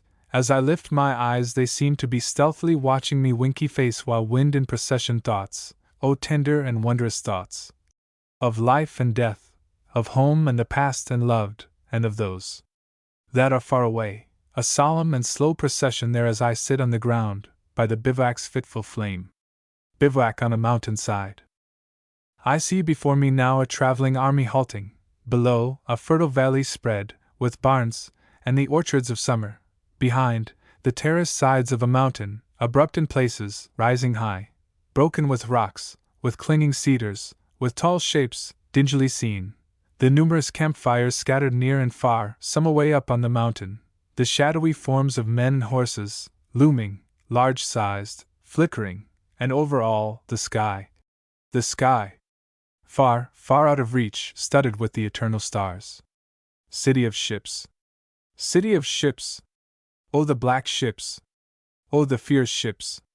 Oh, the beautiful, sharp-bowed steam-ships and sail-ships, city of the world! For all races are here. All the lands of the earth make contributions here. Winky-faced city of the sea. City of hurried and glittering tides. City whose gleeful tides continually rush or recede, whirling in and out, with eddies and foam. City of wharves and stores. City of tall facades of marble and iron. Proud and passionate city. Meddlesome, mad, extravagant city. Spring up, O city! Not for peace alone, but be indeed yourself, warlike. Fear not. Submit to no models but your own, O city. Behold me. Incarnate me, as I have incarnated you. I have rejected nothing you offered me. Whom you adopted, I have adopted. Good or bad, I never question you. I love all. I do not condemn anything. I chant and celebrate all that is yours, yet peace no more. In peace I chanted peace, but now the drum of war is mine. War, red war, is my song through your streets, O city! Vigil on the field. Vigil strange I kept on the field one night, when you, my son and my comrade, dropped at my side that day. One look I but gave, which your dear eyes returned with a look I shall never forget. One touch of your hand to mine, O boy, reached up as you lay on the ground. Then onward I sped in the battle, the even contested battle, till, late in the night relieved, to the place at last again I made my way, found you in death so cold, dear comrade, found your body, son of responding kisses, never again on earth responding winky face bared your face in the starlight, curious the scene, cool blew the moderate night wind. Long there and then in vigil I stood, dimly around me the battlefield spreading, vigil wondrous and vigil sweet, there in the fragrant silent night. But not a tear fell, not even a long-drawn sigh, long, long I gazed, then on the earth partially reclining, sat by your side, leaning my chin in my hands, passing sweet hours, immortal and mystic hours, with you, dearest comrade, not a tear, not a word, vigil of silence, love, and death, vigil for you, my son and my soldier, as onward silently stars aloft, eastward new ones upward stole, vigil final for you, brave boy. I could not save you, swift was your death, I faithfully loved you and cared for you living. I think we shall surely meet again winky face till at latest lingering of the night. Indeed just as the dawn appeared, my comrade I wrapped in his blanket, enveloped well his form, folded the blanket well, tucking it carefully overhead, and carefully under feet, and there and then, and bathed by the rising sun, my son in his grave, in his rude dug grave, I deposited, ending my vigil strange with that. Vigil of night and battlefield dim, vigil for boy of responding kisses, never again on earth responding, vigil for comrades swiftly slain, vigil I never forget, how as day brightened I rose from the chill ground, and folded my soldier well in his blanket, and buried him where he fell. The flag, bathed in war's perfume, delicate flag. Oh, to hear you call the sailors and the soldiers flag like a beautiful woman. Oh, to hear the tramp, tramp, of a million answering men. Oh, the ships they arm with joy. Oh, to see you leap and beckon from the tall masts of ships. Oh, to see you peering down on the sailors on the decks. Flag like the eyes of women. The wounded. A march in the ranks hard pressed, and the road unknown, a route through a heavy wood, with muffled steps in the darkness, our army foiled with loss severe, and the sullen remnant retreating, till after midnight glimmer upon us the lights of a dim-lighted building, we come to an open space in the woods, and halt by the dim-lighted building. 'Tis a large old church, at the crossing roads, 'tis now an impromptu hospital. Entering but for a minute, I see a sight beyond all the pictures and poems ever made, shadows of deepest, deepest black, just lit by moving candles and lamps, and by one great pitchy torch stationary, with wild red flame, and clouds of smoke. By these crowds, groups of forms, vaguely I see, on the floor, some in the pews laid down. At my feet more distinctly, a soldier, a mere lad, in danger of bleeding to death. He is shot in the abdomen. Winky face I staunch the blood temporarily, the youngster's face is white as a lily. Winky face then before I depart I sweep my eyes o'er the scene, fain to absorb it all. Faces, varieties, postures, beyond description, most in obscurity, some of them dead, surgeons operating, attendants holding lights, the smell of aether, the odor of blood, the crowd, oh the crowd of the bloody forms of soldiers. The yard outside also filled, some on the bare ground, some on planks or stretchers, some in the death spasm sweating, an occasional scream or cry, the doctor's shouted orders or calls, the glisten of the little steel instruments catching the glint of the torches. These I resume as I chant, I see again the forms, I smell the odor, then hear outside the orders given, fall in, my men, fall in. But first I bend to the dying lad, his eyes open, a half-smile gives he me, then the eyes close, calmly close, and I speed forth to the darkness, resuming, marching, as ever in darkness marching, on in the ranks, the unknown road still marching. A sight in camp. 1. A sight in camp in the daybreak grey and dim, as from my tent I emerge so early, sleepless, as slow I walk in the cool fresh air the path near by the hospital tent, 3 forms I see on stretchers lying, brought out there, untended lying, over each the blanket spread, ample brownish woolen blanket, grey and heavy blanket, folding, covering all. 2. Curious, I halt, and silent stand, then with light fingers I from the face of the nearest, the first, just lift the blanket. Who are you, elderly man, so gaunt and grim, with well-grayed hair, and flesh all sunken about the eyes? Who are you, my dear comrade? Then to the second I step, and who are you, my child and darling? Who are you, sweet boy, with cheeks yet blooming? Then to the third, A face nor child nor old, very calm, as a beautiful yellow-white ivory. Young man, I think I know you. I think this face of yours is the face of the Christ himself, dead and divine and brother of all, and here again he lies. A grave. 1. As toilsome I wandered Virginia's woods, to the music of rustling leaves kicked by my feet, for 'twas autumn. I marked at the foot of a tree the grave of a soldier, mortally wounded he, and buried on the retreat. Easily all could I understand, the halt of a midday hour, when, up! No time to lose! Yet this sign left on a tablet scrawled and nailed on the tree by the grave, bold, cautious, true, and my loving comrade. 2. Long, long I muse, then on my way go wandering, many a changeful season to follow, and many a scene of life. Yet at times through changeful season and scene, abrupt, alone, or in the crowded street, comes before me the unknown soldier's grave, comes the inscription rude in Virginia's woods, bold, cautious, true, and my loving comrade. The dresser. 1. An old man bending, I come among new faces, years, looking backward, resuming, in answer to children. Come tell us, old man, as from young men and maidens that love me, years hence, of these scenes, of these furious passions, these chances, of unsurpassed heroes, was one side so brave? The other was equally brave. Now be witness again, paint the mightiest armies of earth. Of those armies, so rapid, so wondrous, what saw you to tell us? What stays with you latest and deepest? Of curious panics, of hard-fought engagements, or sieges tremendous, what deepest remains? 2. O maidens and young men I love, and that love me, what you ask of my days, those the strangest and sudden your talking recalls. Soldier alert I arrive, after a long march, covered with sweat and dust. In the nick of time I come, plunge in the fight, loudly shout in the rush of successful charge, enter the captured works, yet lo! Like a swift-running river they fade, pass, and are gone, they fade. I dwell not on soldiers' perils or soldiers' joys, both I remember well, many the hardships, few the joys, yet I was content.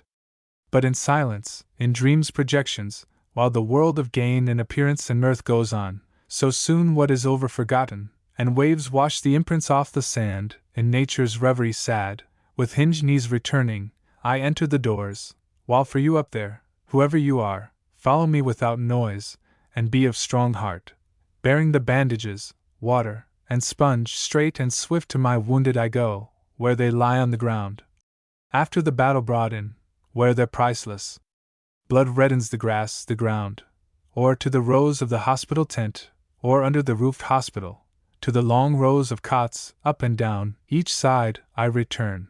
To each and all, one after another, I draw near, not one do I miss. An attendant follows, holding a tray.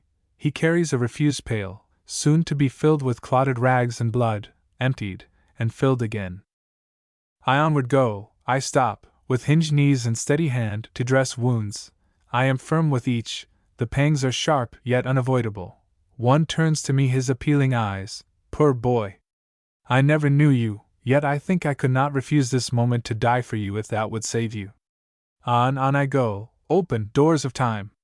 Open, hospital doors, the crushed head I dress, poor crazed hand, tear not the bandage away, winky face the neck of the cavalryman, with the bullet through and through, I examine, hard the breathing rattles, quite glazed already the eye, yet life struggles hard. Come, sweet death! Be persuaded, O beautiful death! In mercy come quickly. From the stump of the arm, the amputated hand, I undo the clotted lint, remove the slough, wash off the matter and blood. Back on his pillow the soldier bends, with curved neck and side-falling head. His eyes are closed, his face is pale, he dares not look on the bloody stump, and has not yet looked on it.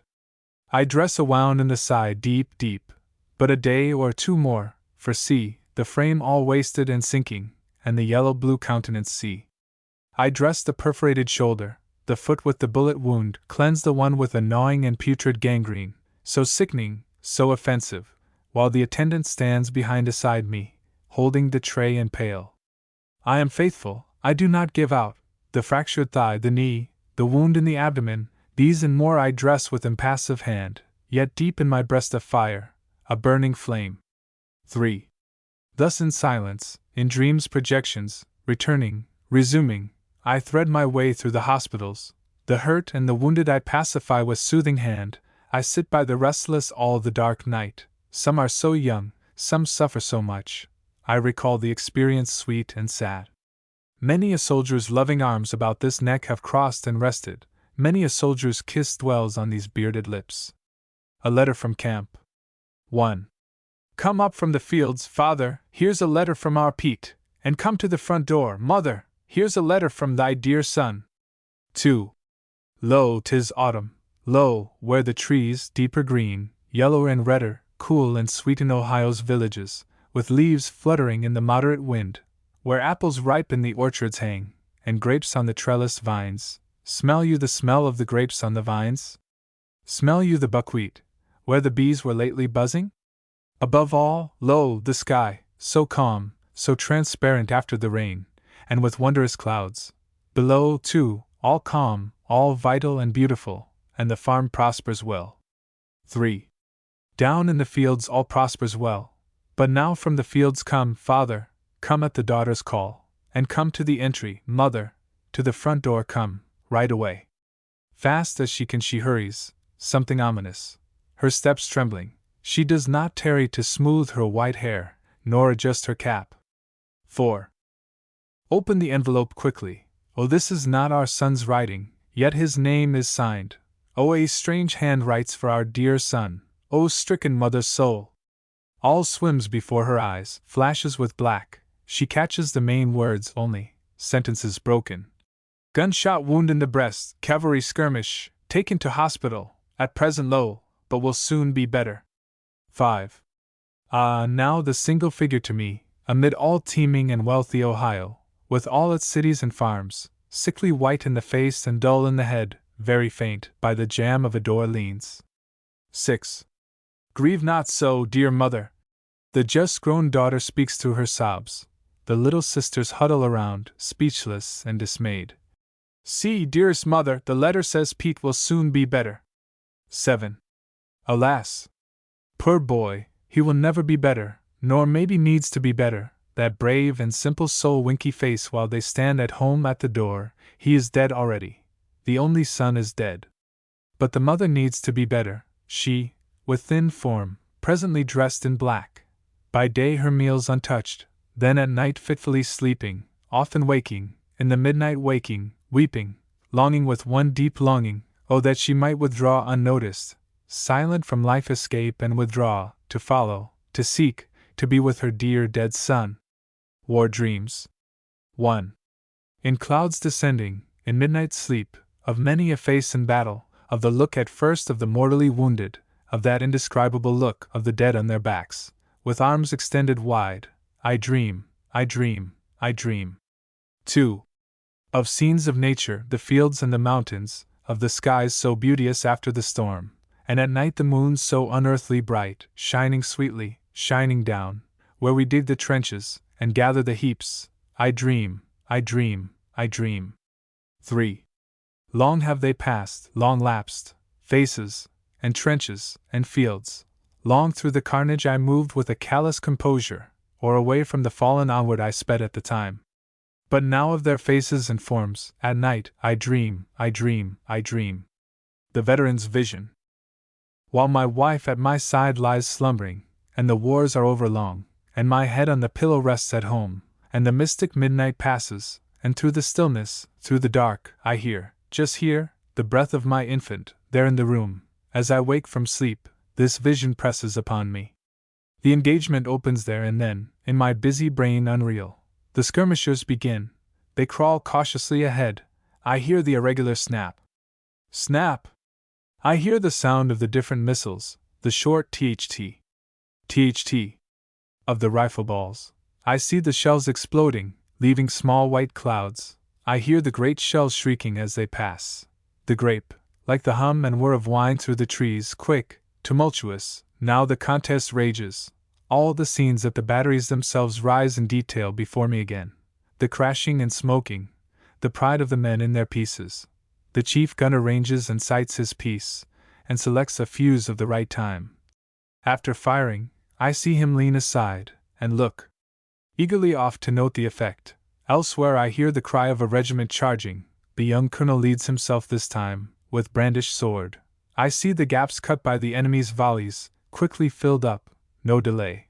I breathe the suffocating smoke, then the flat clouds hover low, concealing all. Now a strange lull comes for a few seconds, not a shot fired on either side, then resumed, the chaos louder than ever, with eager calls and orders of officers, while from some distant part of the field the wind wafts to my ears a shout of applause, some special success, winky face, and ever the sound of the cannon, far or near, rousing, even in dreams, a devilish exultation, and all the old mad joy, in the depths of my soul, and ever the hastening of infantry's shifting positions, batteries, cavalry, moving hither and thither, the falling, dying, I heed not, the wounded, dripping and red, I heed not. Some to the rear are hobbling, grime, heat, rush, aids the camp galloping by, or on a full run, with the patter of small arms, the warning SST of the rifles, these in my vision I hear or see, and bombs bursting in air, and at night the vari-colored rockets. O tan-faced prairie boy! O tan-faced prairie boy! Before you came to camp came many a welcome gift, praises and presents came, and nourishing food, till at last, among the recruits, you came, taciturn, with nothing to give, we but looked on each other, when lo! More than all the gifts of the world you gave me. Manhattan Faces. 1. Give me the splendid silent sun, with all his beams full dazzling. Give me juicy autumnal fruit, ripe and red from the orchard. Give me a field where the unmowed grass grows. Give me an arbor, give me the trellis grape. Give me fresh corn and wheat. Give me serene moving animals, teaching content. Give me nights perfectly quiet, as on high plateaus west of the Mississippi, and I looking up at the stars. Give me odorous at sunrise a garden of beautiful flowers, where I can walk undisturbed. Give me for marriage a sweet-breathed woman, of whom I should never tire. Give me a perfect child. Give me, away, aside from the noise of the world, a rural domestic life. Give me to warble spontaneous songs, relieved, recluse by myself, for my own ears only. Give me solitude. Give me nature. Give me again, O nature, your primal sanities. These, demanding to have them, tired with ceaseless excitement, and racked by the war strife, these to procure incessantly asking, rising in cries from my heart, while yet incessantly asking, still I adhere to my city, day upon day, and year upon year, O city, walking your streets, where you hold me enchained a certain time, refusing to give me up, yet giving to make me glutted, enriched of soul, you give me forever faces. Oh, I see what I sought to escape, confronting, reversing my cries, I see my own soul trampling down what it asked for. 2. Keep your splendid silent sun. Keep your woods, O nature, and the quiet places by the woods. Keep your fields of clover and timothy, and your cornfields and orchards. Keep the blossoming buckwheat fields, where the 9th-month bees hum. Give me faces and streets.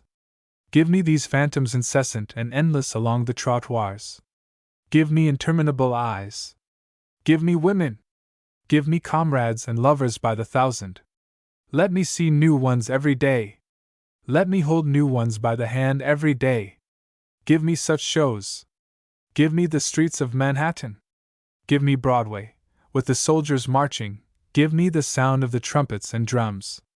The soldiers in companies or regiments, some starting away, flushed and reckless, some, their time up, returning, with thinned ranks, young yet very old, worn, marching, noticing nothing.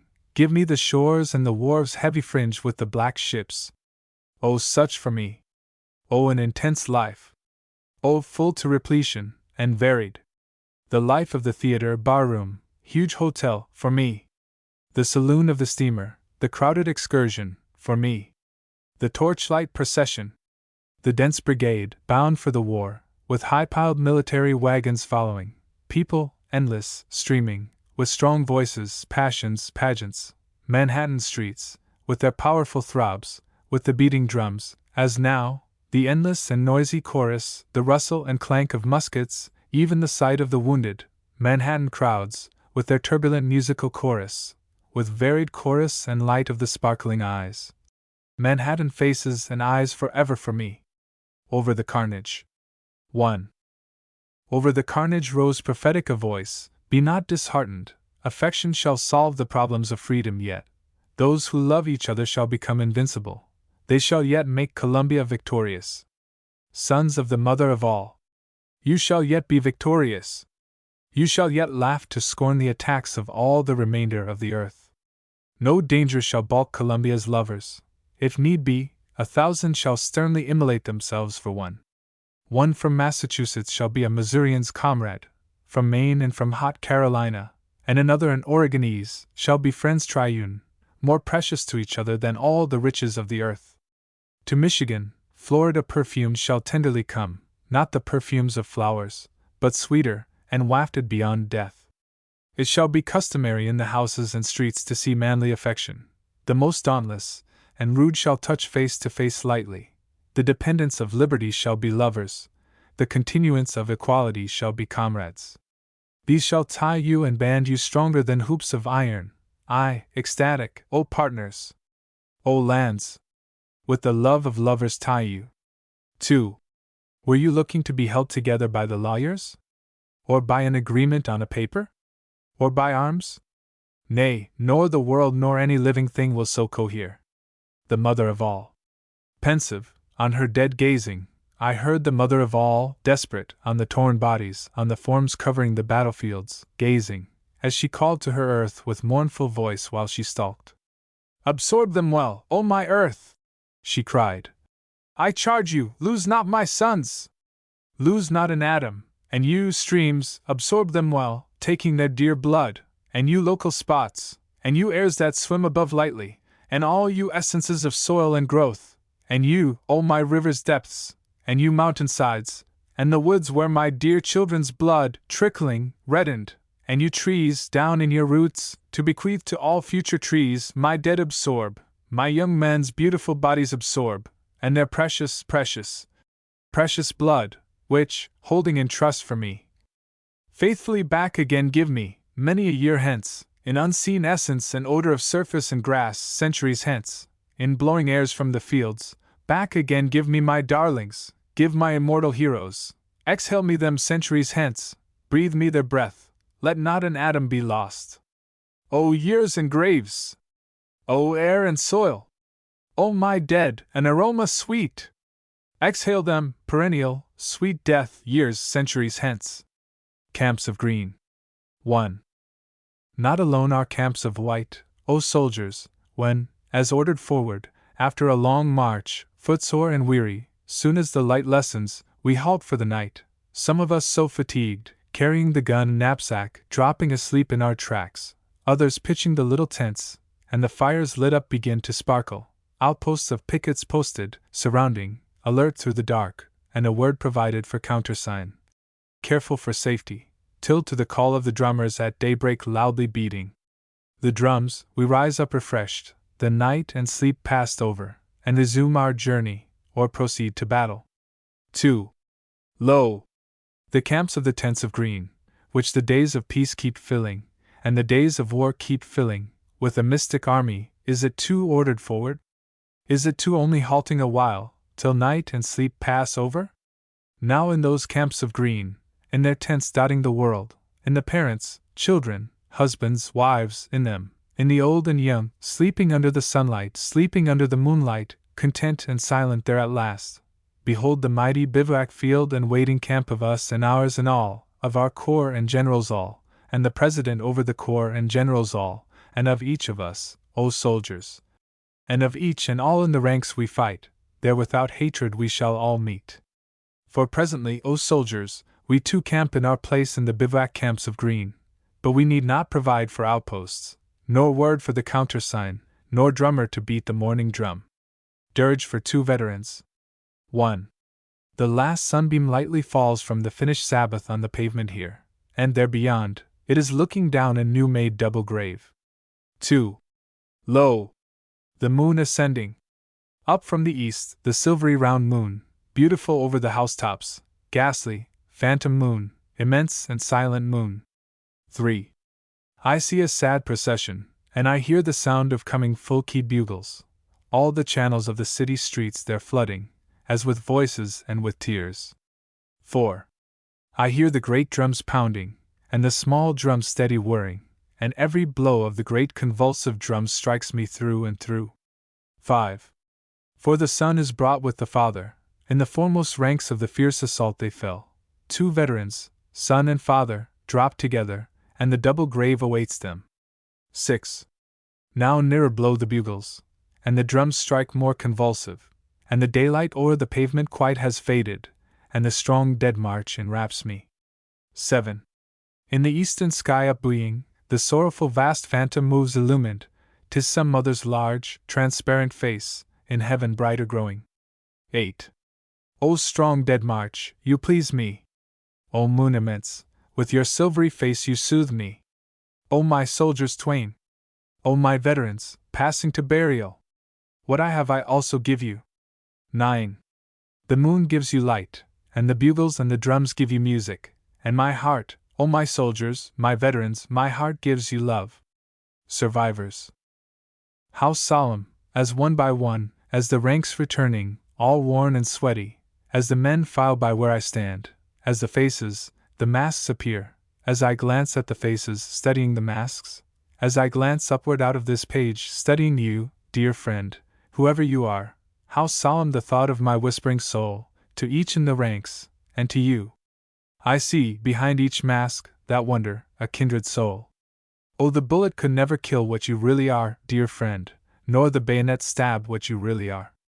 The soul, yourself, I see, great as any, good as the best, waiting secure and content, which the bullet could never kill, nor the bayonet stab, O friend. Hymn of Dead Soldiers. 1. One breath, O my silent soul! A perfumed thought, no more I ask, for the sake of all dead soldiers. 2. Buglers off in my armies! At present I ask not you to sound, not at the head of my cavalry, all on their spirited horses, with their sabres drawn and glistening, and carbines clanking by their thighs. Ah, my brave horsemen! My handsome, tan-faced horsemen! What life, what joy and pride, with all the perils, were yours! Nor you drummers, either at reveille, at dawn, nor the long roll alarming the camp, nor even the muffled beat for a burial. Nothing from you, this time, O drummers, bearing my warlike drums. 3. But aside from these, and the crowd's hurrahs, and the land's congratulations, admitting around me comrades close, unseen by the rest, and voiceless, I chant this chant of my silent soul, in the name of all dead soldiers. 4. Faces so pale, with wondrous eyes, very dear, gather closer yet, draw close, but speak not. Phantoms, welcome, divine and tender, invisible to the rest, henceforth become my companions, follow me ever. Desert me not, while I live. Sweet are the blooming cheeks of the living, sweet are the musical voices sounding, but sweet, ah sweet, are the dead, with their silent eyes. Dearest comrades! All now is over, but love is not over, and what love, O comrades! Perfume from battlefields rising, up from Photor arising. Perfume therefore my chant, O love! Immortal love! Give me to bathe the memories of all dead soldiers. Perfume all. Make all wholesome. O love! O chant! Solve all with the last chemistry. Give me exhaustless, make me a fountain that I exhale love from me wherever I go, for the sake of all dead soldiers. Spirit whose work is done. Spirit whose work is done. Spirit of dreadful hours. Ere departing, fade from my eyes your forests of bayonets. Spirit of gloomiest fears and doubts, yet onward ever unfaltering pressing. Spirit of many a solemn day, and many a savage scene. Electric spirit, that with muttering voice, through the years now closed, like a tireless phantom flitted, rousing the land with breath of flame, while you beat and beat the drum. Now, as the sound of the drum, hollow and harsh to the last, reverberates round me, as your ranks, your immortal ranks, return from the battles, while the muskets of the young men yet lean over their shoulders, while I look on the bayonets bristling over their shoulders, while those slanted bayonets, whole forests of them, appearing in the distance, approach and pass on, returning homeward, moving with steady motion, swaying to and fro, to the right and left, evenly, lightly, rising and falling, as the steps keep time. Spirit of hours I knew, all hectic red one day, but pale as death next day. Touch my mouth, ere you depart, press my lips close.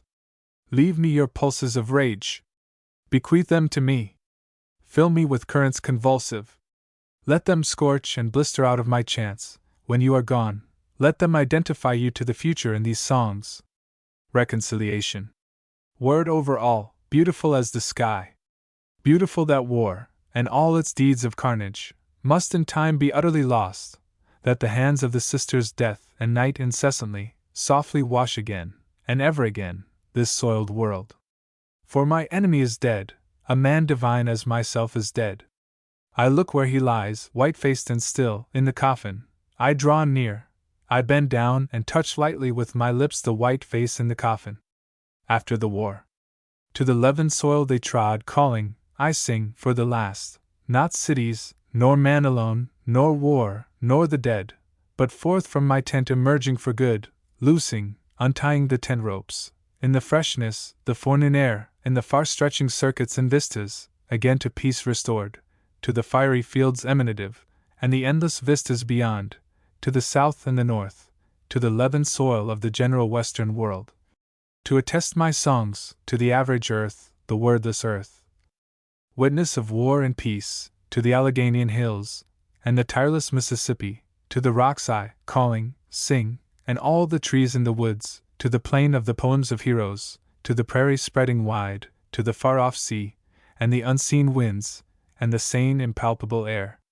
And responding they answer all, but not in words. The average earth, the witness of war and peace, acknowledges mutely. The prairie draws me close, as the father, to bosom broad. The sun, the northern ice and rain, that began me, nourish me to the end, but the hot sun of the south is to ripen my songs. Walt Whitman Assimilations. 1. There was a child went forth every day, and the first object he looked upon, that object he became, and that object became part of him for the day, or a certain part of the day, or for many years, or stretching cycles of years. 2. The early lilacs became part of this child, and grass, and white and red morning glories, 1, and white and red clover, and the song of the phoebe bird, 2, and the third-month lambs, and the sow's pink faint litter, and the mare's foal, and the cow's calf, and the noisy brood of the barnyard, or by the mire of the pond side, and the fish suspending themselves so curiously below there, and the beautiful, curious liquid, and the water plants with their graceful fiat heads, all became part of him. The field sprouts of 4th month and 5th month became part or him. 3. Winter grain sprouts, and those of the light yellow corn, and the esculent roots of the garden, and the apple trees covered with blossoms, and the fruit afterward, and woodberries, and the commonest weeds by the road, and the old drunkard staggering home from the outhouse of the tavern, whence he had lately risen, and the schoolmistress that passed on her way to the school, and the friendly boys that passed, and the quarrelsome boys, and the tidy and fresh-cheeked girls, and the barefoot Negro boy and girl, and all the changes of city and country, wherever he went. His own parents, he that had fathered him, and she that had conceived him in her womb, and birthed him, they gave this child more of themselves than that. They gave him afterward every day. They became part of him. The mother at home, quietly placing the dishes on the supper table, the mother with mild words, clean her cap and gown, a wholesome odor falling off her person and clothes as she walks by, the father, strong, self-sufficient, manly, mean, angered, unjust, the blow, the quick loud word, the tight bargain, the crafty lure, the family usages, the language, the company, the furniture, the yearning and swelling heart. Affection that will not be gainsaid, the sense of what is real, the thought if after all it should prove unreal, the doubts of daytime and the doubts of nighttime, the curious whether and how, whether that which appears so is so, or is it all flashes and specks. Men and women crowding fast in the streets. If they are not flashes and specks, what are they?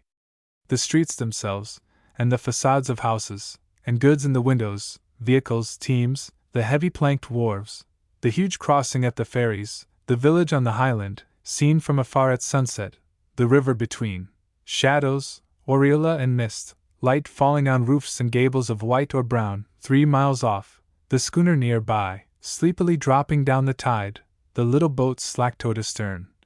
The hurrying tumbling waves' quick broken crests slapping, the strata of colored clouds, the long bar of maroon tint, away solitary by itself the spread of purity it lies motionless in, the horizon's edge, the flying sea crow, the fragrance of salt marsh and shore mud, these became part of that child who went forth every day, and who now goes, and will always go forth every day. Footnote 1. The name of Morning Glory is given to the bindweed, or a sort of bindweed, in America. I am not certain whether this expressive name is used in England also.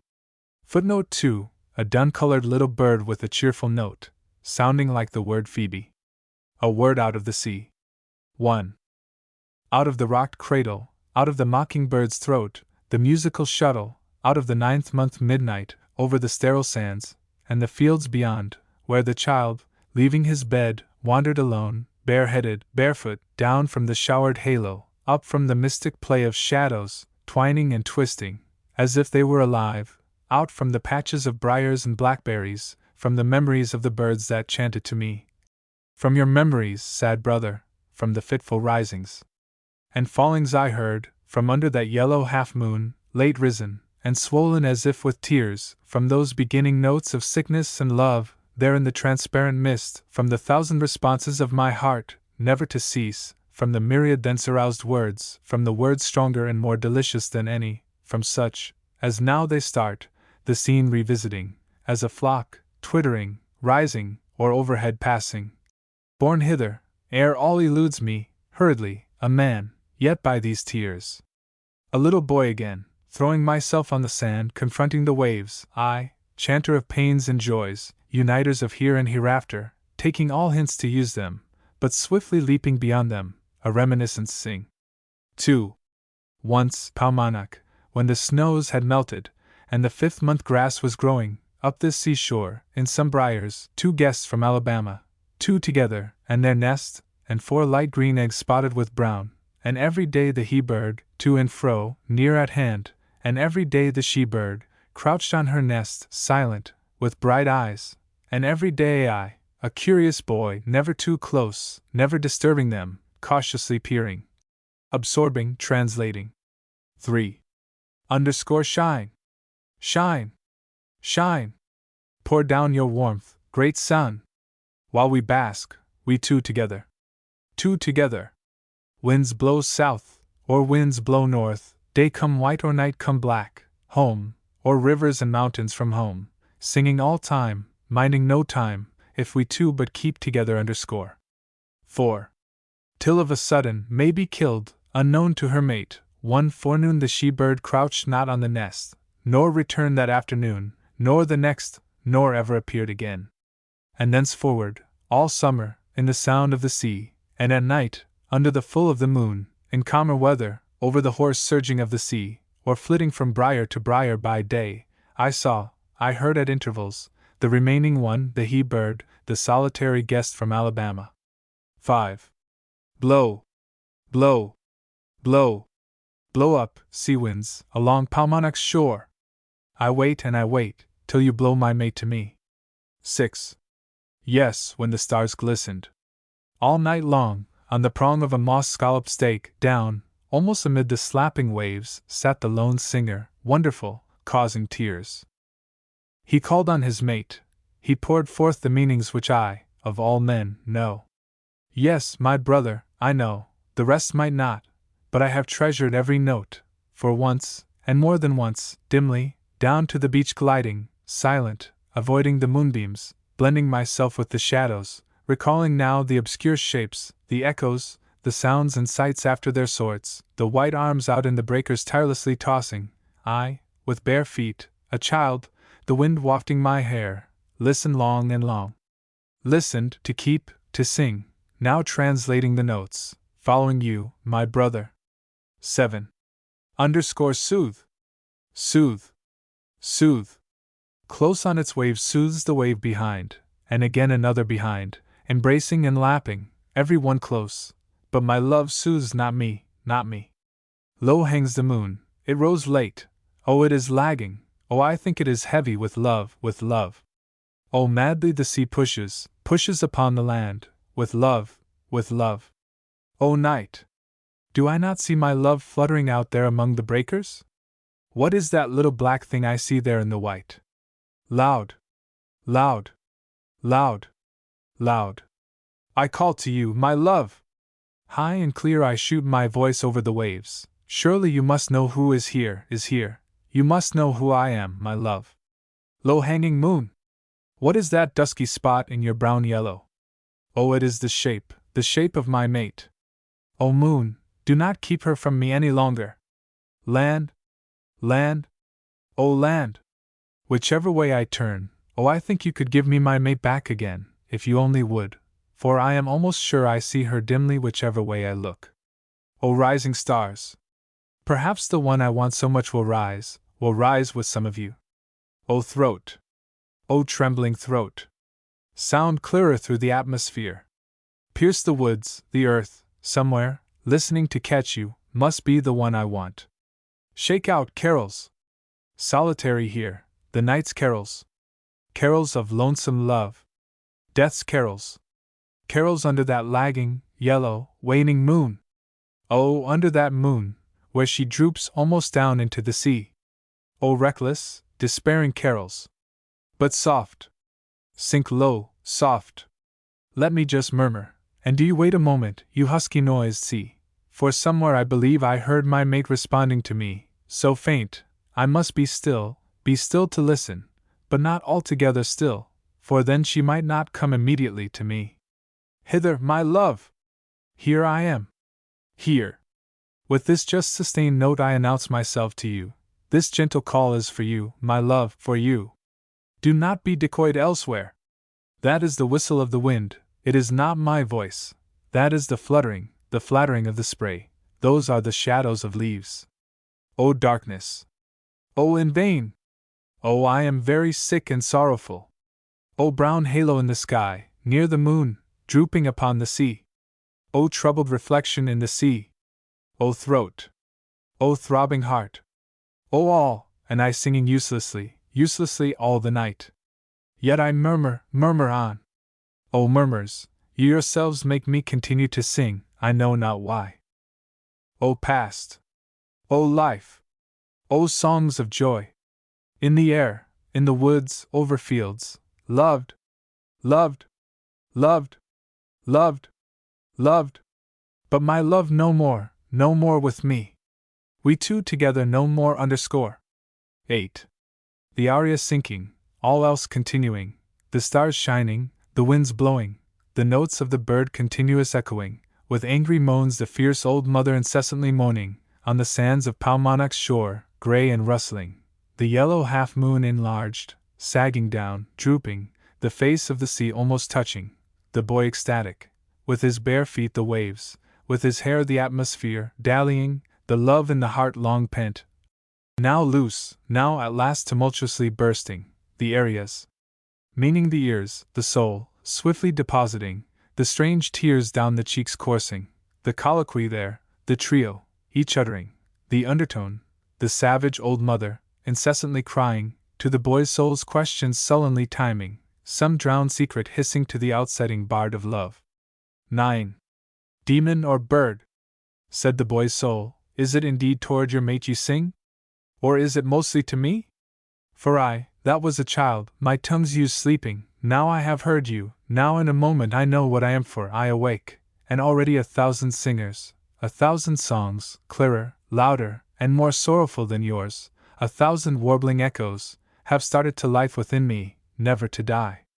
O you singer, solitary, singing by yourself, projecting me, O solitary me, listening, never more shall I cease perpetuating you, never more shall I escape, never more, the reverberations, never more the cries of unsatisfied love be absent from me, never again leave me to be the peaceful child I was before. What there, in the night, by the sea, under the yellow and sagging moon, the messenger there aroused, the fire, the sweet hell within, the unknown want, the destiny of me.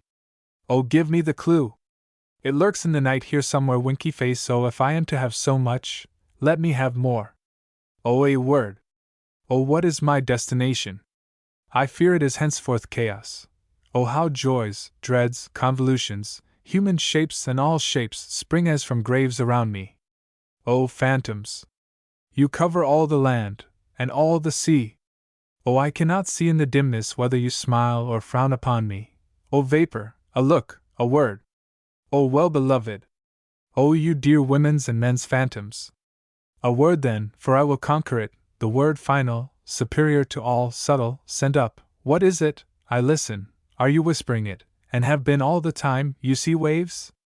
Is that it from your liquid rims and wet sands? 10. Whereto answering, the sea, delaying not, hurrying not, whispered me through the night, and very plainly before daybreak, lisped to me the low and delicious word death, and again death, ever death, death, death, hissing melodious, neither like the bird nor like my aroused child's heart, but edging near, as privately for me, rustling at my feet, creeping thence steadily up to my ears, and laving me softly all over, death, death, death, death, death. Which I do not forget, but fused the song of my dusky demon and brother that he sang to me in the moonlight on Paumanok's grey beach, with the thousand responsive songs, at random, my own songs, awaked from that hour, and with them the key, the word up from the waves, the word of the sweetest song, and all songs, that strong and delicious word which, creeping to my feet, the sea whispered me. Crossing Brooklyn Ferry. 1. Flood tide below me. I watch you face to face, clouds of the west. Sun there half an hour high. I see you also face to face. 2. Crowds of men and women attired in the usual costumes, how curious you are to me. On the ferry boats the hundreds and hundreds that cross, returning home, are more curious to me than you suppose, and you that shall cross from shore to shore years hence are more to me, and more in my meditations, than you might suppose. 3. The impalpable sustenance of me from all things, at all hours of the day, the simple, compact, well-joined scheme, myself disintegrated, every one disintegrated, yet part of the scheme, the similitudes of the past, and those of the future, the glories strung like beads on my smallest sights and hearings, on the walk in the street, and the passage over the river, the current rushing so swiftly, and swimming with me far away. The others that are to follow me, the ties between me and them, the certainty of others, the life, love, sight, hearing of others. Others will enter the gates of the ferry, and cross from shore to shore. Others will watch the run of the flood tide. Others will see the shipping of Manhattan north and west, and the heights of Brooklyn to the south and east. Others will see the islands large and small, 50 years hence. Others will see them as they cross, the sun half an hour high, 100 years hence, or ever so many 100 years hence. Others will see them, will enjoy the sunset, the pouring in of the flood tide, the falling back to the sea of the ebb tide. It avails not either time nor place, distance avails not. I am with you, you men and women of a generation, or ever so many generations hence. I project myself, also I return. I am with you, and know how it is. Just as you feel when you look on the river and sky, so I felt. Just as any of you is one of a living crowd, I was one of a crowd. Just as you are refreshed by the gladness of the river and the bright flow, I was refreshed. Just as you stand and lean on the rail, yet hurry with the swift current, I stood, yet was hurried. Just as you look on the numberless masts of ships, and the thick-stemmed pipes of steamboats, I looked. I too many and many a time crossed the river, the sun half an hour high. I watched the 12th-month seagulls. I saw them high in the air, floating with motionless wings, oscillating their bodies. I saw how the glistening yellow lit up parts of their bodies, and left the rest in strong shadow. I saw the slow wheeling circles, and the gradual edging toward the south.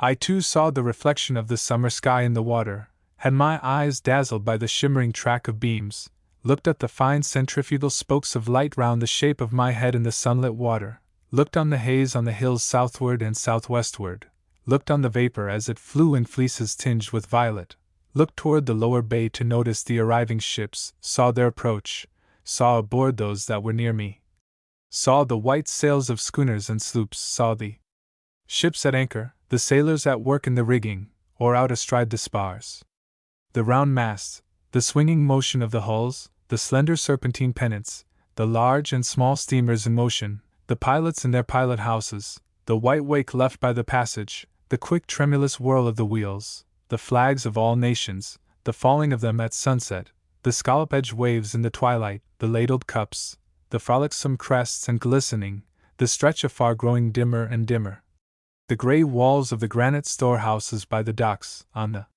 river the shadowy group, the big steam tug closely flanked on each side by the barges, the hayboat, the belated lighter, on the neighboring shore, the fires from the foundry chimneys burning high and glaringly into the night, casting their flicker of black, contrasted with wild red and yellow light, over the tops of houses and down into the clefts of streets. These, and all else, were to me the same as they are to you.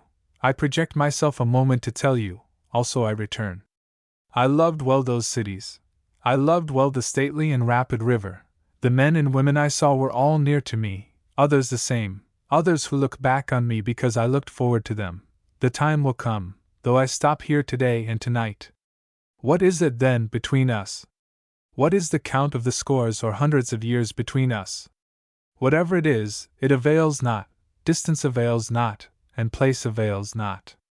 I too lived, Brooklyn, of ample hills, was mine. I too walked the streets of Manhattan Island, and bathed in the waters around it.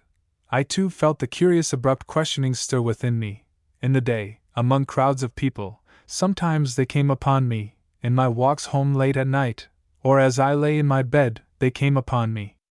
I too had been struck from the float forever held in solution.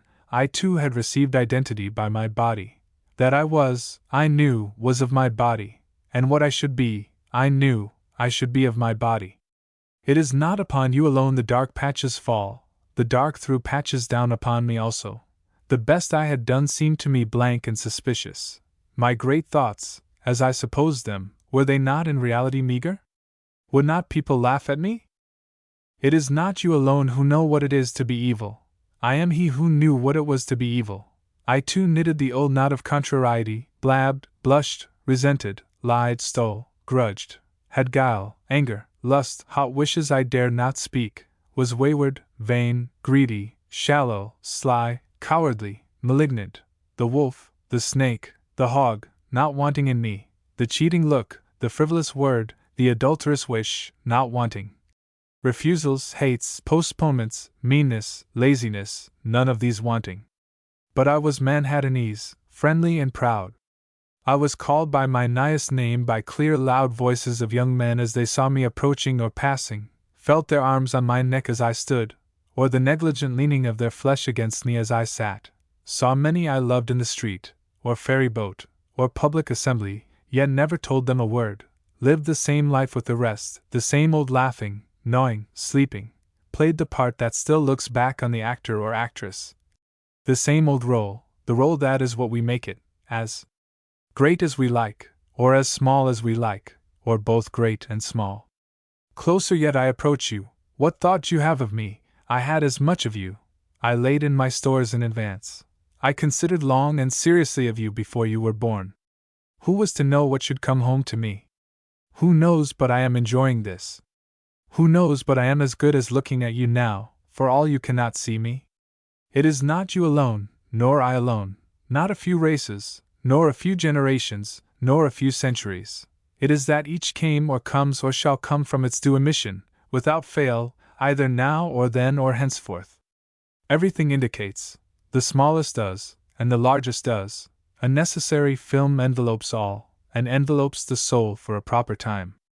Now I am curious what sight can ever be more stately and admirable to me than my mast-hemmed Manhattan, my river and sunset, and my scallop-edged waves of flood tide, the seagulls oscillating their bodies, the hayboat in the twilight, and the belated lighter.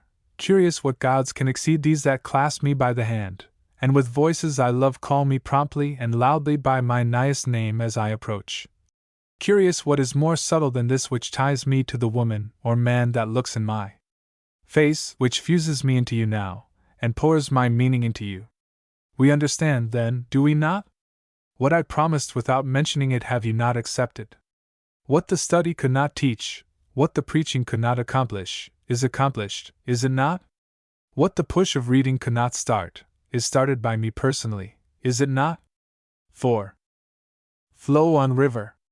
Flow with the flood tide, and ebb with the ebb tide. Frolic on, crested and scallop-edged waves.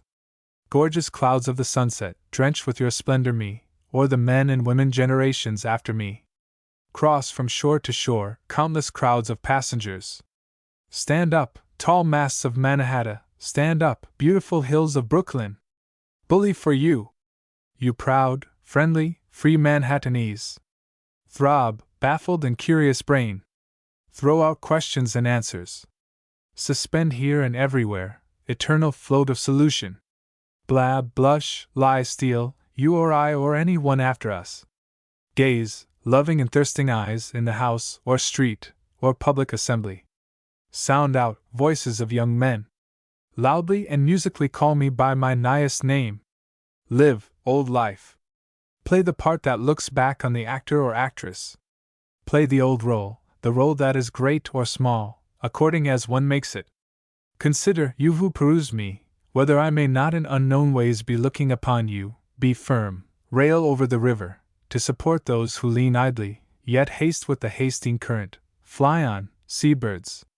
Fly sideways, or wheel in large circles high in the air. Receive the summer sky, you water, and faithfully hold it, till all downcast eyes have time to take it from you.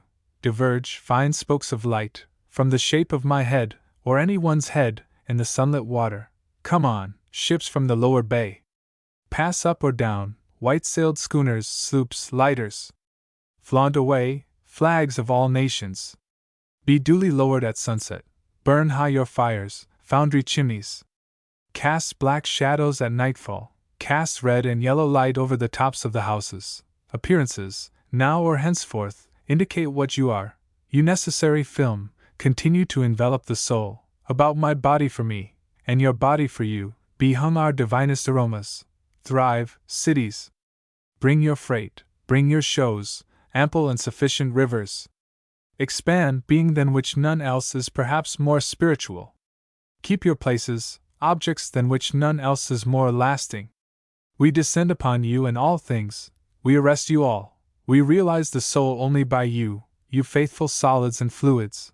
Through you color, form, location, sublimity, ideality. Through you every proof, comparison, and all the suggestions and determinations of ourselves. You have waited, you always wait, you dumb, beautiful ministers. You novices. We receive you with free sense at last, and are insatiate henceforward. Not you any more shall be able to foil us, or withhold yourselves from us. We use you, and do not cast you aside. We plant you permanently within us. We fathom you not. We love you. There is perfection in you also. You furnish your parts toward eternity. Great or small, you furnish your parts toward the soul. Night and death. 1. Night on the prairies. The supper is over, the fire on the ground burns low. The wearied emigrants sleep, wrapped in their blankets. I walk by myself. I stand and look at the stars, which I think now I never realized before. Now I absorb immortality and peace, I admire death, and test propositions. How plenteous! How spiritual! How resume! The same old man and soul, the same old aspirations, and the same content. 2. I was thinking the day most splendid, till I saw what the not day exhibited. I was thinking this globe enough, till there sprang out so noiseless around me myriads of other globes. Now, while the great thoughts of space and eternity fill me, I will measure myself by them, and now, touched with the lives of other globes, arrived as far along as those of the earth, or waiting to arrive, or passed on farther than those of the earth, I henceforth no more ignore them than I ignore my own life, or the lives of the earth arrived as far as mine, or waiting to arrive. 3. Oh, I see now that life cannot exhibit all to me as the day cannot. I see that I am to wait for what will be exhibited by death. Elemental drifts. 1. Elemental drifts. Oh, I wish I could impress others as you and the waves have just been impressing me. As I ebbed with an ebb of the ocean of life, as I wended the shores I know, as I walked where the sea ripples wash you, Paumanok, where they rustle up, hoarse and sibilant, where the fierce old mother endlessly cries for her castaways, I musing, late in the autumn day, gazing off southward, alone, held by this eternal self of me, out of the pride of which I have uttered my poems, was seized by the spirit that trails in the lines underfoot, in the rim, the sediment, that stands for all the water and all the land of the globe. Fascinated, my eyes, reverting from the south, dropped, to follow those slender windrows, chaff, straw, splinters of wood, weeds, and the sea gluten, scum, scales from shining rocks, leaves of salt lettuce, left by the tide, miles walking, the sound of breaking waves the other side of me, Paumanok, there and then, as I thought the old thought of likenesses. These you presented to me, you fish-shaped island, as I wended the shores I know, as I walked with that eternal self of me, seeking types. 2. As I went to the shores I know not, as I listened to the dirge, the voices of men and women wrecked, as I inhaled the impalpable breezes that set in upon me, as the ocean so mysterious rolls toward me closer and closer, I too but signify, at the utmost, a little washed-up drift, a few sands and dead leaves to gather, and merge myself as part of the sands and drift. O baffled, balked, bent to the very earth, oppressed with myself that I have dared to open my mouth, aware now that, amid all the blab whose echoes recoil upon me, I have not once had the least idea who or what I am, but that before all my insolent poems, the real me stands yet untouched, untold, altogether unreached, withdrawn far, mocking me with mock congratulatory signs and bows, with peals of distant ironical laughter at every word I have written, pointing in silence to all these songs, and then to the sand beneath. Now I perceive I have not understood anything, not a single object, and that no man ever can. I perceive nature, here in sight of the sea, is taking advantage of me, to dart upon me, and sting me, because I have dared to open my mouth to sing at all. 3. You oceans both, I close with you, these little shreds shall indeed stand for all. You friable shore, with trails of debris. You fish-shaped island. I take what is underfoot, what is yours is mine, my father. I too, Paumanok, I too have bubbled up, floated the measureless float, and been washed on your shores. I too am but a trail of drift and debris. I too leave little wrecks upon you, you fish-shaped island. I throw myself upon your breast, my father, I cling to you so that you cannot unloose me, I hold you so firm till you answer me something. Kiss me, my father, touch me with your lips, as I touch those I love, breathe to me, while I hold you close, the secret of the wondrous murmuring I envy. 4. Ebb ocean of life, the flow will return. Cease not your moaning, you fierce old mother, endlessly cry for your castaways. But fear not, deny not me, rustle not up so hoarse and angry against my feet, as I touch you, or gather from you. I mean tenderly by you, I gather for myself, and for this phantom, looking down where we lead, and following me and mine. Me and mine! We, loose windrows, little corpses, froth, snowy white, and bubbles, see! From my dead lips the ooze exuding at last. See, the prismatic colors, glistening and rolling, tufts of straw, sands, fragments, buoyed hither from many moods, one contradicting another, from the storm, the long calm, the darkness, the swell, musing, pondering, a breath, a briny tear, a dab of liquid or soil, up just as much out of fathomless workings fermented and thrown, a limp blossom or two, torn, just as much over waves floating, drifted at random. Just as much for us that sobbing dirge of nature, just as much, whence we come, that blare of the cloud trumpets. We, capricious, brought hither, we know not whence, spread out before you, you, up there, walking or sitting, whoever you are, we too lie in drifts at your feet. Wonders. 1. Who learns my lesson complete? Boss, journeyman, apprentice, churchman and atheist, the stupid and the wise thinker, parents and offspring, merchant, clerk, porter, and customer, editor, author, artist, and schoolboy, draw nigh and commence. It is no lesson, it lets down the bars to a good lesson, and that to another, and every one to another still. 2. The great laws take and effuse without argument. I am of the same style, for I am their friend, I love them quits and quits. I do not halt and make salams. I lie abstracted, and hear beautiful tales of things, and the reasons of things. They are so beautiful I nudge myself to listen. I cannot say to any person what I hear. I cannot say it to myself, it is very wonderful. It is no small matter, this round and delicious globe, moving so exactly in its orbit forever and ever, without one jolt, or the untruth of a single second. I do not think it was made in 6 days, nor in 10,000 years, nor 10 billions of years, nor planned and built one thing after another, as an architect plans and builds a house. I do not think 70 years is the time of a man or woman, nor that 70 millions of years is the time of a man or woman, nor that years will ever stop the existence of me, or any one else. 3. Is it wonderful that I should be immortal? As every one is immortal, I know it is wonderful, but my eyesight is equally wonderful, and how I was conceived in my mother's womb is equally wonderful, and passed from a babe, in the creeping trance of a couple of summers and winters, to articulate and walk, all this is equally wonderful. And that my soul embraces you this hour, and we affect each other without ever seeing each other, and never perhaps to see each other, is every bit as wonderful. And that I can think such thoughts as these is just as wonderful, and that I can remind you, and you think them and know them to be true, is just as wonderful. And that the moon spins round the earth, and on with the earth, is equally wonderful, and that they balance themselves with the sun and stars is equally wonderful. Miracles. 1. What shall I give? And which are my miracles? 2. Realism is mine, my miracles, take freely, take without end, I offer them to you wherever your feet can carry you or your eyes reach.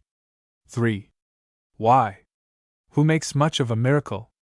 As to me, I know of nothing else but miracles, whether I walk the streets of Manhattan, or dart my sight over the roofs of houses toward the sky, or wade with naked feet along the beach, just in the edge of the water, or stand under trees in the woods, or talk by day with any one I love, or sleep in the bed at night with any one I love, or sit at the table at dinner with my mother, or look at strangers opposite me riding in the car, or watch honeybees busy around the hive of a summer forenoon, or animals feeding in the fields, or birds, or the wonderfulness of insects in the air, or the wonderfulness of the sundown, or of stars shining so quiet and bright, or the exquisite, delicate, thin curve of the new moon in spring, or whether I go among those I like best, and that like me best, mechanics, boatmen, farmers, or among the savans, or to the soiree, or to the opera, or stand along while looking at the movements of machinery, or behold children at their sports,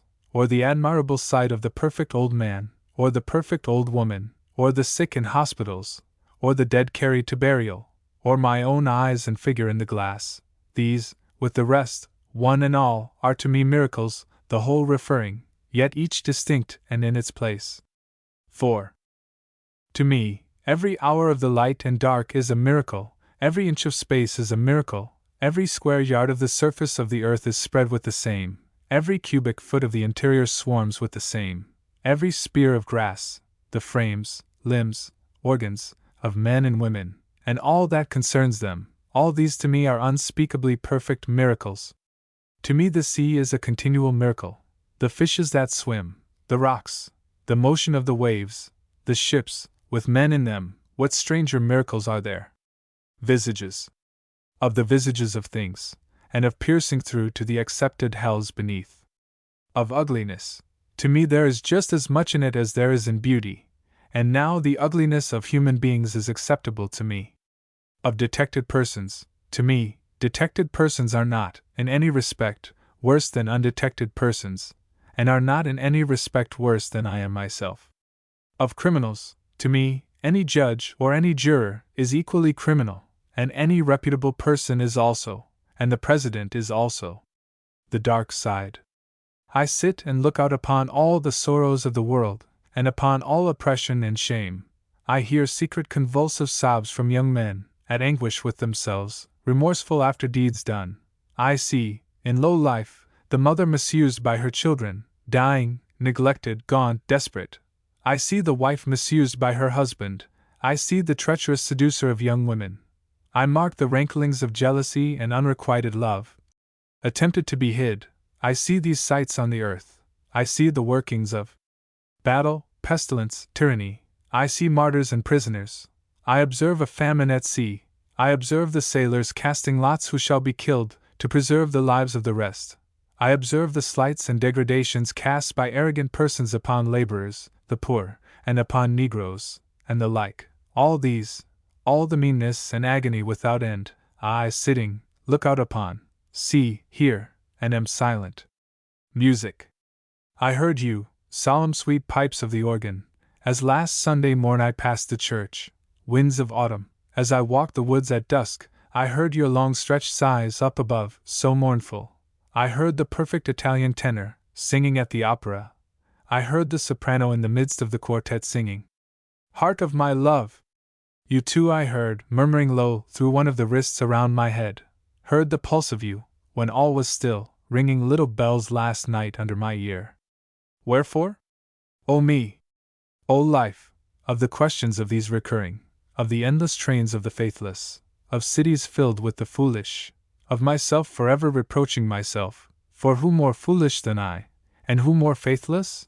Of eyes that vainly crave the light, of the objects mean, of the struggle ever renewed, of the poor results of all, of the plodding and sordid crowds I see around me, of the empty and useless years of the rest. With the rest me intertwined, the question, O me! So sad, recurring, what good amid these, O me, O life? Answer. That you are here, that life exists, an identity, that the powerful play goes on, and you will contribute a verse. Questionable. As I lay with my head in your lap, camerado, the confession I made I resume, what I said to you and the open air I resume. I know I am restless, and make others so. I know my words are weapons, full of danger, full of death. Indeed I am myself the real soldier. It is not he, there, with his bayonet, and not the red-striped artilleryman winky face, for I confront peace, security, and all the settled laws, to unsettle them. I am more resolute because all have denied me than I could ever have been had all accepted me. I heed not, and have never heeded, either experience, cautions, majorities, nor ridicule, and the threat of what is called hell is little or nothing to me, and the lure of what is called heaven is little or nothing to me. Dear camerado, I confess I have urged you onward with me, and still urge you, without the least idea what is our destination, or whether we shall be victorious, or utterly quelled and defeated. Song at Sunset. 1. Splendor of ended day, floating and filling me.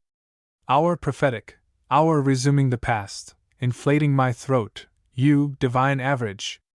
You, earth and life, till the last ray gleams I sing. 2. Open mouth of my soul, uttering gladness, eyes of my soul, seeing perfection, natural life of me, faithfully praising things, corroborating forever the triumph of things. 3. Illustrious every one. Illustrious what we name space, sphere of unnumbered spirits. Illustrious the mystery of motion, in all beings, even the tiniest insect. Illustrious the attribute of speech, the senses, the body. Illustrious the passing light. Illustrious the pale reflection on the new moon in the western sky. Illustrious whatever I see, or hear, or touch, to the last.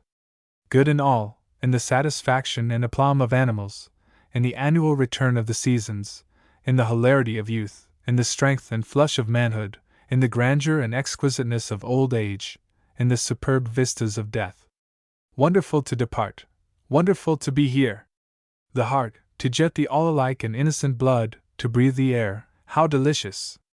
To speak, to walk, to seize something by the hand, to prepare for sleep, for bed, to look on my rose-colored flesh, to be conscious of my body, so happy, so large, to be this incredible God I am, to have gone forth among other gods, those men and women I love. Wonderful how I celebrate you and myself! How my thoughts play subtly at the spectacles around! How the clouds pass silently overhead! How the earth darts on! And how the sun, moon, stars dart on! How the water sports and sings! Surely it is alive, how the trees rise and stand up, with strong trunks, with branches and leaves! Surely there is something more in each of the trees, some living soul. O amazement of things! Even the least particle! O spirituality of things! O strain musical, flowing through ages and continents, now reaching me and America! I take your strong chords, I intersperse them, and cheerfully pass them forward. I too carol the sun, ushered, or at noon, or as now setting, I too throb to the brain and beauty of the earth, and of all the growths of the earth, I too have felt the resistless call of myself. As I sailed down the Mississippi, as I wandered over the prairies, as I have lived, as I have looked through my windows, my eyes, as I went forth in the morning, as I beheld the light breaking in the east, as I bathed on the beach of the eastern sea, and again on the beach of the western sea, as I roamed the streets of inland Chicago, whatever streets I have roamed, wherever I have been, I have charged myself with contentment and triumph. I sing the equalities. I sing the endless finales of things. I say nature continues, glory continues. I praise with electric voice, for I do not see one imperfection in the universe, and I do not see one cause or result lamentable at last in the universe. O setting sun! Though the time has come, I still warble under you unmitigated adoration. Longings for home. O magnet south! O glistening, perfumed south! My south! O quick metal, rich blood, impulse, and love! Good and evil! O all dear to me! O dear to me my birth things, all moving things, and the trees where I was born, the grains, plants, rivers, dear to me my own slow, sluggish rivers, where they flow distant over flats of silvery sands or through swamps, dear to me the Roanoke, the Savannah, the Altamaha, the Petty, the Tombigbee, the Santee, the Coosa, and the Sabine. O pensive, far away wandering, I return with my soul to haunt their banks again. Again in Florida I float on transparent lakes, I float on Okeechobee, I cross the hummock land, or through pleasant openings or dense forests I see the parrots in the woods, I see the pawpaw tree, and the blossoming titi. Again, sailing in my coaster, on deck, I coast off Georgia, I coast up the Carolinas, I see where the live oak is growing, I see where the yellow pine, the scented bay tree, the lemon and orange, the cypress, the graceful palmetto. I pass rude sea headlands, and enter Pamlico Sound through an inlet, and dart my vision inland. Oh, the cotton plant! The growing fields of rice, sugar, hemp! The cactus, guarded with thorns, the laurel tree, with large white flowers, the range afar, the richness and barrenness, the old woods charged with mistletoe and trailing moss, the piney odor and the gloom, the awful natural stillness. Here in these dense swamps the freebooter carries his gun, and the fugitive slave has his concealed hut. Oh, the strange fascination of these half-known, half-impassable swamps, infested by reptiles, resounding with the bellow of the alligator, the sad noises of the night owl and the wild cat, and the whir of the rattlesnake, the mockingbird, the American mimic, singing all the forenoon, singing through the moonlit night, the hummingbird, the wild turkey, the raccoon, the opossum, a Tennessee cornfield, the tall, graceful, long-leaved corn, slender, flapping, bright green, with tassels, with beautiful ears, each well sheathed in its husk, an Arkansas prairie, a sleeping lake, or still bayou. O my heart! O tender and fierce pangs, I can stand them not, I will depart. O to be a Virginian, where I grew up! O to be a Carolinian! O longings irrepressible! O I will go back to old Tennessee, and never wander more. Footnote 1. These expressions cannot be understood in a literal sense, for Whitman was born, not in the South, but in the state of New York. The precise sense to be attached to them may be open to some difference of opinion. Appearances. Of the terrible doubt of appearances, of the uncertainty after all that we may be deluded, that maybe reliance and hope are but speculations after all, that maybe identity beyond the grave is a beautiful fable only, maybe the things I perceive, the animals, plants, men, hills, shining and flowing waters, the skies of day and night, colors, densities, forms, maybe these are, as doubtless they are, only apparitions, and the real something has yet to be known. How often they dart out of themselves, as if to confound me and mock me! How often I think neither I know, nor any man knows, aught of them, maybe seeming to me what they are, as doubtless they indeed but seem, as from my present point of view, and might prove, as of course they would, not of what they appear, or not anyhow, from entirely changed points of view. To me, these, and the like of these, are curiously answered by my lovers, my dear friends. When he whom I love travels with me, or sits along while holding me by the hand, when the subtle air, the impalpable, the sense that words and reason hold not, surround us and pervade us, then I am charged with untold and untellable wisdom. I am silent. I require nothing further. I cannot answer the question of appearances, or that of identity beyond the grave. But I walk or sit indifferent. I am satisfied. He a hold of my hand has completely satisfied me. The friend. Recorders ages hence.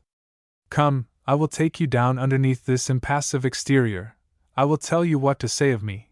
Publish my name and hang up my picture as that of the tenderest lover, the friend, the lover's portrait, of whom his friend, his lover, was fondest, who was not proud of his songs, but of the measureless ocean of love within him, and freely poured it forth, who often walked lonesome walks, thinking of his dear friends, his lovers, who pensive, away from one he loved, often lay sleepless and dissatisfied at night, who knew too well the sick dread lest the one he loved might secretly be indifferent to him, whose happiest days were far away, through fields, in woods, on hills, he and another, wandering hand in hand they twain, apart from other men, who oft, as he sauntered the streets, curved with his arm the shoulder of his friend, while the arm of his friend rested upon him also. Meeting again. When I heard at the close of the day how my name had been received with plaudits in the capital, still it was not a happy night for me that followed, and else, when I caroused, or when my plans were accomplished, still I was not happy. But the day when I rose at dawn from the bed of perfect health, refreshed, singing, inhaling the ripe breath of autumn, when I saw the full moon in the west grow pale and disappear in the morning light, when I wandered alone over the beach, and undressing bathed, laughing with the cool waters, and saw the sunrise, and when I thought how my dear friend, my lover, was on his way coming, oh then I was happy, oh then each breath tasted sweeter. And all that day my food nourished me more, and the beautiful day passed well, and the next came with equal joy, and with the next, at evening, came my friend, and that night, while all was still, I heard the waters roll slowly continually up the shores, I heard the hissing rustle of the liquid and sands, as directed to me, whispering, to congratulate me, for the one I love most lay sleeping by me under the same cover in the cool night, in the stillness, in the autumn moonbeams. His face was inclined toward me, and his arm lay lightly around my breast, and that night I was happy. A dream. Of him I loved day and night. I dreamed I heard he was dead, and I dreamed I went where they had buried him I love, but he was not in that place, and I dreamed I wandered, searching among burial places, to find him, and I found that every place was a burial place. The houses full of life were equally full of death. This house is now winky-faced the streets, the shipping, the places of amusement, the Chicago, Boston, Philadelphia, the Manhattan, were as full of the dead as of the living, and fuller, oh, vastly fuller, of the dead than of the living.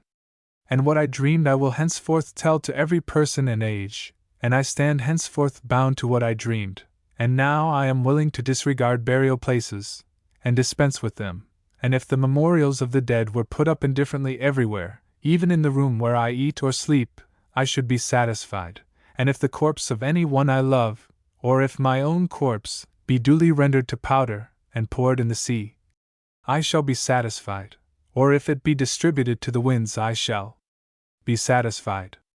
Parting friends. What think you I take my pen in hand to record? The battleship, perfect modeled, majestic, that I saw pass the offing today under full sail? The splendors of the past day? Or the splendor of the night that envelopes me? Or the vaunted glory and growth of the great city spread around me? No, but I record of two simple men I saw today, on the pier, in the midst of the crowd, the parting of dear friends. The one to remain hung on the other's neck, and passionately kissed him, while the one to depart tightly pressed the one to remain in his arms. To a stranger. Passing stranger. You do not know how longingly I look upon you. You must be he I was seeking, or she I was seeking. It comes to me, as of a dream. I have somewhere surely lived a life of joy with you. All is recalled as we flit by each other, fluid, affectionate, chaste, matured. You grew up with me, were a boy with me, or a girl with me. I ate with you, and slept with you, your body has become not yours only, nor left my body mine only. You give me the pleasure of your eyes, face, flesh, as we pass, you take of my beard, breast, hands in return. I am not to speak to you, I am to think of you when I sit alone, or wake at night alone, I am to wait. I do not doubt I am to meet you again, I am to see to it that I do not lose you. Other lands? This moment yearning and thoughtful, sitting alone, it seems to me there are other men in other lands, yearning and thoughtful. It seems to me I can look over and behold them in Prussia, Italy, France, Spain, or far, far away, in China, or in Russia or India, talking other dialects, and it seems to me, if I could know those men, I should become attached to them, as I do to men in my own lands. Oh, I know we should be brethren and lovers. I know I should be happy with them. Envy. When I peruse the conquered fame of heroes, and the victories of mighty generals, I do not envy the generals, nor the president in his presidency, nor the rich in his great house. But when I read of the brotherhood of lovers, how it was with them, how through life, through dangers, odium, unchanging, long and long, through youth, and through middle and old age, how unfaltering, how affectionate and faithful they were, then I am pensive. I hastily put down the book, and walk away, filled with the bitterest envy. The city of friends. I dreamed in a dream I saw a city invincible to the attacks of the whole of the rest of the earth. I dreamed that it was the new city of friends. Nothing was greater there than the quality of robust love, it led the rest. It was seen every hour in the actions of the men of that city, and in all their looks and words. Out of the crowd. 1. Out of the rolling ocean, the crowd, came a drop gently to me, whispering, I love you. Before long I die. I have traveled a long way, merely to look on you, to touch you, for I could not die till I once looked on you, for I feared I might afterward lose you. 2. Now we have met, we have looked, we are safe. Return in peace to the ocean, my love. I too am part of that ocean, my love. We are not so much separated. Behold the great Rhonda, the cohesion of all, how perfect! But as for me, for you, the irresistible sea is to separate us, as for an hour carrying us diverse, yet cannot carry us diverse forever. Be not impatient, a little space. Know you, I salute the air, the ocean, and the land, every day, at sundown, for your dear sake, my love. Among the multitude. Among the men and women, the multitude, I perceive one picking me out by secret and divine signs, acknowledging none else, not parent, wife, husband, brother, child, any nearer than I am. Some are baffled, but that one is not, that one knows me. Ah, lover and perfect equal! I meant that you should discover me so, by my faint indirections, and I, when I meet you, mean to discover you by the like in you. Leaves of Grass. President Lincoln's Funeral Hymn. 1. When lilacs last in the dooryard bloomed, and the great star, one, early drooped in the western sky in the night, I mourned, and yet shall mourn with ever-returning spring.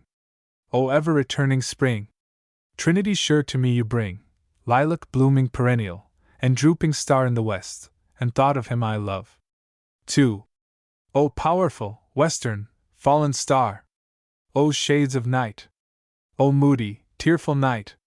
O great star disappeared! O the black murk that hides the star! O cruel hands that hold me powerless! O helpless soul of me! O harsh surrounding cloud that will not free my soul! 3. In the dooryard fronting an old farmhouse, near the whitewashed palings, stands the lilac bush, tall growing, with heart-shaped leaves of rich green, with many a pointed blossom, rising delicate, with the perfume strong I love, with every leaf a miracle, and from this bush in the dooryard, with delicate colored blossoms, and heart-shaped leaves of rich green, a sprig, with its flower, I break. 4. In the swamp and secluded recesses, a shy and hidden bird is warbling a song. Solitary, the thrush, the hermit, withdrawn to himself, avoiding the settlements, sings by himself a song. Song of the bleeding throat. Death's outlet song of life, for well, dear brother, I know, if thou wast not gifted to sing, thou wouldst surely die. 5. Over the breast of the spring, the land, amid cities, amid lanes, and through old woods, where lately the violets peeped from the ground, spotting the grey debris, amid the grass in the fields each side of the lanes, passing the endless grass, passing the yellow-speared wheat, every grain from its shroud in the dark brown fields uprising, passing the apple-tree blows of white and pink in the orchards, carrying a corpse to where it shall rest in the grave. Night and day journeys a coffin. 6. Coffin that passes through lanes and streets, through day and night, with the great cloud darkening the land, with the pomp of the enlooped flags, with the cities draped in black, with the show of the states themselves as of crape-veiled women standing, with processions long and winding, and the flambeaux of the night, with the countless torches lit, with the silent sea of faces, and the unbarred heads, with the waiting depot, the arriving coffin, and the somber faces, with dirges through the night, with the thousand voices rising strong and solemn, with all the mournful voices of the dirges, poured around the coffin, the dim-lit churches and the shuddering organs, where amid these you journey, with the tolling bells' perpetual clang. Here, coffin that slowly passes, I give you my sprig of lilac. 7. Nor for you, for one, alone, blossoms and branches green to coffins all I bring, for fresh as the morning, thus would I chant a song for you, O sane and sacred death. All over bouquets of roses, O death. I cover you over with roses and early lilies, but mostly and now the lilac that blooms the first, copious, I break the sprigs from the bushes. With loaded arms I come, pouring for you and the coffins all of you, O death. 8. O western orb, sailing the heaven! Now I know what you must have meant, as a month since as we walked up and down in the dark blue so mystic, as we walked in silence the transparent shadowy night, as I saw you had something to tell, as you bent to me night after night, as you drooped from the sky low down, as if to my side, while the other stars all looked on, as we wandered together the solemn night, for something, I know not what, kept me from sleep. As the night advanced, and I saw on the rim of the west ere you went, how full you were of woe, as I stood on the rising ground in the breeze, in the cool transparent night, as I watched where you passed and was lost in the netherward black of the night, as my soul, in its trouble, dissatisfied, sank, as where you, sad orb, concluded, dropped in the night, and was gone. 9. Sing on, there in the swamp! O singer bashful and tender! I hear your notes, I hear your call, I come presently, I understand you, but a moment I linger, for the lustrous star has detained me, the star, my comrade departing, holds and detains me. 10. Oh, how shall I warble myself for the dead one there I loved? And how shall I deck my song for the large sweet soul that has gone? And what shall my perfume be for the grave of him I love? Sea winds, blown from east and west, blown from the eastern sea, and blown from the western sea, till they're on the prairies meeting, these, and with these, and the breath of my chant, I perfume the grave of him I love. 11. Oh, what shall I hang on the chamber walls? And what shall the pictures be that I hang on the walls, to adorn the burial house of him I love? Pictures of growing spring, and farms, and homes, with the 4th month eve at sundown, and the grey smoke lucid and bright, with floods of the yellow gold of the gorgeous, indolent sinking sun, burning, expanding the air, with the fresh sweet herbage underfoot, and the pale green leaves of the trees prolific, in the distance the flowing glades, the breast of the river, with a wind-apple here and there, with ranging hills on the banks, with many a line against the sky, and shadows, and the city at hand, with dwellings so dense, and stacks of chimneys, and all the scenes of life, and the workshops, and the workmen homeward returning. 12. Lo! Body and soul! This land, mighty Manhattan, with spires, and the sparkling and hurrying tides and the ships, the varied and ample land, the South and the North in the light, Ohio's shores, and flashing Missouri, and ever the far-spreading prairies, covered with grass and corn. Lo! The most excellent sun, so calm and haughty, the violet and purple morn, with just felt breezes, the gentle, soft-born, measureless light, the miracle, spreading, bathing all, the fulfilled noon, the coming eve, delicious, the welcome night, and the stars, over my cities shining all, enveloping man and land. 13. Sing on, you gray-brown bird! Sing from the swamps, the recesses, pour your chant from the bushes, limitless out of the dusk, out of the cedars and pines. Sing on, dearest brother, warble your reedy song, loud human song, with voice of uttermost woe. O liquid, and free, and tender! O wild and loose to my soul! O wondrous singer! You only I hear, yet the star holds me, but will soon depart winky face yet the lilac, with mastering odor, holds me. 14. Now while I sat in the day, and looked forth, in the close of the day, with its light, and the fields of spring, and the farmer preparing his crops, in the large unconscious scenery of my land, with its lakes and forests, in the heavenly aerial beauty, after the perturbed winds and the storms, under the arching heavens of the afternoon's swift passing, and the voices of children and women, the many moving sea tides. And I saw the ships how they sailed, and the summer approaching with richness, and the fields all busy with labor, and the infinite separate houses, how they all went on, each with its meals and minutiae of daily usages, and the streets, how their throbbings throbbed, and the cities pent, lo! Then and there, falling upon them all, and among them all, enveloping me with the rest, appeared the cloud, appeared the long black trail, and I knew death, its thought, and the sacred knowledge of death. 15.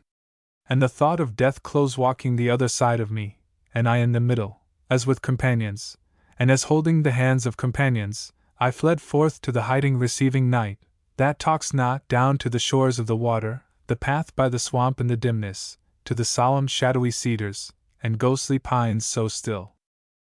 And the singer so shy to the rest received me, the gray-brown bird I know received us comrades three, and he sang what seemed the song of death, and a verse for him I love. From deep secluded recesses, from the fragrant cedars, and the ghostly pines so still, came the singing of the bird.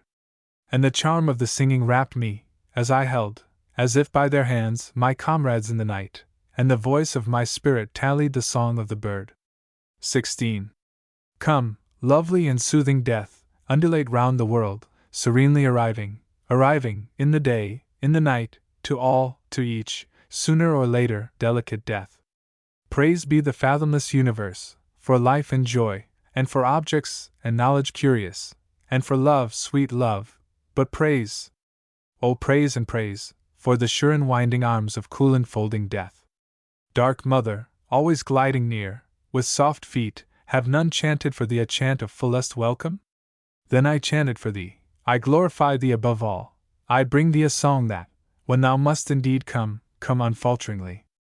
Approach, encompassing death's strong deliveress. When it is so, when thou hast taken them, I joyously sing the dead, lost in the loving, floating ocean of thee, laved in the flood of thy bliss, O death. From me to thee glad serenades, dances for thee I propose, saluting thee, adornments and feastings for thee, and the sights of the open landscape, and the high-spread sky, are fitting, and life and the fields, and the huge and thoughtful night. The night, in silence, under many a star, the ocean shore, and the husky whispering wave, whose voice I know, and the soul turning to thee, O vast and well-veiled death, and the body gratefully nestling close to thee. Over the treetops I float thee a song. Over the rising and sinking waves, over the myriad fields, and the prairies wide, over the dense-packed cities all, and the teeming wharves and ways, I float this carol with joy, to thee, O death. 17. To the tally of my soul loud and strong kept up the gray-brown bird, with pure, deliberate notes, spreading, filling the night. Loud in the pines and cedars dim, clear in the freshness moist, and the swamp perfume, and I with my comrades there in the night. While my sight that was bound in my eyes unclosed, as to long panoramas of visions. 18.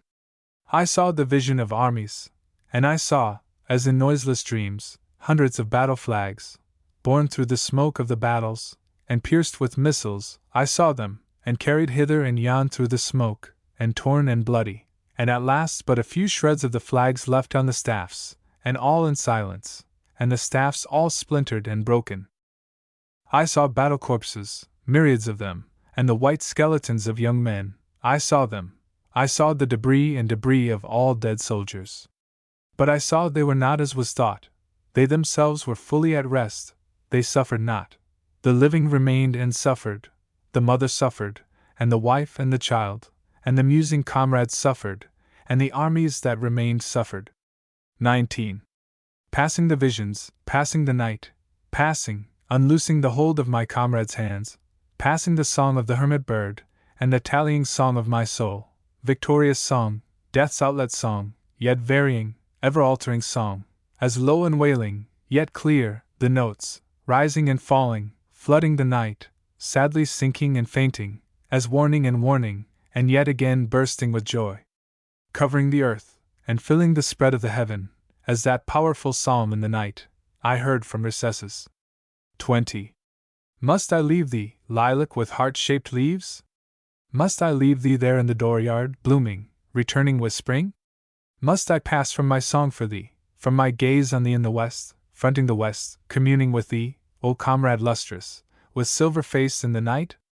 21. Yet each I keep, and all, the song, the wondrous chant of the gray-brown bird, and the tallying chant, the echo aroused in my soul, with the lustrous and drooping star, with the countenance full of woe, with the lilac tally, and its blossoms of mastering odor, comrades mine, and I in the midst, and their memory ever I keep, for the dead I loved so well, for the sweetest, wisest soul of all my days and lands, and this for his dear sake. Lilac and star and bird, twined with the chant of my soul. With the holders holding my hand, nearing the call of the bird, there in the fragrant pines, and the cedars dusk and dim. Footnote 1. The evening star, which, as many may remember night after night, in the early part of that eventful spring, hung low in the west with unusual and tender brightness. John Burroughs. O Captain! My Captain! For the death of Lincoln. 1. O Captain! My Captain! Our fearful trip is done. The ship has weathered every rack, the prize we sought is won. The port is near, the bells I hear, the people all exulting, while follow eyes the steady keel, the vessel grim and daring. But, O heart! Heart! Heart! Leave you not the little spot where on the deck my captain lies, fallen cold and dead. 2. O Captain! My Captain! Rise up and hear the bells. Rise up! For you the flag is flung, for you the bugle trills, for you bouquets and ribboned wreaths, for you the shores ache routing, for you they call, the swaying mass, their eager faces turning. O Captain! Dear Father! This arm I push beneath you. It is some dream that on the deck you've fallen cold and dead. 3. My captain does not answer, his lips are pale and still. My father does not feel my arm, he has no pulse nor will. But the ship is anchored safe, its voyage closed and done. From fearful trip the victor ship comes in with object won. Exult, O shores! And ring, O bells! But I, with silent tread, walk the spot my captain lies, fallen cold and dead. Pioneers! O pioneers! 1. Come, my tan-faced children, follow well in order, get your weapons ready. Have you your pistols? Have you your sharp-edged axes? Pioneers! O pioneers! 2. For we cannot tarry here, we must march, my darlings, we must bear the brunt of danger, we, the youthful sinewy races, all the rest on us depend. Pioneers! O pioneers! 3.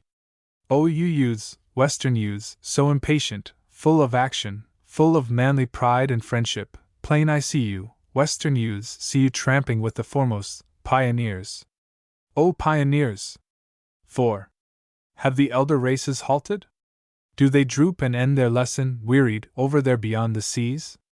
We take up the task eternal, and the burden, and the lesson, pioneers. O pioneers! 5. All the past we leave behind, we debouch upon a newer, mightier world, varied world, fresh and strong the world we seize, world of labor and the march, pioneers. O pioneers! 6. We detachments steady throwing, down the edges, through the passes, up the mountains steep, conquering, holding, daring, venturing, as we go, the unknown ways, pioneers. O pioneers! 7. We primeval forests felling, we the rivers stemming, vexing we, and piercing deep the mines within, We the surface broad surveying, and the virgin soil upheaving, pioneers. O pioneers! 8. Colorado men are we, from the peaks gigantic, from the great sierras and the high plateaus, from the mine and from the gully, from the hunting trail we come, pioneers. O pioneers! 9. From Nebraska, from Arkansas, central inland race are we, from Missouri, with the continental blood intervened, all the hands of comrades clasping, all the southern, all the northern, pioneers. O pioneers!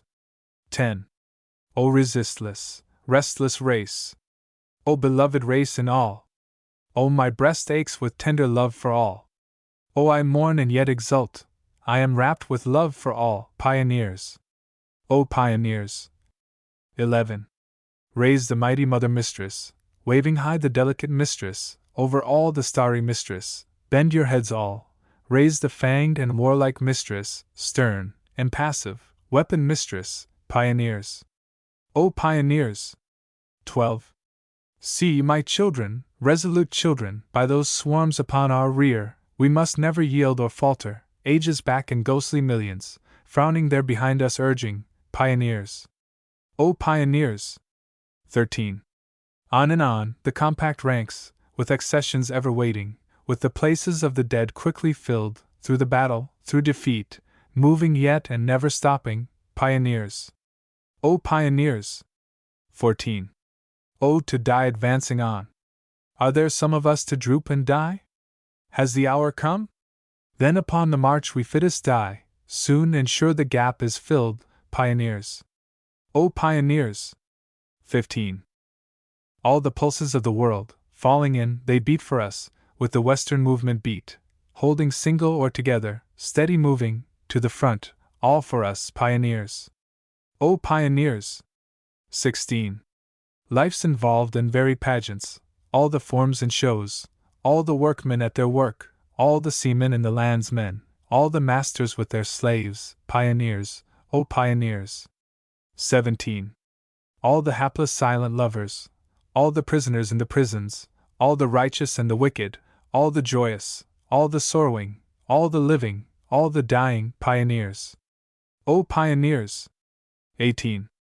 I too with my soul and body, we, a curious trio, picking, wandering on our way, through these shores, amid the shadows, with the apparitions pressing, pioneers. O pioneers! 19. Lo! The darting, bowling orb! Lo! The brother orbs around! All the clustering suns and planets, all the dazzling days, all the mystic nights with dreams, pioneers. O pioneers! 20. These are of us, they are with us, all for primal needed work, while the followers there in embryo wait behind, we today's procession heading, we the route for travel clearing, pioneers. O pioneers! 21. O you daughters of the West! O you young and elder daughters! O you mothers and you wives! Never must you be divided, in our ranks you move united, pioneers. O pioneers! 22. Minstrels latent on the prairies, shrouded bards of other lands, you may sleep, you have done your work, winky face, soon I hear you coming warbling, soon you rise and tramp amid US pioneers. O pioneers! 23. Not for delectations sweet, not the cushion and the slipper, not the peaceful and the studious, not the riches safe and palling, not for us the tame enjoyment, pioneers. O pioneers! 24. Do the feasters gluttonous feast? Do the corpulent sleepers sleep? Have they locked and bolted doors? Still be ours the diet hard, and the blanket on the ground, pioneers. O pioneers! 25. Has the night descended? Was the road of late so toilsome? Did we stop discouraged, nodding on our way? Yet a passing hour I yield you in your tracks to pause oblivious, pioneers. O pioneers! 26. Till with sound of trumpet, far, far off the daybreak call, hark! How loud and clear I hear it wind, swift! To the head of the army, swift! Spring to your places, pioneers! O pioneers! To the sayers of words. 1. Earth, round rolling, compact, suns, moons, animals, all these are words to be said, watery, vegetable, sword advances, beings, premonitions, lispings of the future, behold. These are vast words to be said. Were you thinking that those were the words, those upright lines? Those curves, angles, dots? No, those are not the words. The substantial words are in the ground and sea, they are in the air, they are in you. Were you thinking that those were the words, those delicious sounds out of your friends' mouths? No, the real words are more delicious than they. Human bodies are words, myriads of words. In the best poems reappears the body, man's or woman's, well-shaped, natural, gay, every part able, active, receptive, without shame or the need of shame. Air, soil, water, fire, these are words. I myself am a word with them. My qualities interpenetrate with theirs. My name is nothing to them. Though it were told in the 3,000 languages, what would air, soil, water, fire know of my name? A healthy presence, a friendly or commanding gesture, are words, sayings, meanings. The charms that go with the mere looks of some men and women are sayings and meanings also. 2. The workmanship of souls is by the inaudible words of the earth. The great masters know the earth's words, and use them more than the audible words. Amelioration is one of the earth's words. The earth neither lags nor hastens. It has all attributes, growths, effects, latent in itself from the jump. It is not half beautiful only. Defects and excrescences show just as much as perfections show. The earth does not withhold, it is generous enough. The truths of the earth continually wait, they are not so concealed either. They are calm, subtle, untransmissible by print. They are imbued through all things, conveying themselves willingly, conveying a sentiment, an invitation of the earth. I utter and utter, I speak not, yet if you hear me not, of what avail am I to you? To bear, to better, lacking these, of what avail am I? Accouche! Accouche! Will you rot your own fruit in yourself there? Will you squat and stifle there? The earth does not argue, is not pathetic, has no arrangements, does not scream, haste, persuade, threaten, promise, makes no discriminations, has no conceivable failures, closes nothing, refuses nothing, shuts none out. Of all the powers, objects, states, it notifies, shuts none out. The earth does not exhibit itself, nor refuse to exhibit itself, possesses still underneath the ostensible sounds, the august chorus of heroes, the wail of slaves, persuasions of lovers, curses, gasps of the dying, laughter of young people, accents of bargainers, underneath these, possessing the words that never fail. To her children, the words of the eloquent dumb great mother never fail.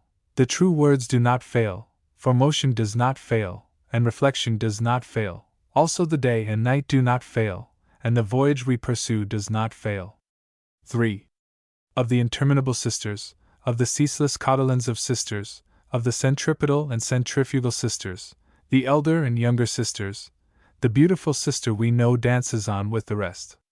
With her ample back towards every beholder, with the fascinations of youth, and the equal fascinations of age, sits she whom I too love like the rest, sits undisturbed, holding up in her hand what has the character of a mirror, while her eyes glance back from it, glance as she sits, inviting none, denying none, holding a mirror day and night tirelessly before her own face. Seen at hand, or seen at a distance, duly the 24 appear in public every day, duly approach and pass with their companions, or a companion, looking from no countenances of their own, but from the countenances of those who are with them, from the countenances of children or women, or the manly countenance, from the open countenances of animals, or from inanimate things, from the landscape or waters, or from the exquisite apparition of the sky, from our countenances, mine and yours. Faithfully returning them, every day in public appearing without fail, but never twice with the same companions. Embracing man, embracing all, proceed the 365 resistlessly round the sun, embracing all, soothing, supporting, follow close 365 offsets of the first, sure and necessary as they. Tumbling on steadily, nothing dreading, sunshine, storm, cold, heat, forever withstanding, passing, carrying.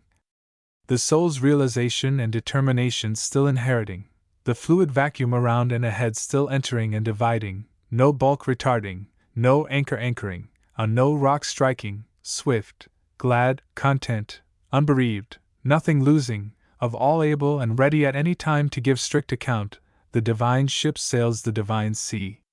4. Whoever you are, motion and reflection are especially for you. The divine ship sails the divine sea for you. Whoever you are he or she for whom the earth is solid and liquid, you are he or she for whom the sun and moon hang in the sky. For none more than you are the present and the past, for none more than you is immortality. Each man to himself, and each woman to herself, such is the word of the past and present, and the word of immortality. No one can acquire for another, not one. Not one can grow for another, not one. The song is to the singer, and comes back most to him. The teaching is to the teacher, and comes back most to him. The murder is to the murderer, and comes back most to him. The theft is to the thief, and comes back most to him. The love is to the lover, and conies back most to him. The gift is to the giver, and comes back most to him. It cannot fail. The oration is to the orator, the acting is to the actor and actress, not to the audience. And no man understands any greatness or goodness but his own, or the indication of his own. 5. I swear the earth shall surely be complete to him, or her who shall be complete. I swear the earth remains jagged and broken only to him, or her who remains broken and jagged. I swear there is no greatness or power that does not emulate those of the earth. I swear there can be no theory of any account, unless it corroborate the theory of the earth. No politics, art, religion, behavior, or what not is of account unless it compare with the amplitude of the earth, unless it face the exactness, vitality, impartiality, rectitude of the earth. I swear I begin to see love with sweeter spasms than that which responds love. It is that which contains itself, which never invites, and never refuses. I swear I begin to see little or nothing in audible words. I swear I think all merges toward the presentation of the unspoken meanings of the earth, toward him who sings the songs of the body, and of the truths of the earth, toward him who makes the dictionaries of words that print cannot touch. I swear I see what is better than to tell the best. It is always to leave the best untold. When I undertake to tell the best, I find I cannot, my tongue is ineffectual on its pivots, my breath will not be obedient to its organs, I become a dumb man. The best of the earth cannot be told anyhow, all or any is best, it is not what you anticipated, it is cheaper, easier, nearer.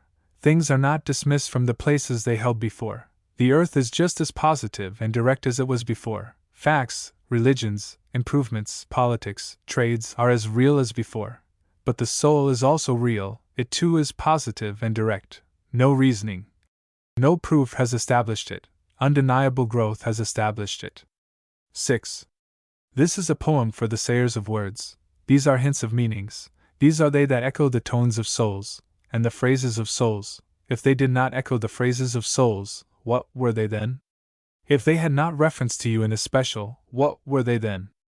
I swear I will never henceforth have to do with the faith that tells the best. I will have to do only with that faith that leaves the best untold. 7. Say on, sayers. Delve. Mold. Pile the words of the earth. Work on, it is materials you bring, not breaths. Work on, age after age. Nothing is to be lost. It may have to wait long, but it will certainly come in use. When the materials are all prepared, the architects shall appear. I swear to you the architects shall appear without fail. I announce them and lead them. I swear to you they will understand you and justify you.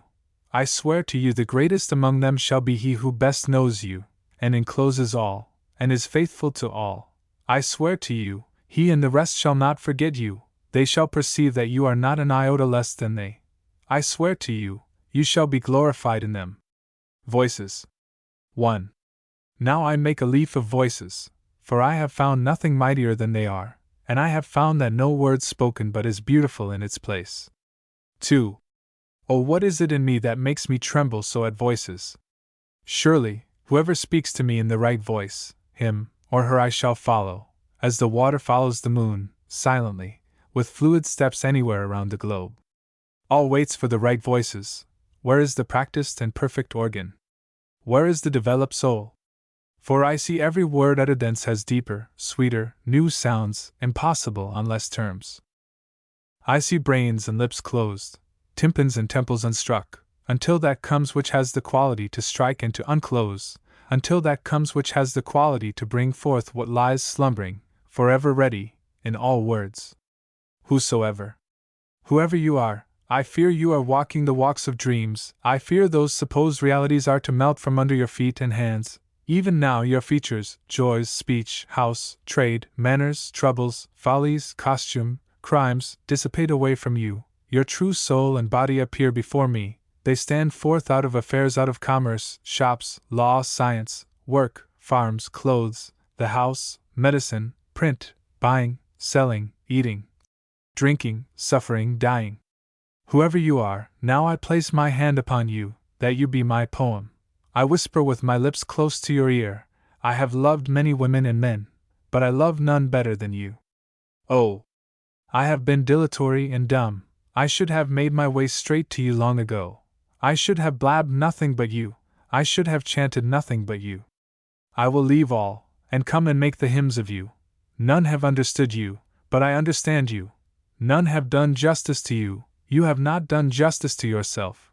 None but have found you imperfect. I only find no imperfection in you. None but would subordinate you. I only am he who will never consent to subordinate you.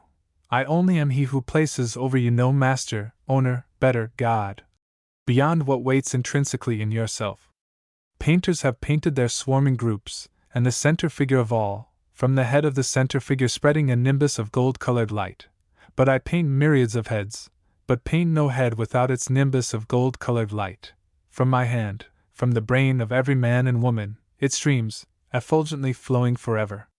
Oh, I could sing such grandeurs and glories about you. You have not known what you are. You have slumbered upon yourself all your life.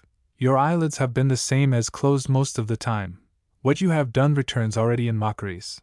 Your thrift, knowledge, prayers, if they do not return in mockeries, what is their return?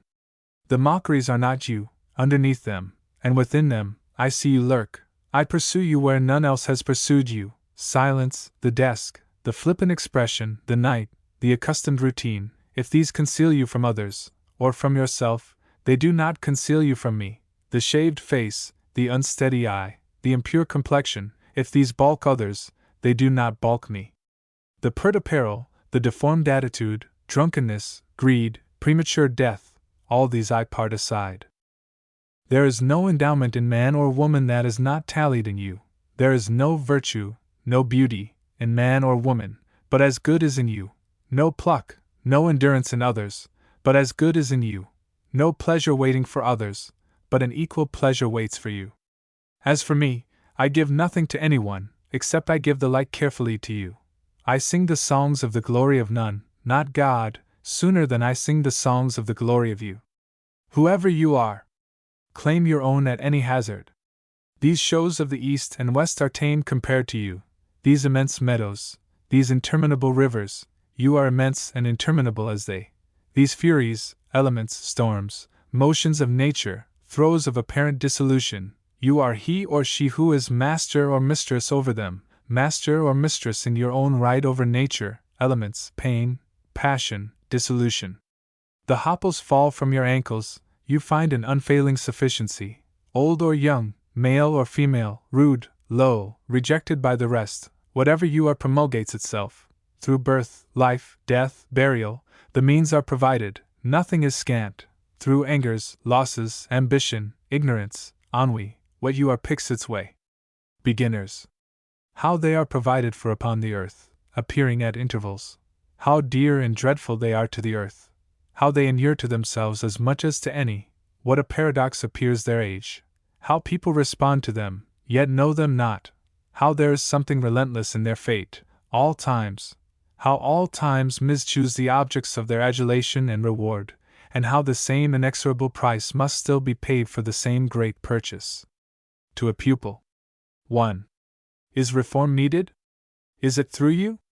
The greater the reform needed, the greater the personality you need to accomplish it. You. Do you not see how it would serve to have eyes, blood, complexion, clean and sweet? Do you not see how it would serve to have such a body and soul that, when you enter the crowd, an atmosphere of desire and command enters with you, and every one is impressed with your personality? 2. Oh, the magnet! The flesh over and over. Go, dear friend. If need be, give up all else, and commence today to inure yourself to pluck, reality, self-esteem, definiteness, elevatedness. Rest not, till you rivet and publish yourself of your own personality. Links. 1. Think of the soul. I swear to you that body of yours gives proportions to your soul somehow to live in other spheres. I do not know how, but I know it is so. 2. Think of loving and being loved. I swear to you, whoever you are, you can interfuse yourself with such things that everybody that sees you shall look longingly upon you. 3. Think of the past. I warn you that, in a little while, others will find their past in you and your times. The race is never separated, nor man nor woman escapes. All is inextricable. Things, spirits, nature, nations, you too, from precedents you come. Recall the ever-welcome defiers, the mothers precede them. Recall the sages, poets, saviors, inventors, lawgivers of the earth.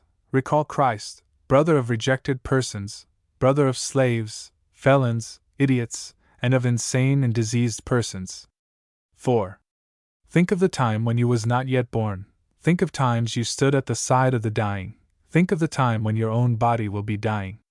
Think of spiritual results. Sure as the earth swims through the heavens, does every one of its objects pass into spiritual results. Think of manhood, and you to be a man. Do you count manhood, and the sweet of manhood, nothing? Think of womanhood, and you to be a woman. The creation is womanhood. Have I not said that womanhood involves all? Have I not told how the universe has nothing better than the best womanhood? The waters. The world below the brine. Forests at the bottom of the sea, the branches and leaves, sea lettuce, vast lichens, strange flowers and seeds, the thick tangle, the openings, and the pink turf, different colors, pale gray and green, purple, white, and gold, the play of light through the water, dumb swimmers there among the rocks, coral, gluten, grass, rushes, and the aliment of the swimmers, sluggish existences grazing there, suspended, or slowly crawling close to the bottom, the sperm whale at the surface, blowing air and spray, or disporting with his flukes, the leaden-eyed shark, the walrus, the turtle, the hairy sea leopard, and the stingray. Passions there, wars, pursuits, tribes, sight in those ocean depths, breathing that thick breathing air, as so many do. The change thence to the sight here, and to the subtle air breathed by beings like us, who walk this sphere, the change onward from ours to that of beings who walk other spheres. To the states. To identify the 16th, 17th, or 18th Presidentiad. 1. Why reclining, interrogating? Why myself and all drowsing? What deepening twilight? Scum floating atop of the waters. Who are they, as bats and night dogs, askant in the Capitol? What a filthy Presidentiad! O South, your torrid suns! O North, your Arctic freezings! Are those really congressmen? Are those the great judges? Is that the president? Then I will sleep a while yet, for I see that these states sleep, for reasons. With gathering murk, with muttering thunder and lambent shoots, we all duly awake, south, north, east, west, inland and seaboard, we will surely awake. Footnote 1. These were the 3 presidentships of Polk, of Taylor, succeeded by Fillmore, and of Pierce, 1845 to 1857. Tears. Tears. Tears. Tears. In the night, in solitude, tears, on the white shore dripping, dripping, sucked in by the sand, tears, not a star shining, all dark and desolate, moist tears from the eyes of a muffled head. Oh, who is that ghost, that form in the dark, with tears? What shapeless lump is that, bent, crouched there on the sand? Streaming tears, sobbing tears, throes, choked with wild cries. O storm, embodied, rising, careering, with swift steps along the beach. O wild and dismal night storm, with wind. O belching and desperate. O shade, so sedate and decorous by day, with calm countenance and regulated pace. But away, at night, as you fly, none looking, oh then the unloosened ocean of tears. Tears! Tears! A ship. 1. Aboard, at the ship's helm, a young steersman, steering with care. A bell through fog on a sea-coast dolefully ringing, an ocean bell, oh a warning bell, rocked by the waves. Oh you give good notice indeed, you bell by the sea reefs ringing, ringing, ringing, to warn the ship from its wreck place. For, as on the alert, O steersman, you mind the bell's admonition, the bow's turn, the freighted ship, tacking, speeds away under her grey sails. The beautiful and noble ship, with all her precious wealth, speeds away gaily and safe. 2. But oh the ship, the immortal ship! O ship aboard the ship! O ship of the body, ship of the soul, voyaging, voyaging, voyaging! Greatness. 1. Great are the myths, I too delight in them. Great are Adam and Eve, I too look back and accept them. Great the risen and fallen nations, and their poets, women, sages, inventors, rulers, warriors, and priests. Great is liberty. Great is equality. I am their follower. Helmsman of nations, choose your craft. Where you sail, I weather it out with you, or sink with you. Great is youth, equally great is old age. Great are the day and night. Great is wealth, great is poverty, great is expression, great is silence. 2. Youth, large, lusty, loving youth, full of grace, force, fascination. Do you know that old age may come after you, with equal grace, force, fascination? Day, full-blown and splendid, day of the immense sun, action, ambition, laughter, the night follows close, with millions of suns, and sleep, and restoring darkness. Wealth, with the flush hand, fine clothes, hospitality. But then the soul's wealth, which is candor, knowledge, pride, enfolding love, who goes for men and women showing poverty richer than wealth. Expression of speech. In what is written or said, forget not that silence is also expressive, that anguish as hot as the hottest, and contempt as cold as the coldest, may be without words. 3. Great is the earth, and the way it became what it is. Do you imagine it has stopped at this? The increase abandoned? Understand then that it goes as far onward from this as this is from the times when it lay in covering waters and gases, before man had appeared.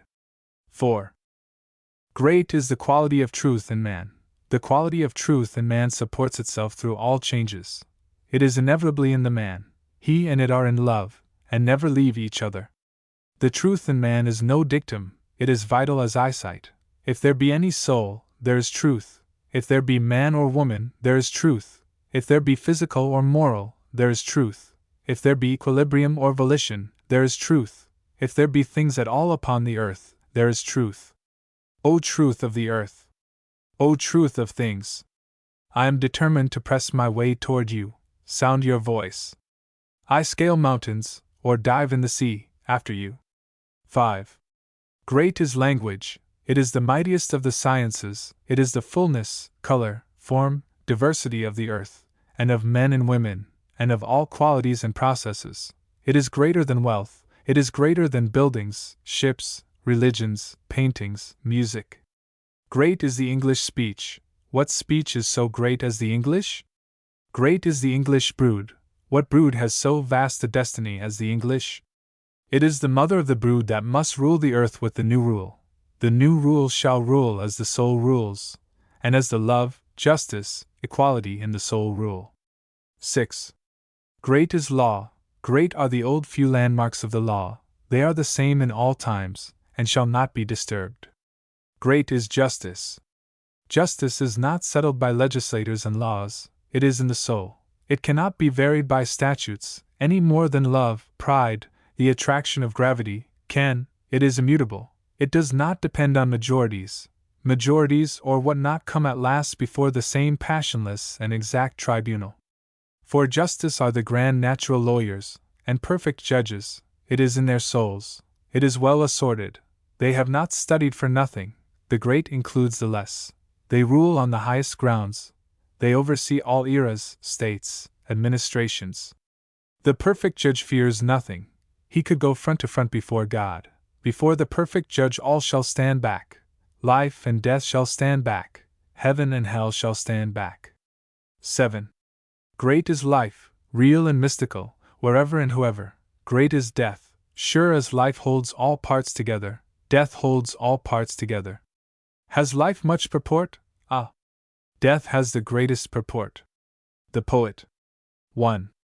Now list to my morning's romanza, to the cities and farms I sing, as they spread in the sunshine before me.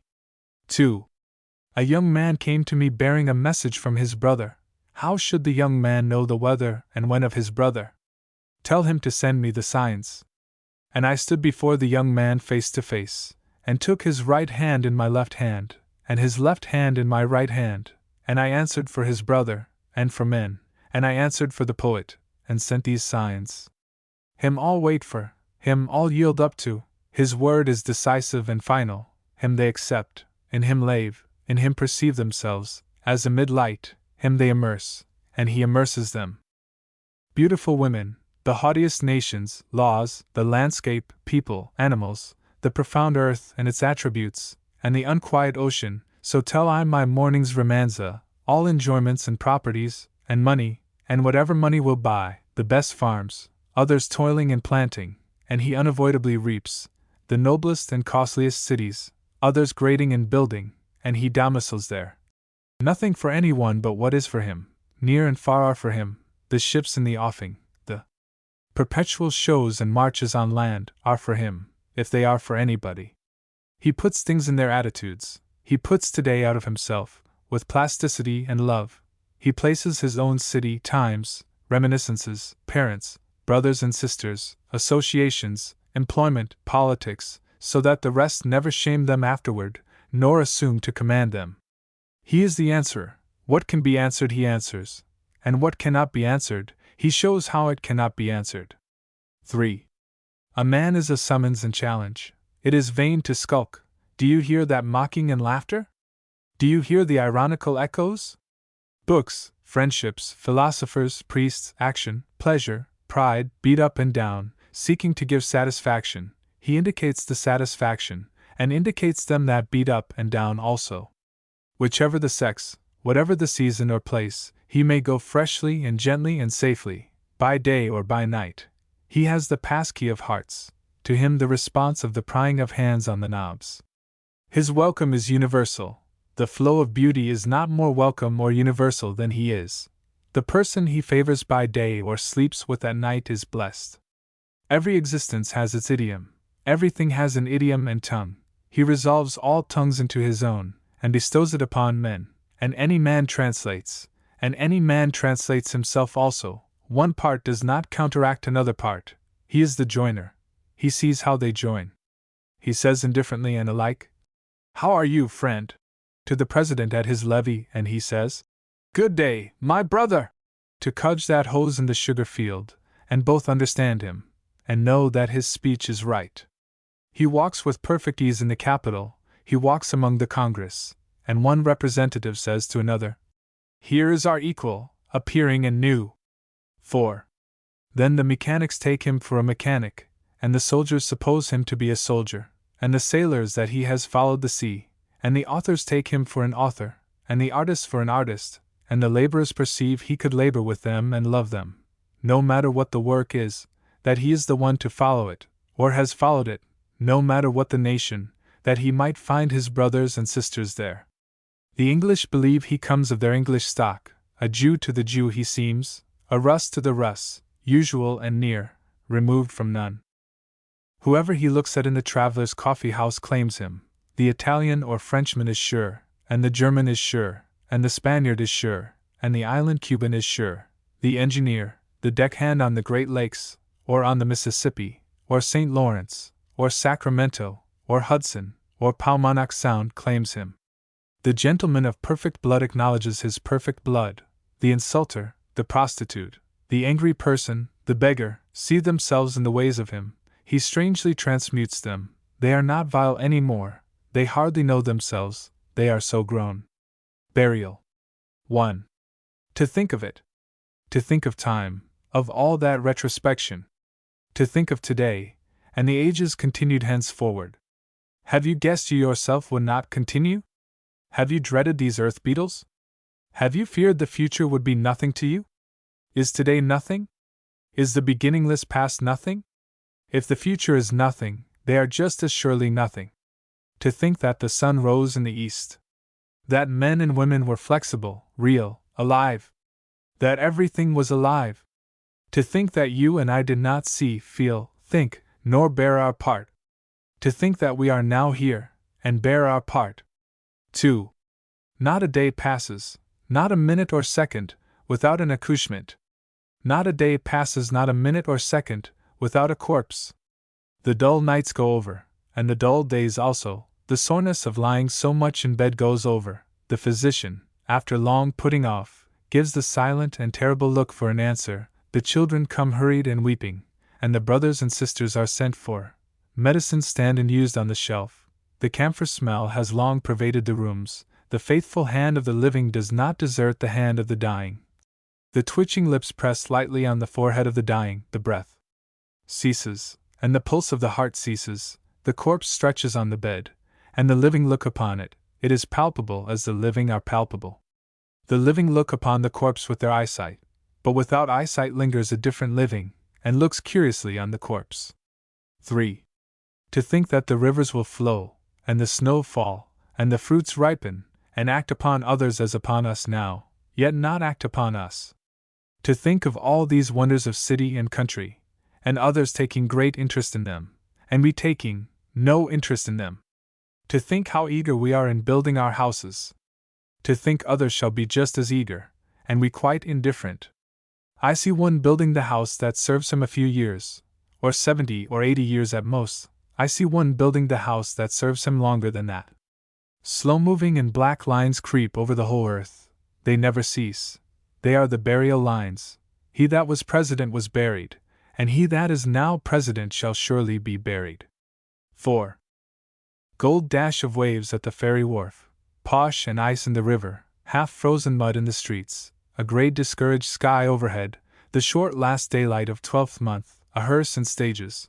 Other vehicles give place. The funeral of an old Broadway stage driver, the cortege mostly drivers. Steady the trot to the cemetery, duly rattles the death bell, the gate is passed, the new-dug grave is halted at, the living alight, the hearse uncloses, the coffin is passed out, lowered, and settled, the whip is laid on the coffin, the earth is swiftly shoveled in, the mound above is flattened with the spades. Silence, a minute, no one moves or speaks. It is done. He is decently put away. Is there anything more? He was a good fellow, free-mouthed, quick-tempered, not bad-looking, able to take his own part, witty, sensitive to a slight, ready with life or death for a friend, fond of women, gambled, ate hearty, drank hearty, had known what it was to be flush, grew low-spirited toward the last, sickened, was helped by a contribution, died, aged 41 years, and that was his funeral. Thumb extended, finger uplifted, apron, cape, gloves, strap, wet weather clothes, whip carefully chosen, boss, spotter, starter, hostler, somebody loafing on you, you loafing on somebody, headway, man before and man behind, good day's work, bad day's work, pet stock, mean stock, first out, last out, turning in at night. To think that these are so much and so nigh to other drivers, and he there takes no interest in them. 5. The markets, the government, the working man's wages, to think what account they are through our nights and days. To think that other working men will make just as great account of them, yet we make little or no account. The vulgar and the refined, what you call sin, and what you call goodness, to think how wide a difference. To think the difference will still continue to others, yet we lie beyond the difference. To think how much pleasure there is. Have you pleasure from looking at the sky? Have you pleasure from poems? Do you enjoy yourself in the city? Or engaged in business? Or planning a nomination and election? Or with your wife and family? Or with your mother and sisters? Or in womanly housework? Or the beautiful maternal cares? These also flow onward to others. You and I fly onward, but in due time you and I shall take less interest in them. Your farm, profits, crops, to think how engrossed you are. To think there will still be farms, profits, crops, yet for you, of what avail? 6. What will be well, for what is well. To take interest is well, and not to take interest shall be well. The sky continues beautiful, the pleasure of men with women shall never be sated, nor the pleasure of women with men, nor the pleasure from poems, the domestic joys, the daily housework or business, the building of houses. These are not phantasms. They have weight, form, location. Farms, profits, crops, markets, wages, government, are none of them phantasms. The difference between sin and goodness is no delusion. The earth is not an echo, man and his life, and all the things of his life, are well considered. You are not thrown to the winds, you gather certainly and safely around yourself, forever and ever.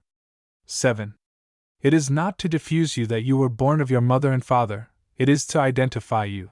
It is not that you should be undecided, but that you should be decided. Something long preparing and formless is arrived and formed in you, you are henceforth secure, whatever comes or goes. The threads that were spun are gathered, the weft crosses the warp, the pattern is systematic.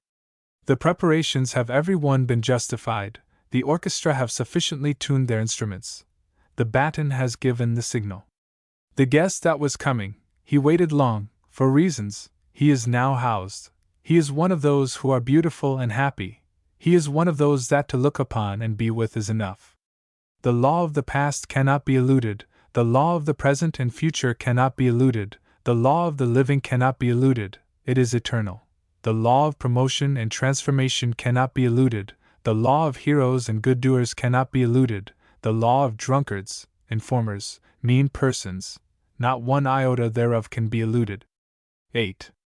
Slow-moving and black lines go ceaselessly over the earth, northerner goes carried, and southerner goes carried, and they on the Atlantic side, and they on the Pacific, and they between, and all through the Mississippi country, and all over the earth. The great masters and cosmos are well as they go, the heroes and good doers are well, the known leaders and inventors, and the rich owners and pious and distinguished, may be well, but there is more account than that, there is strict account of all. The interminable hordes of the ignorant and wicked are not nothing, the barbarians of Africa and Asia are not nothing, the common people of Europe are not nothing, the American aborigines are not nothing, the infected in the immigrant hospital are not nothing, the murderer or mean person is not nothing, the perpetual successions of shallow people are not nothing as they go, the lowest prostitute is not nothing. The mocker of religion is not nothing as he goes. 9. I shall go with the rest. We have satisfaction. I have dreamed that we are not to be changed so much, nor the law of us changed. I have dreamed that heroes and good doers shall be under the present and past law, and that murderers, drunkards, liars, shall be under the present and past law, for I have dreamed that the law they are under now is enough. And I have dreamed that the satisfaction is not so much changed, and that there is no life without satisfaction. What is the earth? What are body and soul without satisfaction? I shall go with the rest. We cannot be stopped at a given point. That is no satisfaction. To show us a good thing, or a few good things, for a space of time, that is no satisfaction. We must have the indestructible breed of the best, regardless of time. If otherwise, all these things came but to ashes of dung, if maggots and rats ended us, then alarum. For we are betrayed. Then indeed suspicion of death. Do you suspect death? If I were to suspect death, I should die now. Do you think I could walk pleasantly and well suited toward annihilation? 10. Pleasantly and well suited I walk, whither I walk I cannot define, but I know it is good.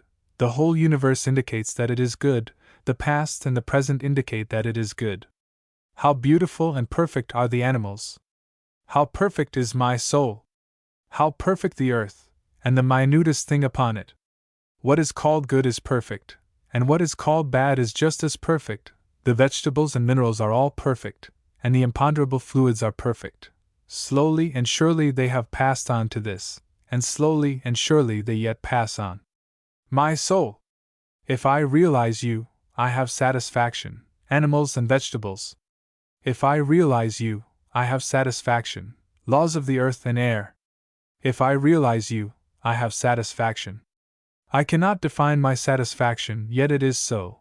I cannot define my life, yet it is so. 11. It comes to me now. I swear I think now that everything without exception has an eternal soul. The trees have, rooted in the ground. The weeds of the sea have. The animals.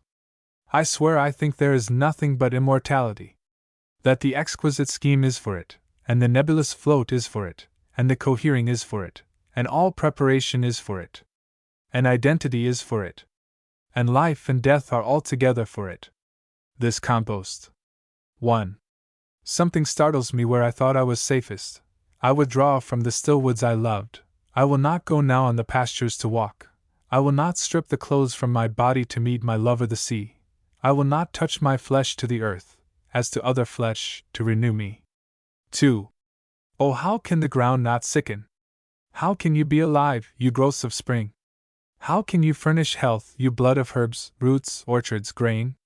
Are they not continually putting distempered corpses in you? Is not every continent worked over and over with sour dead? Where have you disposed of their carcasses? Those drunkards and gluttons of so many generations, where have you drawn off all the foul liquid and meat? I do not see any of it upon you today, or perhaps I am deceived. I will run a furrow with my plough. I will press my spade through the sod, and turn it up underneath. I am sure I shall expose some of the foul meat. 3. Behold this compost. Behold it well. Perhaps every mite has once formed part of a sick person, yet behold. The grass covers the prairies, the bean bursts noiselessly through the mold in the garden, the delicate spear of the onion pierces upward, the apple buds cluster together on the apple branches, the resurrection of the wheat appears with pale visage out of its graves, the tinge awakes over the willow tree and the mulberry tree, the he-birds carol mornings and evenings, while the she-birds sit on their nests. The young of poultry break through the hatched eggs, the newborn of animals appear, the calf is dropped from the cow, the colt from the mare, out of its little hill faithfully rise the potato's dark green leaves, out of its hill rises the yellow maize stalk. The summer growth is innocent and disdainful above all those strata of sour dead. What chemistry! That the winds are really not infectious, that this is no cheat, this transparent green wash of the sea, which is so amorous after me, that it is safe to allow it to lick my naked body all over with its tongues, that it will not endanger me with the fevers that have deposited themselves in it, that all is clean forever and forever, that the cool drink from the well tastes so good, that blackberries are so flavorous and juicy, that the fruits of the apple orchard, and of the orange orchard, that melons, grapes, peaches, plums, will none of them poison me, that when I recline on the grass I do not catch any disease, though probably every sphere of grass rises out of what was once a catching disease. 4. Now I am terrified at the earth.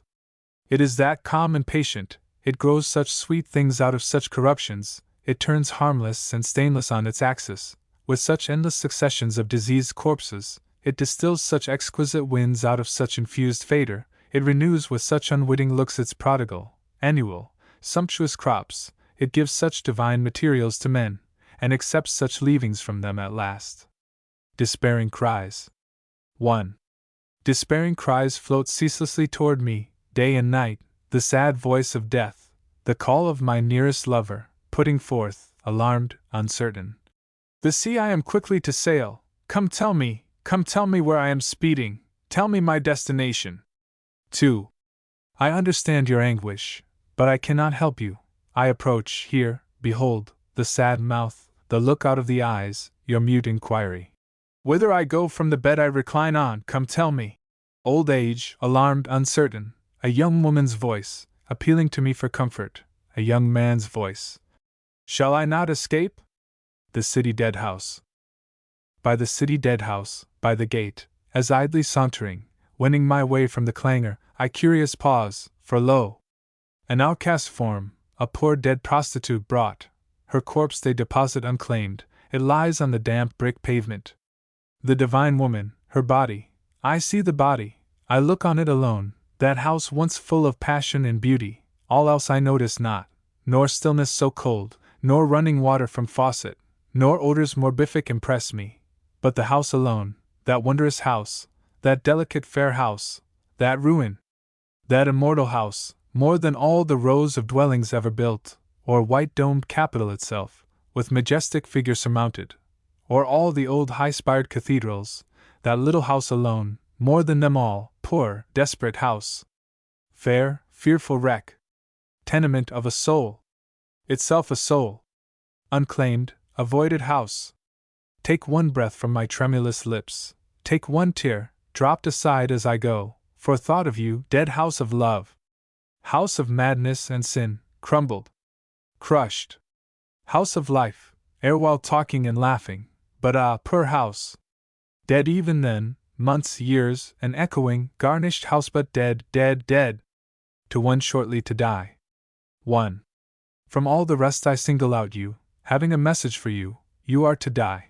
Let others tell you what they please, I cannot prevaricate, I am exact and merciless, but I love you, there is no escape for you. 2. Softly I lay my right hand upon you, you just feel it, I do not argue, I bend my head close, and half envelop it, I sit quietly by, I remain faithful, I am more than nurse, more than parent or neighbor, I absolve you from all except yourself, spiritual, bodily, that is eternal. The corpse you will leave will be but excrementitious. The sun bursts through in unlooked for directions. Strong thoughts fill you, and confidence. You smile. You forget you are sick, as I forget you are sick. You do not see the medicines. You do not mind the weeping friends. I am with you. I exclude others from you. There is nothing to be commiserated. I do not commiserate. I congratulate you. Unnamed lands. 1. Nations, 10,000 years before these states, and many times 10,000 years before these states, garnered clusters of ages, that men and women like us grew up and traveled their course, and passed on. What vast built cities, what orderly republics, what pastoral tribes and nomads, what histories, rulers, heroes, perhaps transcending all others, what laws, customs, wealth, arts, traditions, what sort of marriage, what costumes, what physiology and phrenology, what of liberty and slavery. Among them, what they thought of death and the soul, who were witty and wise, who beautiful and poetic, who brutish and undeveloped, not a mark, not a record remains, and yet all remains. 2. Oh, I know that those men and women were not for nothing, any more than we are for nothing. I know that they belonged to the scheme of the world every bit as much as we now belong to it, and as all will henceforth belong to it. Afar they stand, yet near to me they stand, some with oval countenances, learned and calm, some naked and savage, some like huge collections of insects, some intense, herdsmen, patriarchs, tribes, horsemen, some prowling through woods, some living peaceably on farms, laboring, reaping, filling barns, some traversing paved avenues, amid temples, palaces, factories, libraries, shows, courts, theaters, wonderful monuments. Are those billions of men really gone? Are those women of the old experience of the earth gone? Do their lives, cities, arts, rest only with us? Did they achieve nothing for good, for themselves? 3. I believe, of all those billions of men and women that filled the unnamed lands, every one exists this hour, here or elsewhere, invisible to us, in exact proportion to what he or she grew from in life, and out of what he or she did, felt, became, loved, sinned, in life. I believe that was not the end of those nations, or any person of them, any more than this shall be the end of my nation, or of me, of their languages, governments, marriage, literature, products, games, wars, manners, crimes, prisons, slaves, heroes, poets. I suspect their results curiously await in the yet unseen world, counterparts of what accrued to them in the seen world. I suspect I shall meet them there. I suspect I shall there find each old particular of those unnamed lands. Similitude. 1. On the beach at night alone, as the old mother sways her to and fro, singing her savage and husky song, as I watch the bright stars shining, I think a thought of the clef of the universes, and of the future. 2. A vast similitude interlocks all spheres, grown, ungrown, small, large, suns, moons, planets, comets, asteroids, all the substances of the same, and all that is spiritual upon the same, all distances of place, however wide, all distances of time, all inanimate forms, all souls, all living bodies, though they be ever so different, or in different worlds, all gaseous, watery, vegetable, mineral processes. The fishes, the brutes, all men, women, me also, all nations, colors, barbarisms, civilizations, languages, all identities that have existed, or may exist, on this globe, or any globe, all lives and deaths, all of the past, present, future, this vast similitude spans them, and always has spanned, and shall forever span them, and compactly hold them. The square deific. God. Chanting the square deific, out of the one advancing, out of the sides, out of the old and new, out of the square entirely divine, solid, four-sided, all the sides needed, from this side Jehovah am I, old Brahmai, and I Saturnius am, not time affects me, I am time, modern as any, unpersuadable, relentless, executing righteous judgments, as the earth, the father, the brown old Chronos, with laws, aged beyond computation, yet ever new, ever with those mighty laws rolling, relentless, I forgive no man. Whoever sins dies, I will have that man's life, therefore let none expect mercy, have the seasons, gravitation, the appointed days, mercy, no more have I, but as the seasons, and gravitation, and as all the appointed days that forgive not, I dispense from this side judgments inexorable, without the least remorse. Savior. Consolator most mild, the promised one advancing, with gentle hand extended, the mightier God am I, foretold by prophets and poets, in their most rapt prophecies and poems, from this side, lo! The Lord Christ gazes, lo! Hermes I, lo! Mine is Hercules' face, all sorrow, labor, suffering, I tallying it, absorb in myself, many times have I been rejected, taunted, put in prison, and crucified, and many times shall be again. All the world have I given up for my dear brothers and sisters' sake, for the soul's sake, wending my way through the homes of men, rich or poor, with the kiss of affection, for I am affection, I am the cheer-bringing God, with hope, and all-enclosing charity, conqueror yet, for before me all the armies and soldiers of the earth shall yet bow, and all the weapons of war become impotent, with indulgent words, as to children, with fresh and sane words, mine only, young and strong I pass, knowing well I am destined myself to an early death, but my charity has no death, my wisdom dies not, either early nor late, and my sweet love, bequeathed here and elsewhere, never dies. Satan. Aloof, dissatisfied, plotting revolt, comrade of criminals, brother of slaves, crafty, despised, a drudge, ignorant, with suitor face and worn brow, black, but in the depths of my heart proud as any, lifted, now and always, against whoever, scorning, assumes to rule me, morose, full of guile, full of reminiscences, brooding, with many wiles, though it was thought I was baffled and dispelled, and my wiles done. But that will never be. Defiant I Satan still live, still utter words, in new lands duly appearing, and old ones also, permanent here, from my side, warlike, equal with any, real as any, nor time, nor change, shall ever change me or my words. The Spirit.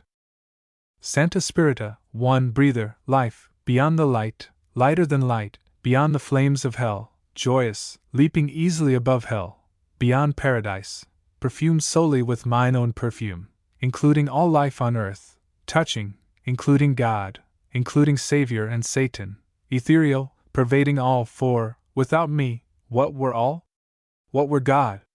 Essence of forms, life of the real identities, permanent, positive, namely the unseen, life of the great round world, the sun and stars, and of man, I, the general soul, here the square finishing, the solid, I the most solid, breathe my breath also through these little songs.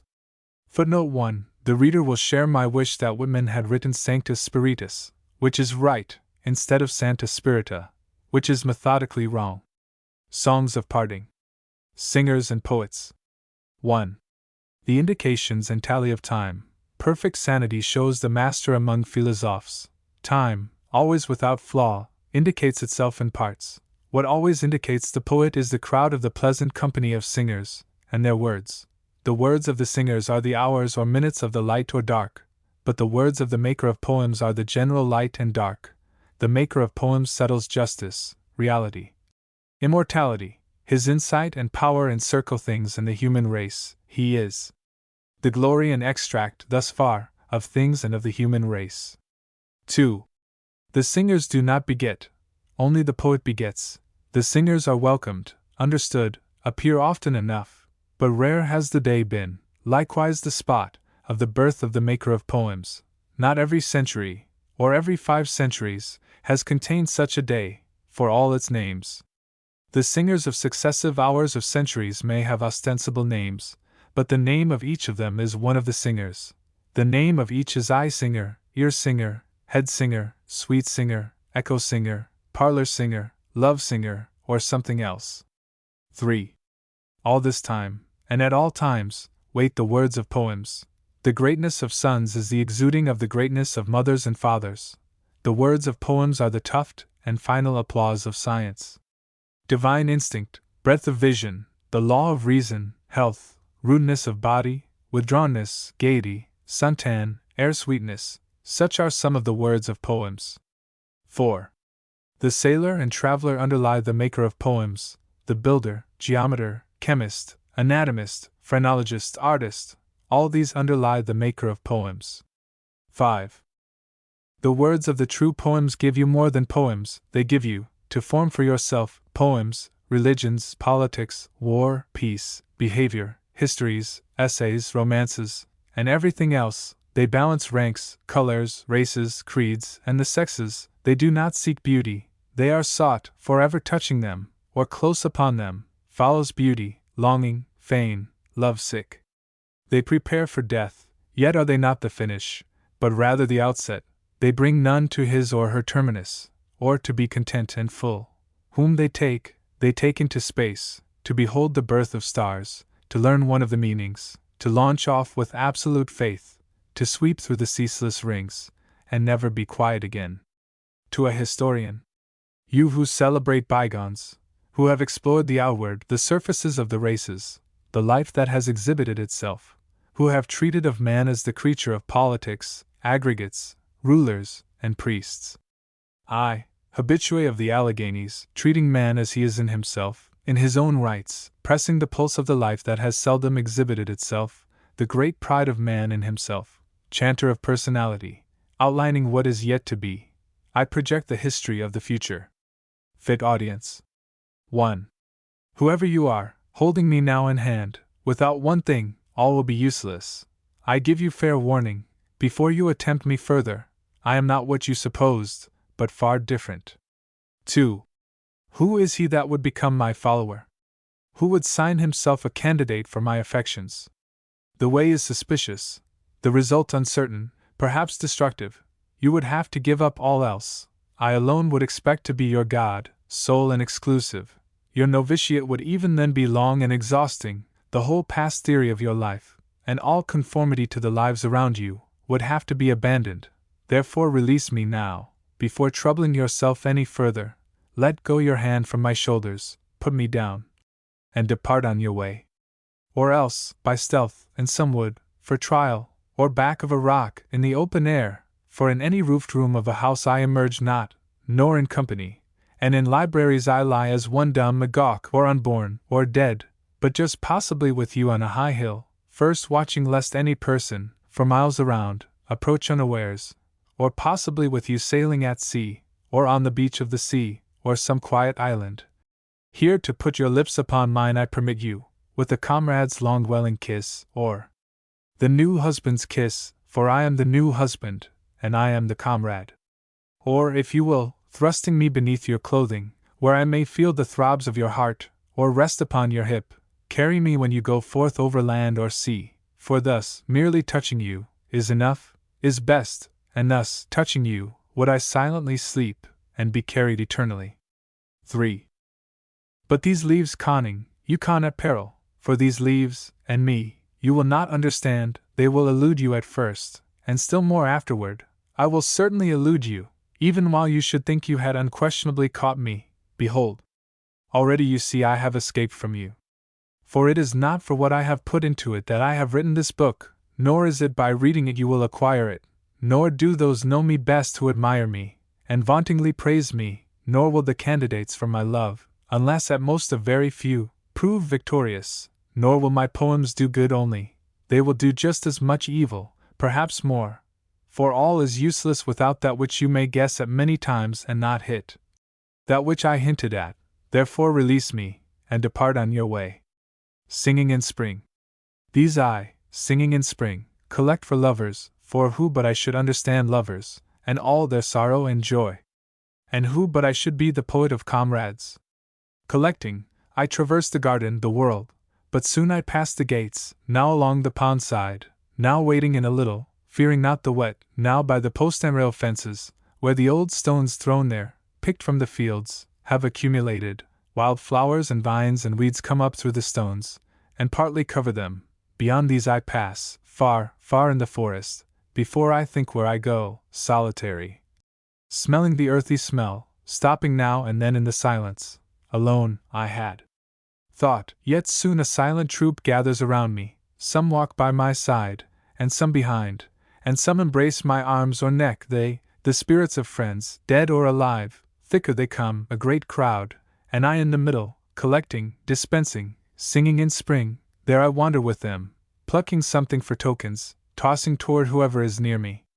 Here lilac, with a branch of pine, here, out of my pocket, some moss which I pulled off a live oak in Florida, as it hung trailing down, here some pinks and laurel leaves, and a handful of sage, and here what I now draw from the water, waiting in the pond side. Oh, here I last saw him that tenderly loves me, and returns again, never to separate from me, and this, oh, this shall henceforth be the token of comrades, this calamus root. One shall interchange it, use, with each other. Let none render it back, and twigs of maple, and a bunch of wild orange, and chestnut, and stems of currants, and plum blows, and the aromatic cedar, these I, compassed around by a thick cloud of spirits, wandering, point to, or touch as I pass, or throw them loosely from me, indicating to each one what he shall have, giving something to each. But what I drew from the water by the pond side, that I reserve. I will give of it, but only to them that love as I myself am capable of loving. Footnote 1. I am favored with the following indication, from Mr. Whitman himself, of the relation in which this word calamus is to be understood. Calamus is the very large and aromatic grass or rush growing about water ponds in the valleys, spears about 3 feet high, often called sweet flag, grows all over the northern and middle states. The recherche or ethereal sense of the term, as used in my book, arises probably from the actual calamus presenting the biggest and hardiest kind of spears of grass, and their fresh, aquatic, pungent bouquet. Love of comrades. 1. Come, I will make the continent indissoluble. I will make the most splendid race the sun ever yet shone upon. I will make divine magnetic lands, with the love of comrades, with the lifelong love of comrades. 2. I will plant companionship thick as trees along all the rivers of America, and along the shores of the Great Lakes, and all over the prairies. I will make inseparable cities, with their arms about each other's necks, by the love of comrades, by the manly love of comrades. 3. For you these, from me, O democracy, to serve you, ma femme. For you, I am trilling these songs, in the love of comrades, in the high-towering love of comrades. Pulse of my life.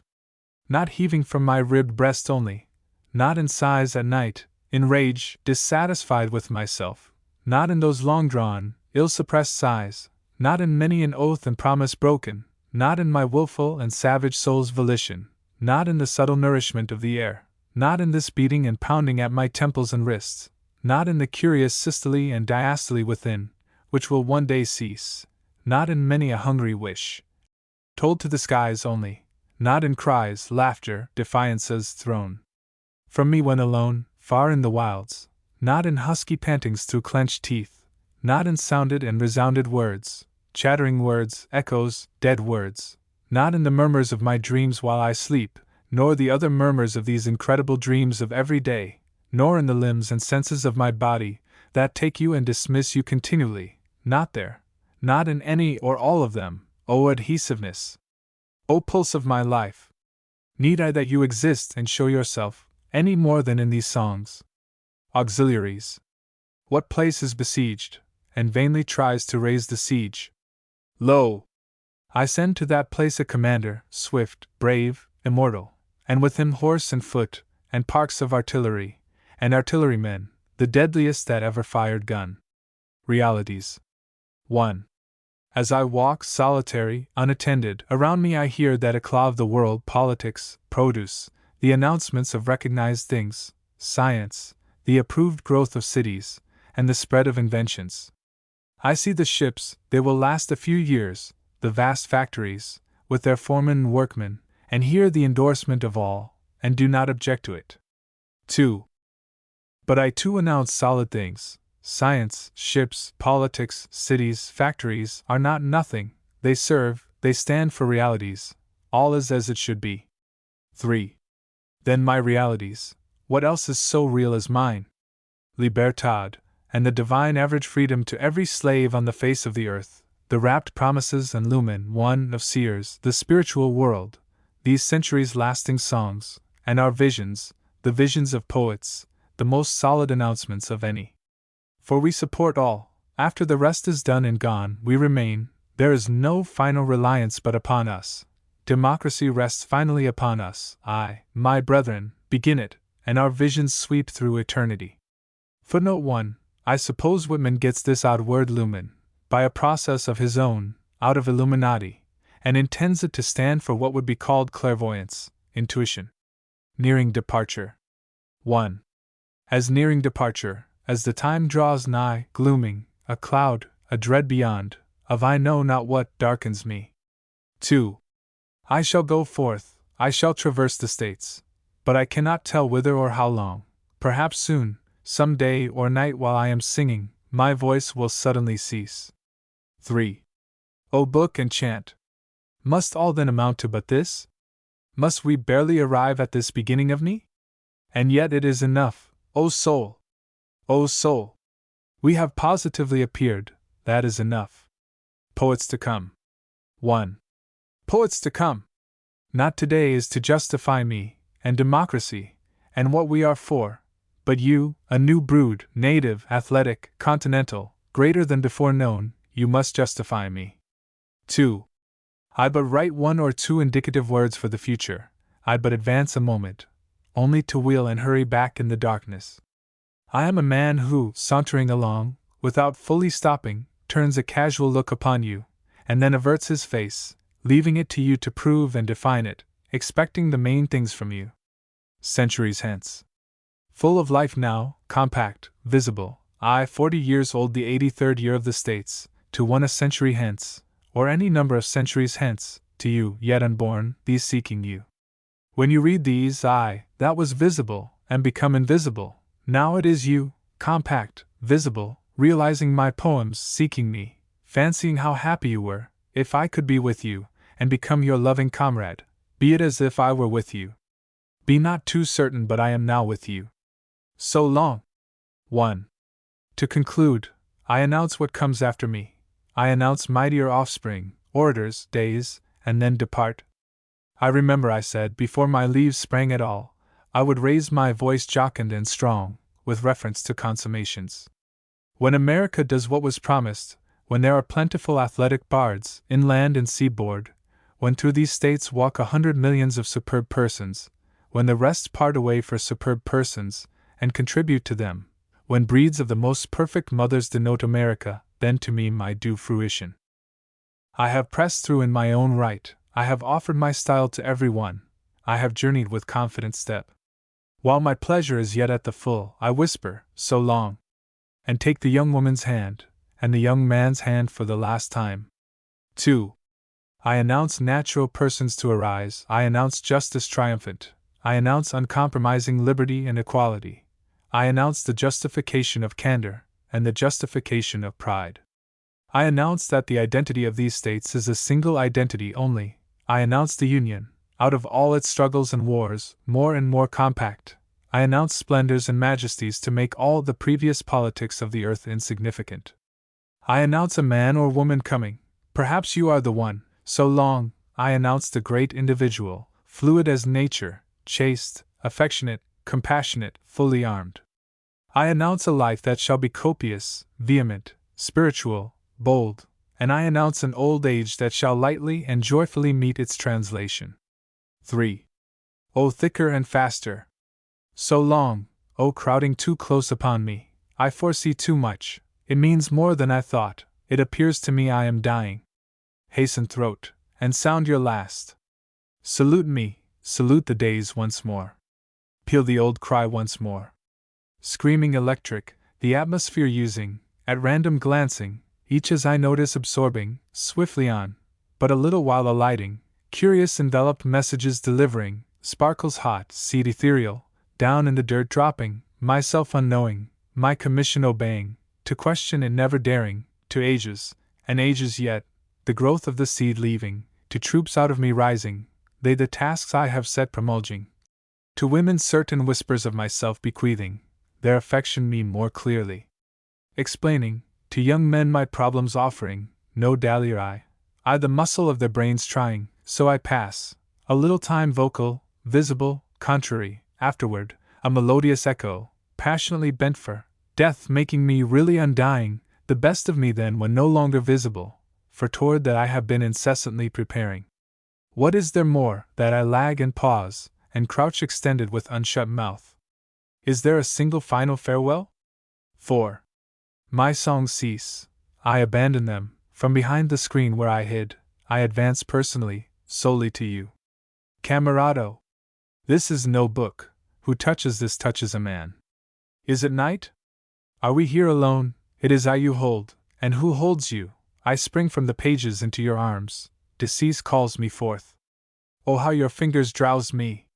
Your breath falls around me like dew, your pulse lulls the tympans of my ears, I feel emerged from head to foot, delicious, enough. Enough, O deed impromptu and secret. Enough, O gliding present. Enough, O summed up past. 5. Dear friend, whoever you are, here, take this kiss, I give it especially to you, do not forget me. I feel like one who has done his work, I progress on, long enough have I dallied with life, the unknown sphere, more real than I dreamed, more direct, awakening rays about me, so long. Remember my words, I love you, I depart from materials, I am as one disembodied, triumphant, dead. Postscript. While this selection was passing through the press, it has been my privilege to receive 2 letters from Mr. Whitman, besides another communicated to me through a friend. I find my experience to be the same as that of some previous writers, that, if one admires Whitman in reading his books, one loves him on coming into any personal relation with him, even the comparatively distant relation of letter writing.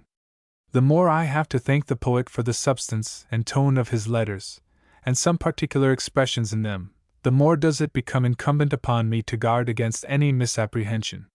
He has had nothing whatever to do with this selection, as to either prompting, guiding, or even ratifying it, except only that he did not prohibit my making 2 or 3 verbal omissions in the prose preface to the Leaves of Grass, and he has supplied his own title, President Lincoln's Funeral Hymn, to a poem which, in my prefatory notice, is named, by myself, Nocturne for the Death of Lincoln.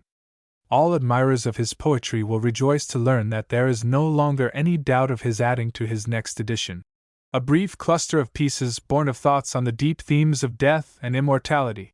A new American edition will be dear to many. A complete English edition ought to be an early demand of English poetic readers, and would be the right and crowning result of the present selection. W. M. R. 1868.